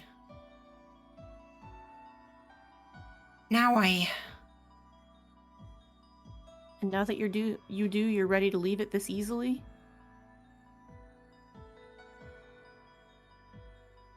You found And your yet place in the world and you're gonna let it go? And yet we don't stop Calantha from doing the same thing. You all realize you're throwing yourselves away. You're jumping at the opportunity for it. I'm not jumping at the opportunity, but You seem eager to you leave. say that as if you didn't do the same. I don't want to leave. worship death. My death is a lot different than all of yours. I finally met people that I feel like I can rely on and who understand me, and I'm not tied down by the things that I was before, and we've done so many things, and I'm not just reading from a book of someone else's exploits, but I thought maybe that I could write my own. But what gives me the right to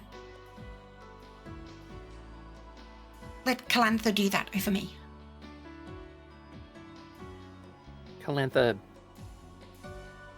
sort of looks at you, Ariani, with a great sadness in her eye. Ariani,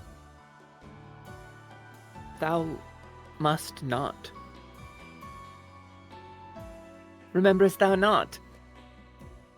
Thou once gave thy life to the Princess Tenora. Thou hast another chance. And Altander needeth a fairy knight.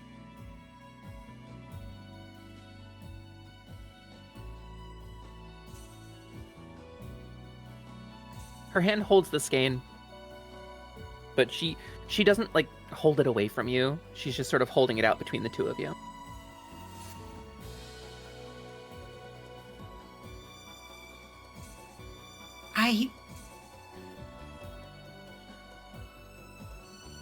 I finally decided that I'm going to write my own story.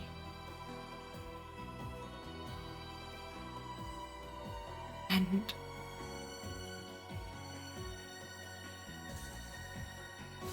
I suppose there won't be a story if I can't be there to write it. What would you have me write of yours, Calantha? Calantha smiles at you. And Ariani holds out the bottled fairy sword. I shall, fairy knight. I can think of no finer pen to pen it. Her tears running down her cheeks, she looks to me fondly. She takes the jar and the skein, and she nods to the queen and looks to all of you. I will tell them of Altander's finest knight.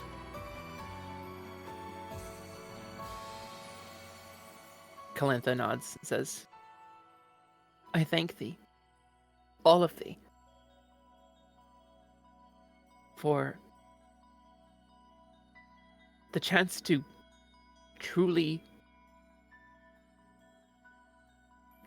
live as the knight I dream to be. You didn't just dream to be a knight. You are one. She unbuckles the massive gauntlets, lets them fall to the ground. She unpins her cloak, folds it neatly, takes the skein in one hand and the fairy jar, and takes a deep breath. She looks at all of you. What are you all doing? Glade is angry. She meets Calantha's gaze, and she is muttering a prayer, but she looks frustrated, hurt, angry, mostly at Mephanwe and the heart, but otherwise nothing.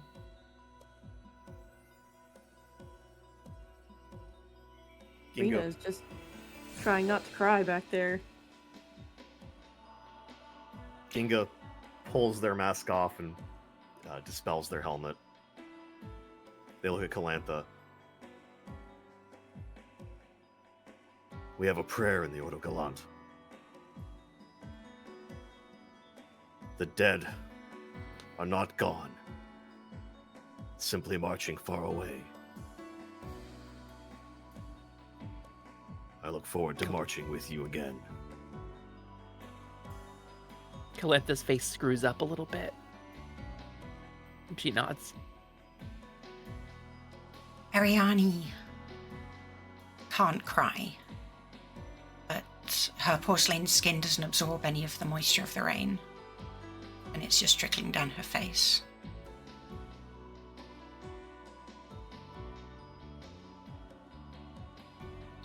Gregorio, Calantha's eyes go to you. I will write the tale of Altander's finest knight, Knight Calantha.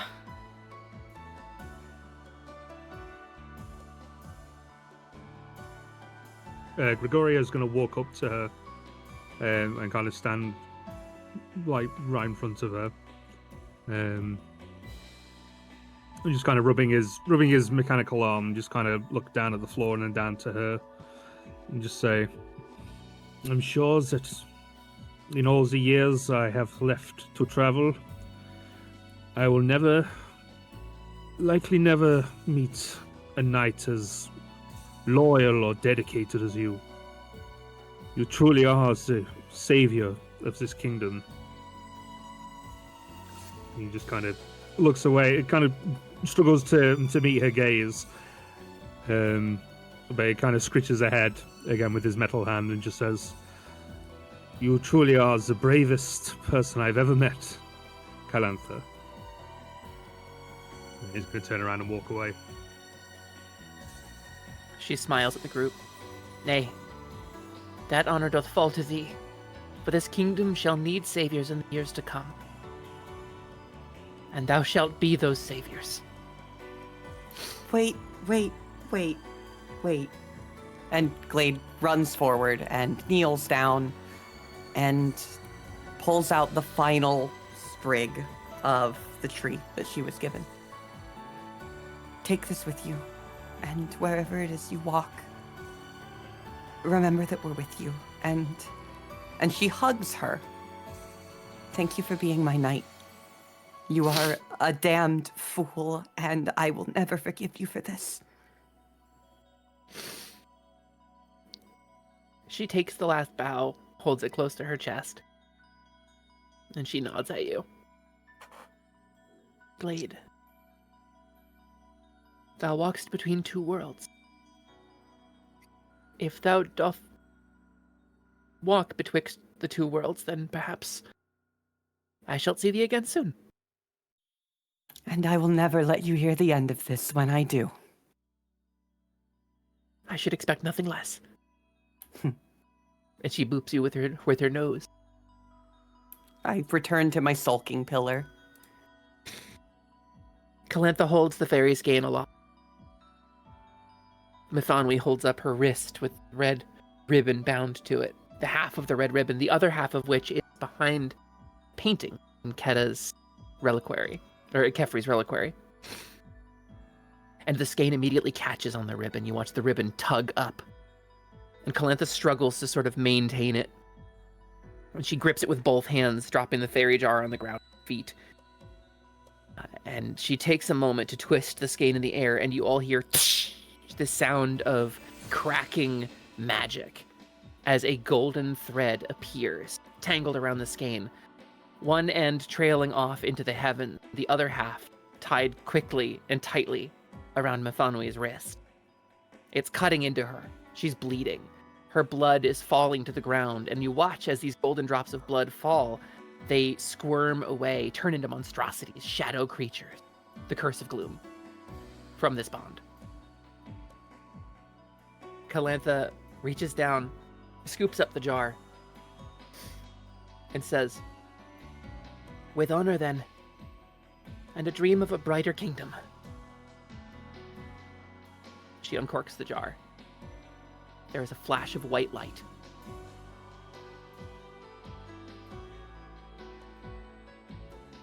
In the days to come, the Kingdom of Altander heals. The Curse of Gloom recedes, its creeping arms folding back into the well from which it grew. And while some parts of the land remain irrevocably changed, the castle stands.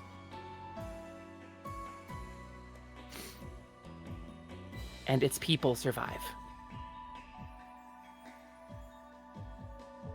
We see crews peeling ivy and bramble away from the walls of Castle Grey. In many places, stones split. But a kingdom that was ready to rebuild from the moment you arrive rebuilds quickly. And now the plaster and paint stay up. The crops grow tall. The sun shines bright. And while strange creatures prowl the forests of the Cursed Kingdom by night, by day, its heroes walk its streets.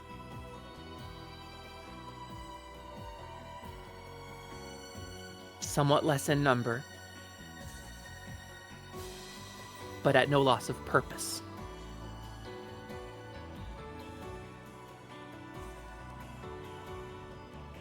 A month later, Prince Keda is crowned King Keda. The deception of Lord Chamberlain Kefri is spread far and wide by the Silvers family. The Silvers family is the first family of nobles to stand up to Kefri, and others follow suit quickly. Adrian Silvers is named the new Lord Commander of the Knights of the Burnished Rose and charged with refounding the order. And the new pin given to knights is stamped at the bottom with a tiny paw print.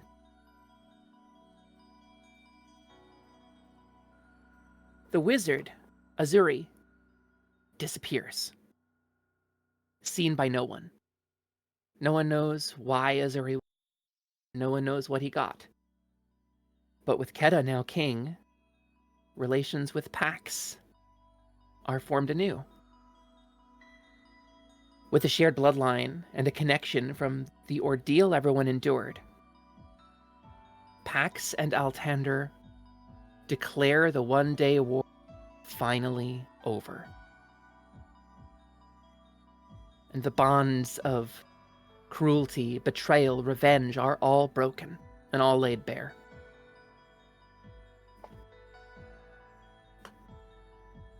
And the Heart of Altander itself, the fountain at the origin of everything. When you return to it, you find it. You find that it flows with beautiful crystalline water. I had an art asset planned for this, and it is not here. I apologize. It's okay. And by night, as the moonlight shines on the fountain, fairy lights gather around it, whispering tales of the heroes who would save the kingdom. And the Heart of Altander flows again. Songs ring in the air. New banners are unfurled. New songs are written. New orders rise. And the Kingdom of Altander heals with the help of its allies to the south. And now, I go to our heroes. And I ask you, with all of the narrative control you want, what do you do? Raises my hand so fast that it hurts. One of the first things that Glade would do upon returning is seek out Ariani. Likely the night after everything. She'd pull her away somewhere private. Where does Glade find Ariani the first night? I think Ariana's probably just with Heinethon. She's still a bit wounded, very cracked, her porcelain body, and that night she's just sitting with Heinethon.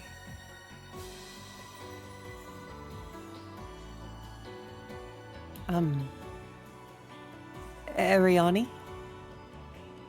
Glade. Hi, What a week, huh? She says, like, trying to be clever and cute, but failing to find the words. Ariani just sort of, like, moves over a little bit and, like, pats, she's probably just in the stables or something, and she just pats, like, some straw next to her where she's just sort of sitting, resting up against, like, Heinethon, who's laying down. And Glade sort of awkwardly takes a seat next to her. She's clearly a little uncomfortable and not used to this kind of stuff, but doing her best. When you were trying to sacrifice yourself for this, you spoke as if you had lost everything. And I know that feeling of starting over. I used to be a very different person than this. She grabs her geograph and pulls out the stone in it, and she twirls it over in her hand and shows a part of it to you, and you can actually see that it has an iris, and it is a completely stone eye. She points to her eye patch. I lost everything. My father had passed away. My lover had abandoned me, and I found myself cursed. I can't tell you what your future is, and I spent a lot of our journey arguing with you, but if I can be honest, I had fun with it. It was the first time in so long I felt like I'd had fun with others, and they have places to go. Ginga has an order, Rena has an entire guild, Gregorio has research, but I am going to return to my travels as soon as possible. And if you wanted to come with a priestess of death for some reason, you'd be welcome.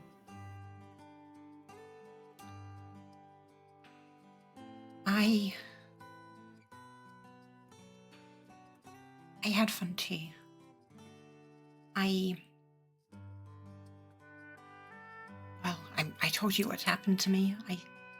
For a long time I thought I had lost everything, that I wouldn't be able to find anything. But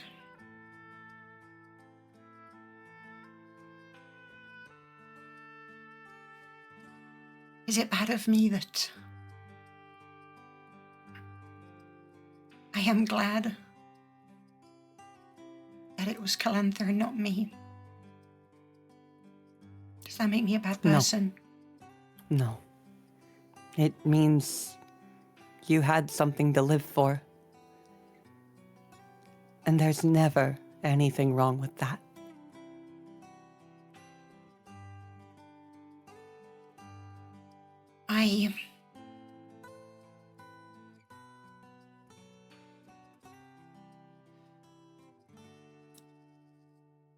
I gave this place everything that I had. And in a past life, I was tied to it in a way that I couldn't escape from it. And as much as I feel that obligation and responsibility to be here and to make sure that everything heals, I think that the Fairy Knight doesn't belong to Altander. Because she was there to bring Altander and Pax together, and, well, if I've only seen Altander, then that's only half the story. Fairy death rites are very interesting to watch. The wind blows, and a window near you, one of the shutters kind of bangs a little, and it draws your attention. In the flower pot outside of the window, a hanging flower bed, you spy a tangle of beautiful purple flowers.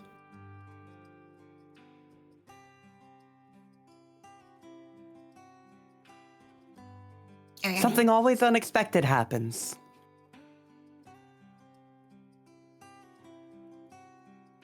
Right.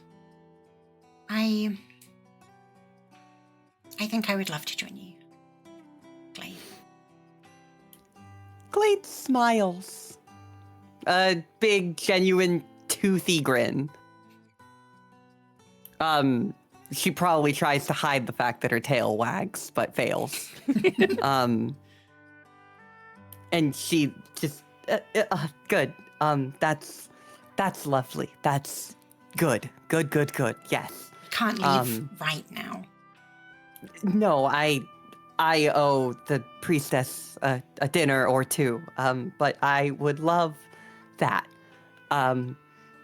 Thank you. Have a lovely evening. And she sort of bows politely as she starts to walk away and leave. Ariane stands up, and as with Glade turned around, Ariane quickly approaches from behind and hugs Glade. This is the first time, maybe in her entire life, that someone has done to her what she has done to everybody else. And it's like she's never been touched in her entire life, and she immediately melts into your arms. Ariane doesn't say anything. I think that's a fade to black. Yeah. We zoom out from Ariane and Glade, finding solace in one another, planning the adventures ahead. And then I take us, I suppose, to Ginga. Where is Ginga in the following days? Ginga would have spent some time writing up their report to their superior officer regarding the events in Altander. Maybe conveniently leaving out the part where they ran into Varia. Nobody showed up. There was no encounter there.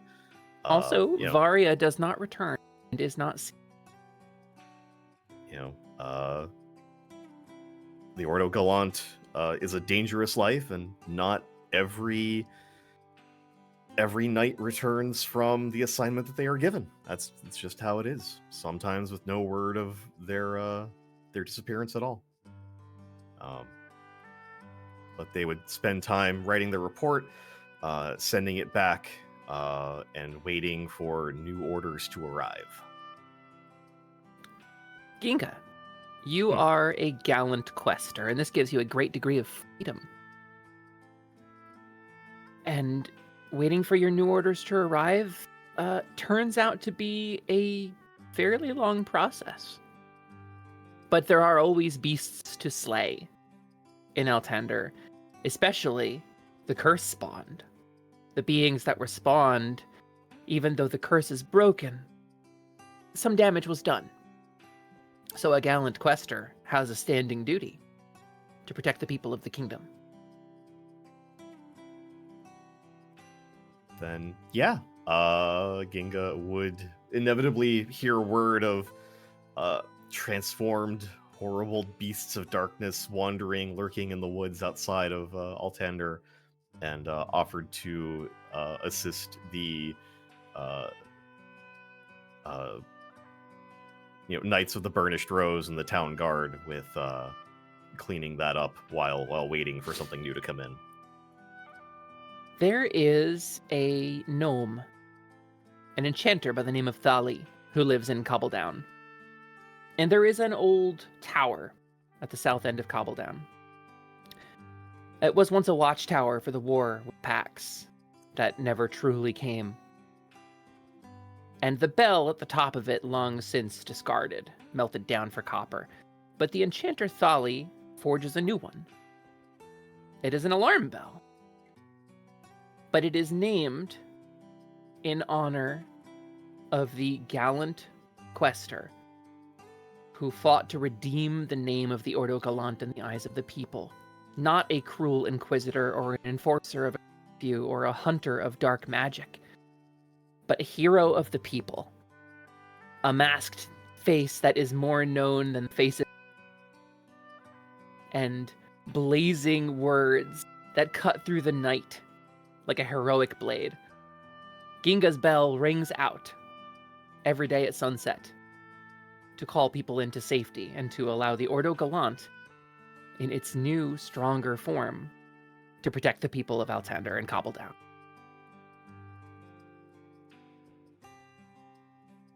Gregorio, where do you go? Gregorio would have been pretty stoic throughout the whole thing, throughout the whole events. But as soon as he gets back to town, he would have gone straight to the tavern, and he's just crumbled basically, just drowning his sorrows. Magitek arm completely detached. He's just kind of resting on one arm on the counter. Magitek kitten on the bar counter with him, and he's just kind of idly prodding at it. But he's not all right. He's just kind of looking to the bartender.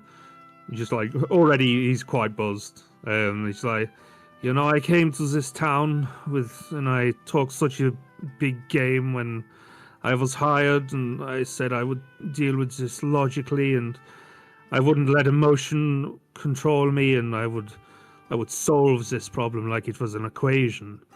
And yet, at the end, I stood by and didn't contribute anything. I was just there. And I imagine the bartender's just like, The bartender is a woman named Natania, who's taken over the tavern since the Curse of Gloom took the previous owner. And she's a woman you met before, and she's pouring you a drink at this moment. She doesn't water it down, but she does a little bit of a shallow for you, and she says, I don't know what you mean. Your company that you kept alive are the people that saved the kingdom, aren't they? You look awful glum for a hero. Hero just kind of sighs and just says,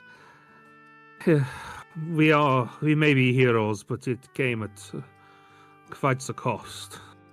But I suppose when dealing with matters of this magnitude, a simple conversation or a simple sword fight was never going to be enough to resolve it. I suppose I was childish to assume that we could just walk up and solve the matter like this. Aye. Aye. Not everyone's the fairy knight, walking into Solmus and dragging the dead back out. But... Hey, what's that? And she looks at the little alchemy kitten, your little wind-up cat. Oh, I've seen these before! Oh, that's lovely! It's a music box, did you know it? Gregorio just kind of stares at her, like one eye blinking, and then the other, like, what? Is that? Natanya beckons the cat over, and it kind of clanks over, and Natanya picks up the cat in her hand and turns the key on its back, cranks it up a little. And the cat stands there, it takes a couple wobbling steps, and its tail kind of goes stiff, its mouth opens, its eyes sort of like look in two different directions.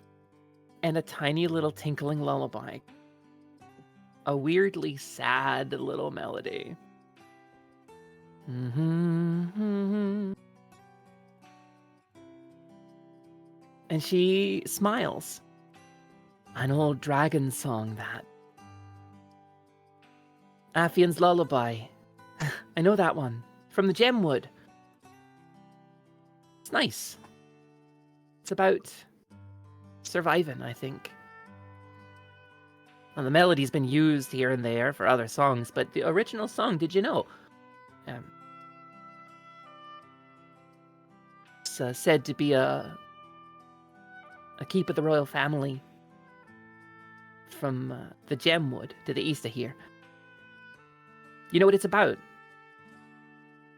I don't know. No, I'm not familiar with it. It's about things surviving being broken. When something breaks, it's not the end. Something dies, it's not gone. It's just a change. If I drop a pot on the floor, well, it stops being a pot. But I can put it back together. Or turn it into a bowl. Or a sculpture. Things find new life. And sometimes, even the things we've lost, and she puts her hand on your shoulder, can surprise us in the new ways they crop up. She smiles. So chin up, inventor. You've got a world of ideas before you. And many, many years ahead of you to explore them. Maybe you'll find what you've lost. Gregorio kind of looks down at the three magispheres that are on the counter and down to where his arm was, and just say, well, finding what I have lost may be out of my reach, but perhaps we can go and do some good elsewhere and prevent such losses on anyone else. She smiles and then slides some bread over at you. He kind of stands up, and the Magitech arms kind of clink into place, like the big one at his shoulder, the middle one, then the smaller one. They all reattach and reconfigure. And he says, "No time for bread. I have to find Rena." And he runs stumbles out of the tavern, and goes to try and find Rena. Does he find Rena? That's a question. Does Rena do anything on her own before Oreo finds her? She would be back at the inn. She was going to be...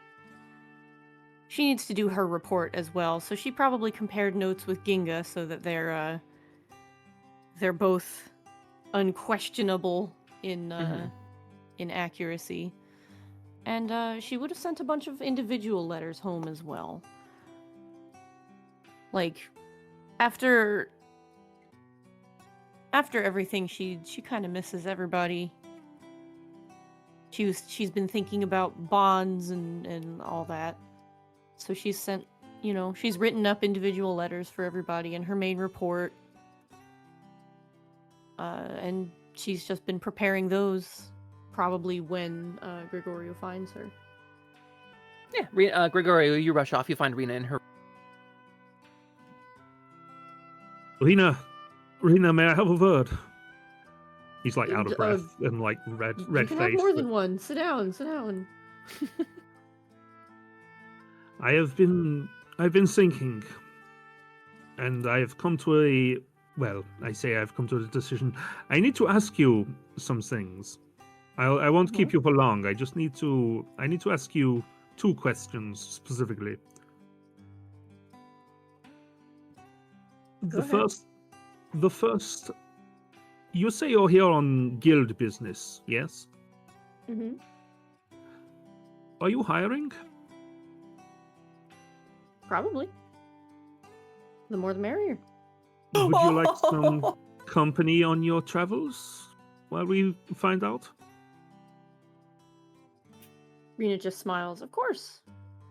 Rena, the sunrise kind of peeking in your window, you look to the east for the land, the dry grasslands of Toma and the desert to the north of it, ancient towers and ruins exploring.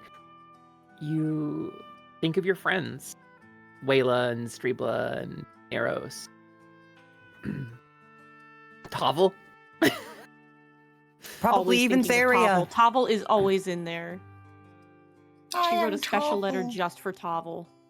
I'm so excited. There's plenty to do. Clearing holes needs a lot of help. Or I suppose I should say, Zaria, the sorceress. Yeah. And last but most definitely most important, can you teach me how you made him? And I'll kind of gesture to Popo. Because scientifically it doesn't make any sense. I mean, you made it out of clay and magic. I just don't He understand. I've waddles been around the room. racking my brain this entire week and I still do not understand. You have to tell me. It's been driving me insane. The logistics of it don't. Yes, I know, po. And he kind of reaches onto his shoulder and kind of holds up the kitten and kind of puts the kitten down. He goes, "You two go play. The adults are talking. You They go have and to play. tell me. You have to tell me. I have to know. It's been driving me insane." And he just goes on like that for until they wander off together. And we'll fade away with Rena going, well, of course it doesn't make sense with science. I didn't use science. I love that. Yeah. And we I think pull there's. away. Oh, yeah. Can I add one more thing Yeah, as yeah, well? Of course. Which is that I think this is something that probably takes months, if not years later. But I think eventually a book starts cropping up on shelves in Altander. There's a book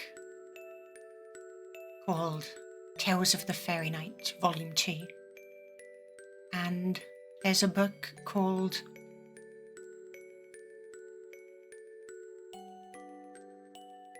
Tales of Calantha, Knight of Altander.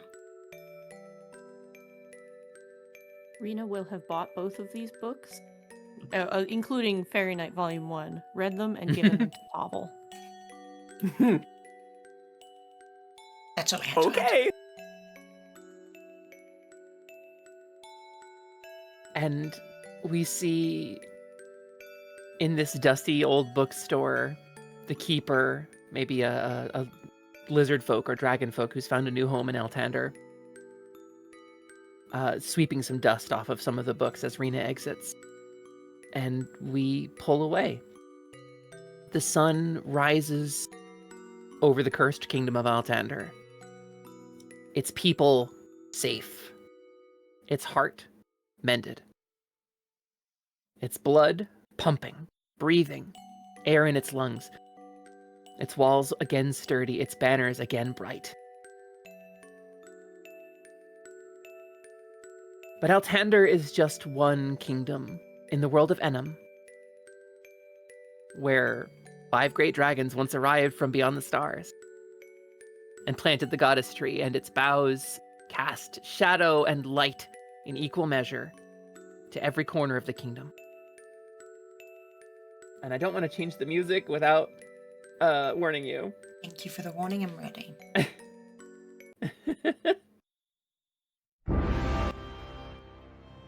But those are stories for another day and another party of intrepid adventurers. And with this, we draw Expanse Enduring Heartbroken to an end. The tale told, its ending penned, and its heroes with bright futures ahead of them. All but one. Yeah, we've completed 2 campaigns. Yeah, just saying. Oh, what the hell? That was so good. Pretty good. I cried at least once. I was crying a lot. I was crying quite a lot. Phenomenal. Phenomenal. Oh my Incredible. gosh. Oh my gosh. That was. We did it. That We was quite a saved the session. kingdom. You did it. You saved the kingdom. You paid the price, and you got the good ending. Oh my gosh. Like, I mean, yes and Mostly no. good. Calantha. I tell like you something. there not being a truly lossless option. No, I I agree. love Yeah. that. I agree. Yeah. But I will say there are stories about the land the dead reaches to the northwest of Altander. That may be a tale for another day. Mm-hmm. If you'll recall, Altander sits to the southeast of the dead reaches, Mm-hmm. a place where legendary heroes in ages past were said to challenge the god of death himself for the custody of a soul. I mean, But we do that's have a a death story we can priestess. Tell in the future. Mm. I mean, you certainly could. I You wonder if that- certainly can. I wonder if that story night about the fairy knights going into the land of the dead to retrieve a soul hasn't happened yet. But here's the thing. Ooh. Here's the thing. Solmus, the god of the dead, is currently occupied. For Solmus has a design grander than a mountain and sharper than a storm. Far above in the land of Skyhold, Solmus is beginning a battle with a different deity. And the two of them will fight for the fate of the soul of one girl. That's a different story too. Yeah, it is. Okay. Yeah, it is. That's true. What can I say? Okay, let me do this before we get too distracted. Yeah.